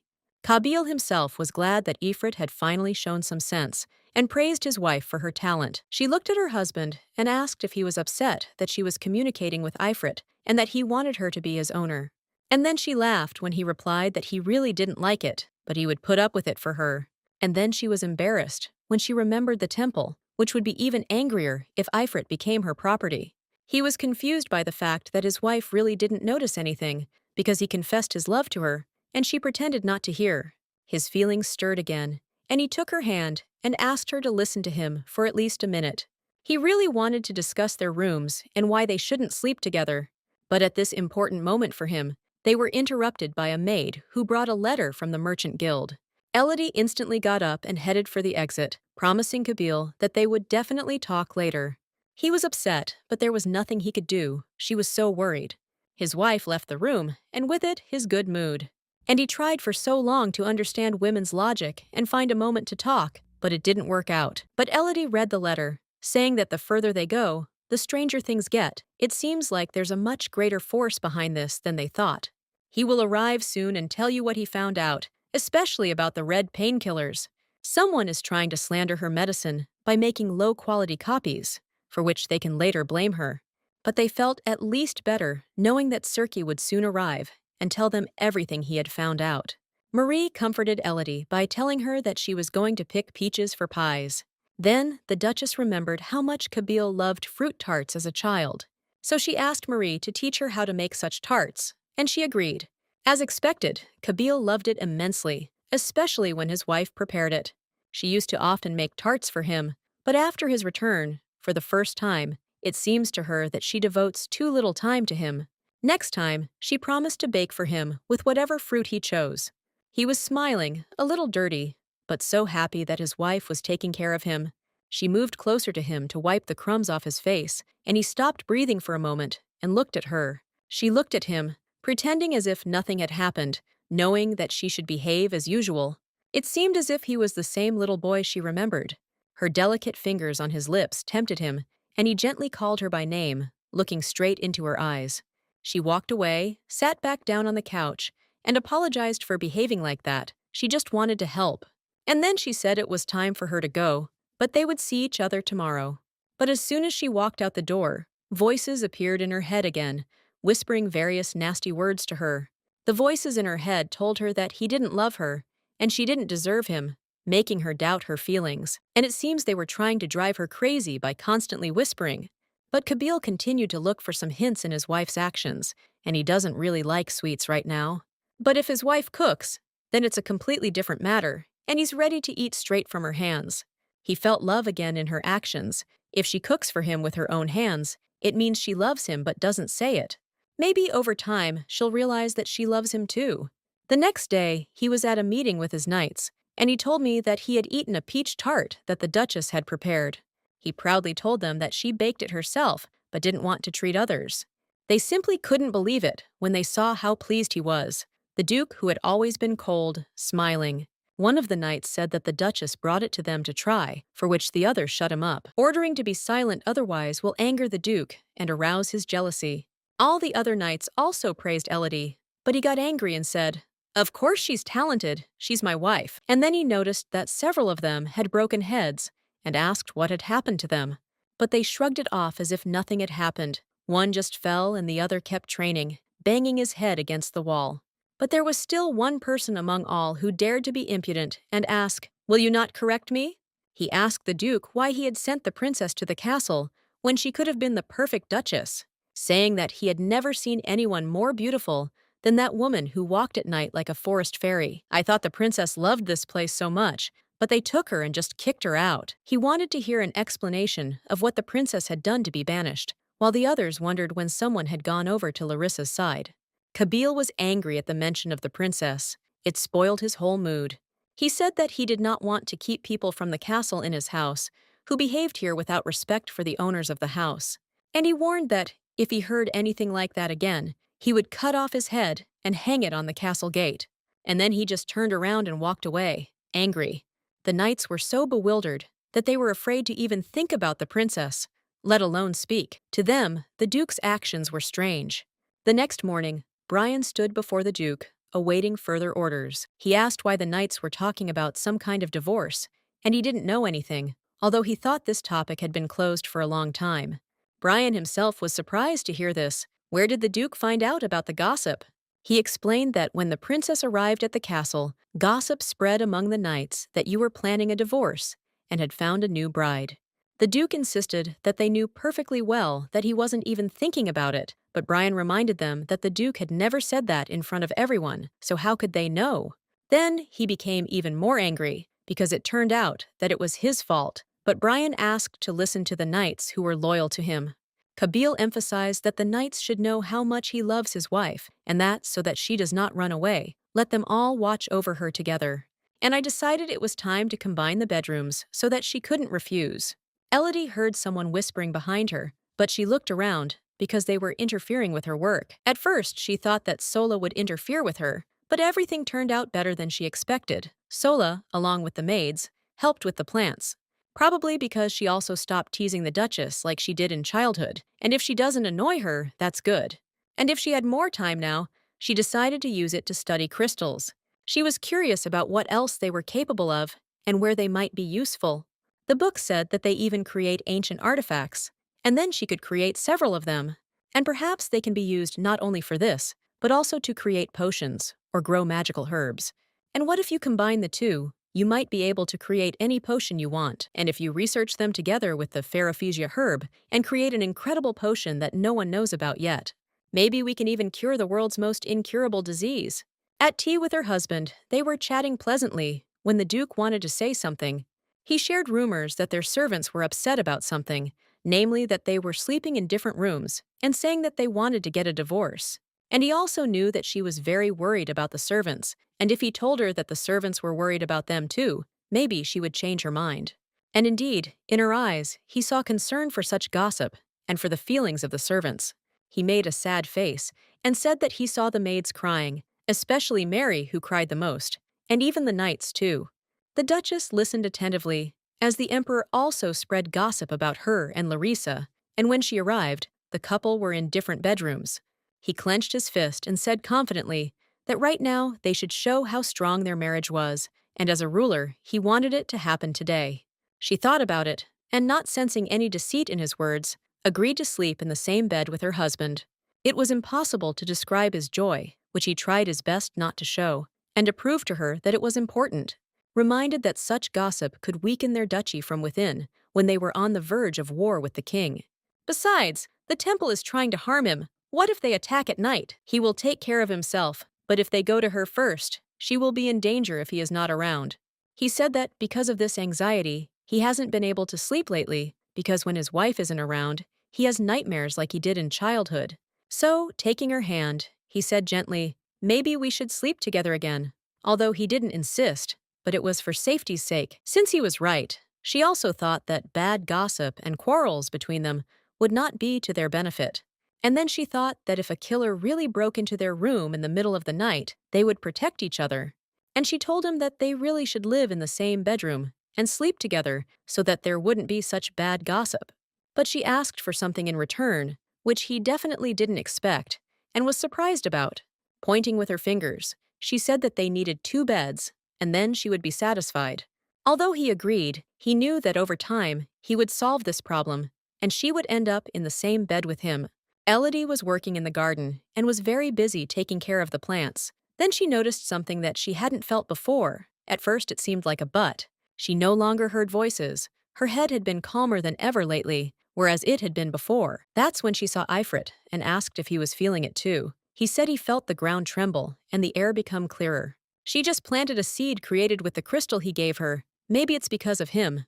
Just then, Marie came running and called the Duchess to see something. When they entered the garden, they saw a forest in front of them, where she had just planted the seeds. They couldn't believe their eyes that it was because of this forest that the earth trembled, and the air became incredibly clean. The trees that had grown so sparsely now stood like a wall and grew even larger, with incredible speed. Looking at her hand, Elodie was horrified that this was all thanks to her magic, which had now grown and become stronger. Standing in front of a huge forest, she looked around until she finally noticed something. She came closer and looked behind the tree and saw mushrooms. But equals autumn is still so far away, and mushrooms grow here. And then I noticed strawberries that weren't there a few minutes ago. The forest continued to grow. She bent down to pick a few berries and taste them. And imagine her surprise when it turned out to be very sweet, and it all grew like magic, without the sun and in minutes. Then she felt more than just the taste of sweet strawberries. She got a taste of the money that would pour in on them once they started selling her. She still couldn't believe that the forest was growing so quickly and that a river had appeared there and was getting bigger, she told Kabil. She also said that there were more fish there and that tomorrow she would order the servants to go and try to catch some. The Duke said that he would go and catch fish for her himself, and if she wished it, he would cancel all his affairs for her sake. It seems only his assistant Louis is unaware that tomorrow is a day off, and the Duke will be collecting fish instead of documents. And her husband reminded her that they had agreed to sleep together today, reminded his wife before she changed her mind. Elodie laughed and agreed, and then he offered her his hand and suggested they go get ready for bed. It seems the maids didn't expect this, but Marie was very pleased that it finally happened. Marie prepared a bath full of petals and roses for the Duchess, and Elodie asked why she was suddenly throwing petals here. And she just smiled, which scared the girl, and she asked what the maid was up to. Although Marie said that a girl should be taught everything before marriage, she still reminded her once again how everything happens when a couple sleeps together. After hearing this, she felt uneasy. She blushed, and even thinking about it made her uncomfortable. And then she looked at Marie and got angry, because for her, Kabil was still a child, and the maid no longer considered it that way. It was at that moment that the voice in her head reappeared, accompanied by a sharp pain. All those terrible words oppressed her. Marie was worried and tried to ask the Duchess if something was bothering her, and if she needed a doctor. Then Elodie said what the voice in her head whispered to her, that Kabil already had a destined match, and it was a princess. And then she reminded him that he was just a child, so she strictly ordered Marie not to say such nasty things to her Duchess. But at the same moment, when the voice fell silent, she lowered her head and realized that he was not going to leave her and that this was impossible to bear. Marie also noticed something strange in Elodie's actions as soon as she felt some strange anxiety for her Duchess. She stood alone in the middle of the room and exhaled heavily, something she had been worrying about a lot lately. It seemed to her that it was probably the excitement over the words Marie had said, the thought that her relationship with her husband was no longer childish, that made her panic. And then again that voice in her head, reminding her that she was not his match, and that she should leave him. For some reason, this voice bothered her every time she thought about him, and at that moment he was standing behind her. When she felt movement behind her, she looked back to see Kabil watching her fondly. Moreover, looking at him, she realized that the voices had been haunting her ever since he confessed his love to her. Panicking, she turned away from him and said that he had grown up a lot. She told him she would sleep on the windowside, and he laughed that she thought she would save him if a murderer climbed in through the window.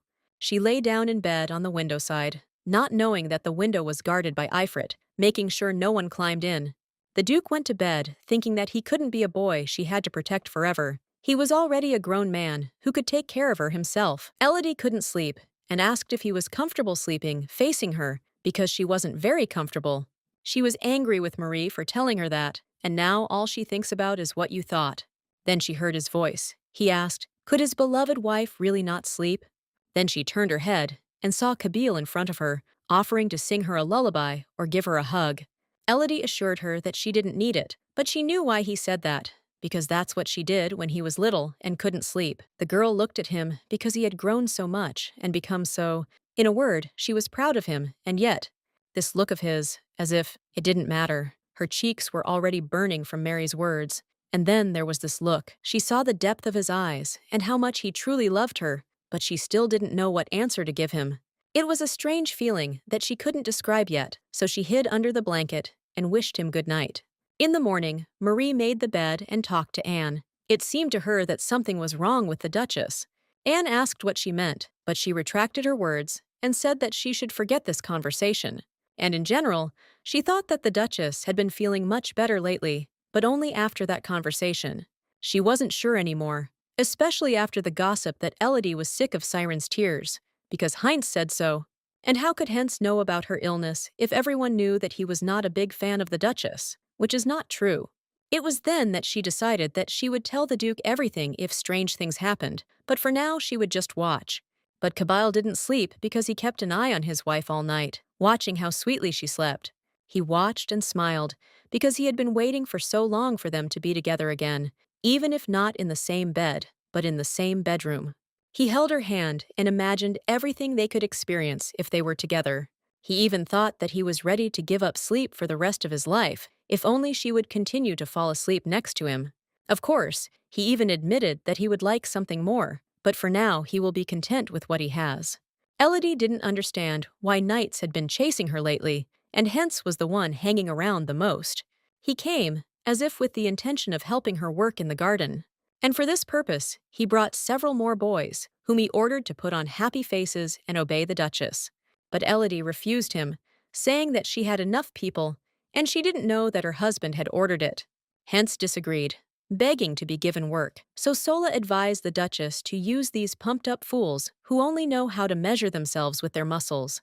Then Elna thought that this was not a bad idea, and they would get it done faster, so she asked the guys to get to work and clean up the area.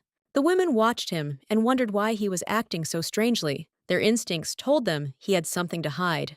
Then Lady Sola asked the Duchess if she ever wondered why he was hanging around her like that, but the Duchess didn't know either and was curious. Sola reminded him that he had recently hated Elodie, but she herself knew that his behavior raised questions, and he was like that because he knew about her illness. Whatever it was, clearing that territory wasn't easy, and with the soldiers who didn't tolerate her, she was afraid she would make it even worse. So she had the idea to make them some fruit punch and enlisted Marie and Anne to help. The women got to work because the men were working so hard. They wanted something cool to drink. Elodie went to visit the knights and asked hence how they were, and if they were tired, and thanked him for his help. In gratitude, she said that she and the girls had prepared punch for them and wanted to treat everyone, but Marie wasn't happy about it. Heinz was very happy and thanked him, but the other knights didn't look too happy to see the Duchess. Although they admitted that she wasn't as bad as they thought, and as the gossip said about her, they couldn't love her right away. They also thought that she would look after the knights for their past, like other knights who stay at court during war, but she is not like that. And from the very beginning, the Duchess never denied them recognition as true knights. And all they wanted was to be recognized as ducal knights, and it seems that now they are really starting to feel that way.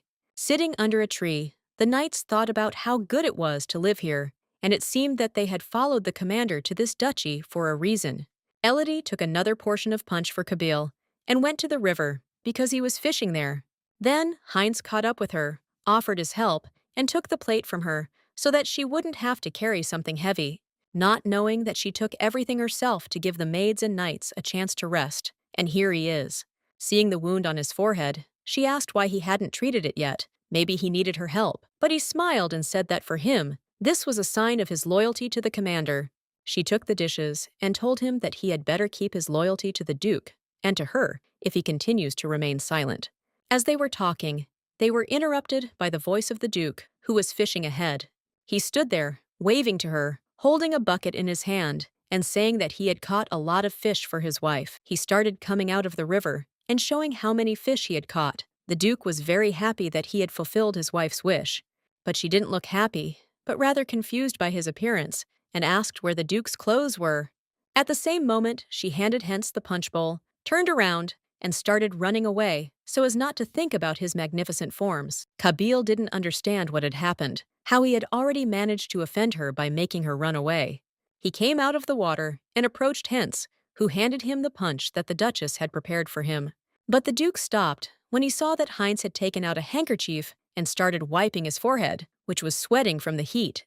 Then he asked where that scoundrel had gotten his wife's handkerchief. Heinz immediately remembered the Duke's words about what would happen to those who even thought about his wife. Kabil came even closer and asked why this handkerchief was in the knight's hands when it was his wife's handkerchief.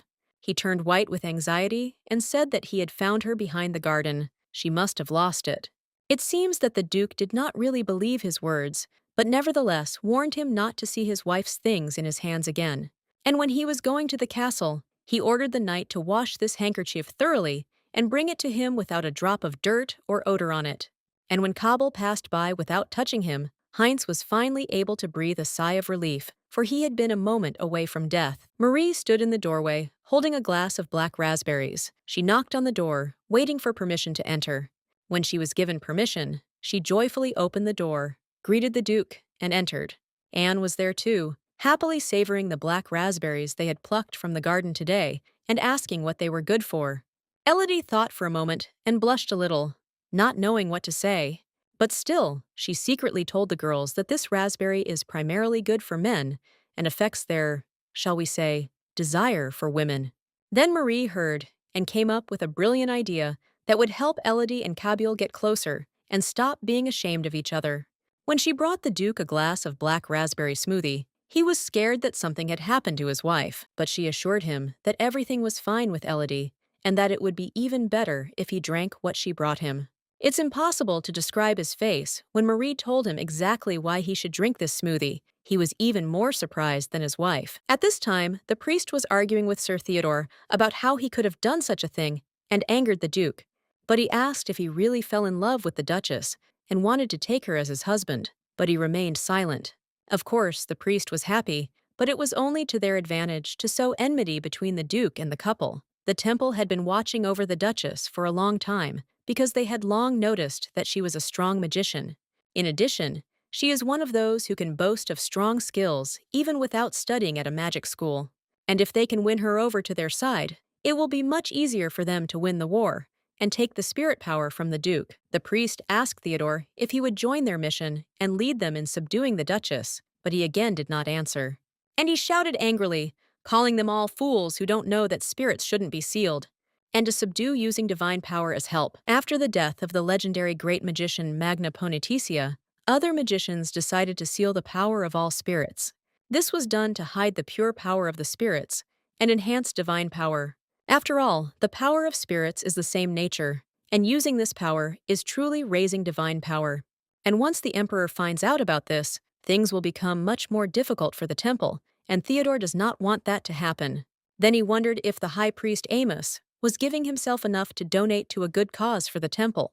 How comforted he was when he took out a magical weapon with which he turned the servant into a lifeless force, taking away his magic. It turns out they took this powerful weapon from the kingdom of Earth when they won the war, because everyone there had a talent for creating powerful weapons. Taking it in his hands, Priest Amos vowed to take power from the Duke at all costs and seal the Duchess's power into this instrument, both the spirits and the magic of the Duchess. He wanted everything to be his, and not for the good of the temple, but for him personally and his goals. Elodie went into the garden to see how everything was growing and saw Ifrit, who said he was waiting for something tastier than peaches to grow here, because she had promised. And indeed, she looked and saw nothing. Maybe this fruit takes a little longer to sprout. Then, she thought maybe it would be worth pouring a little more manna into the plant so it would have the strength to sprout faster, and she put her hands on the ground.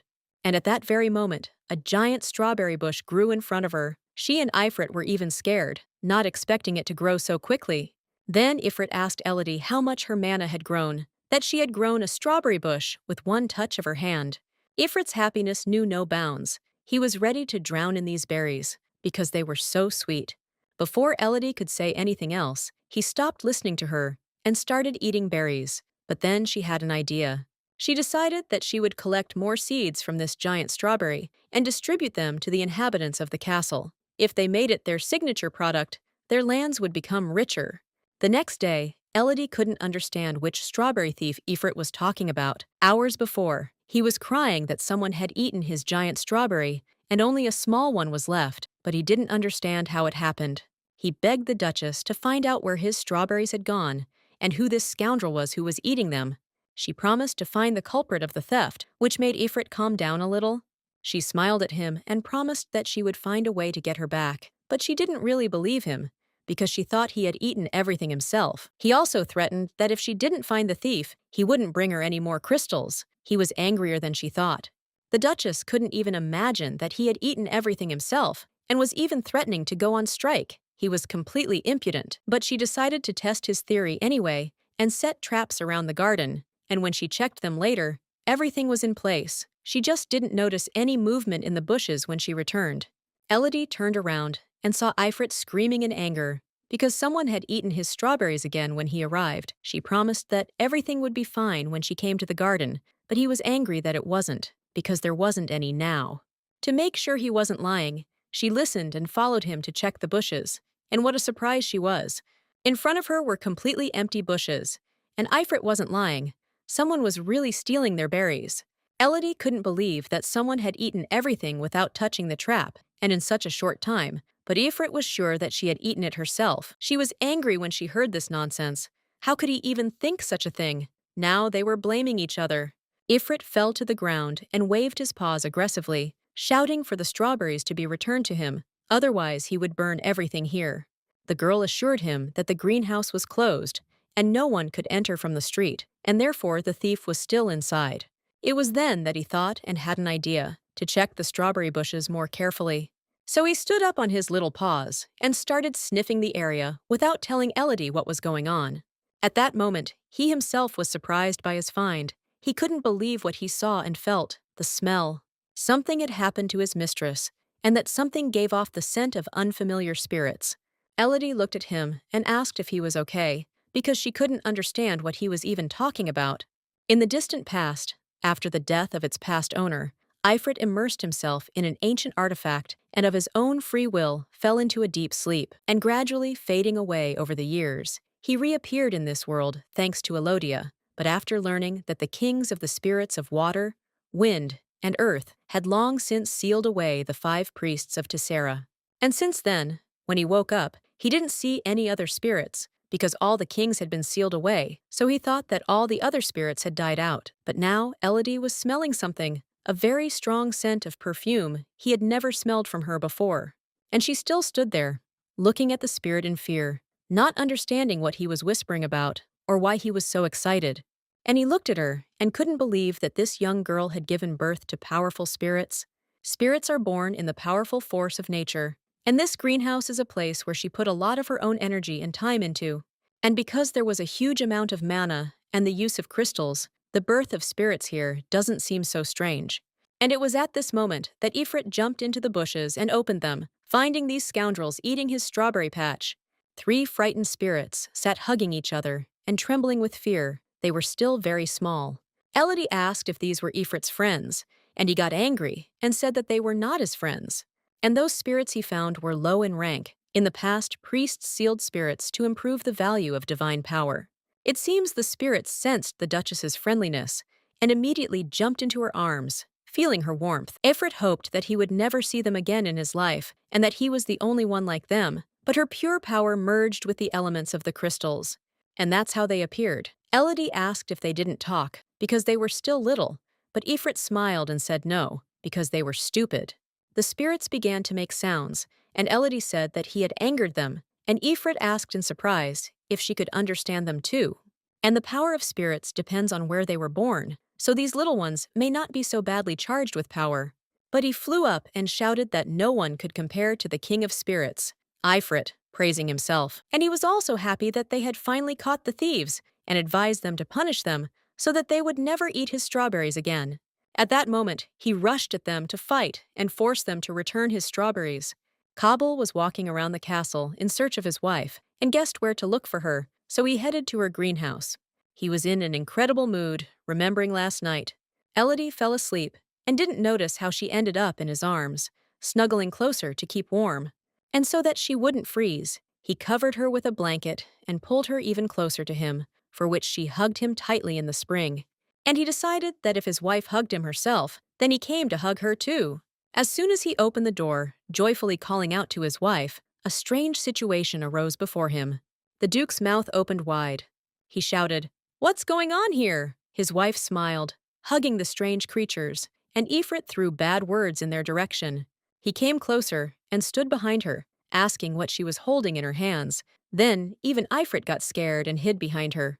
These cute animals even made him smile, although he was worried because he still didn't understand where she got them.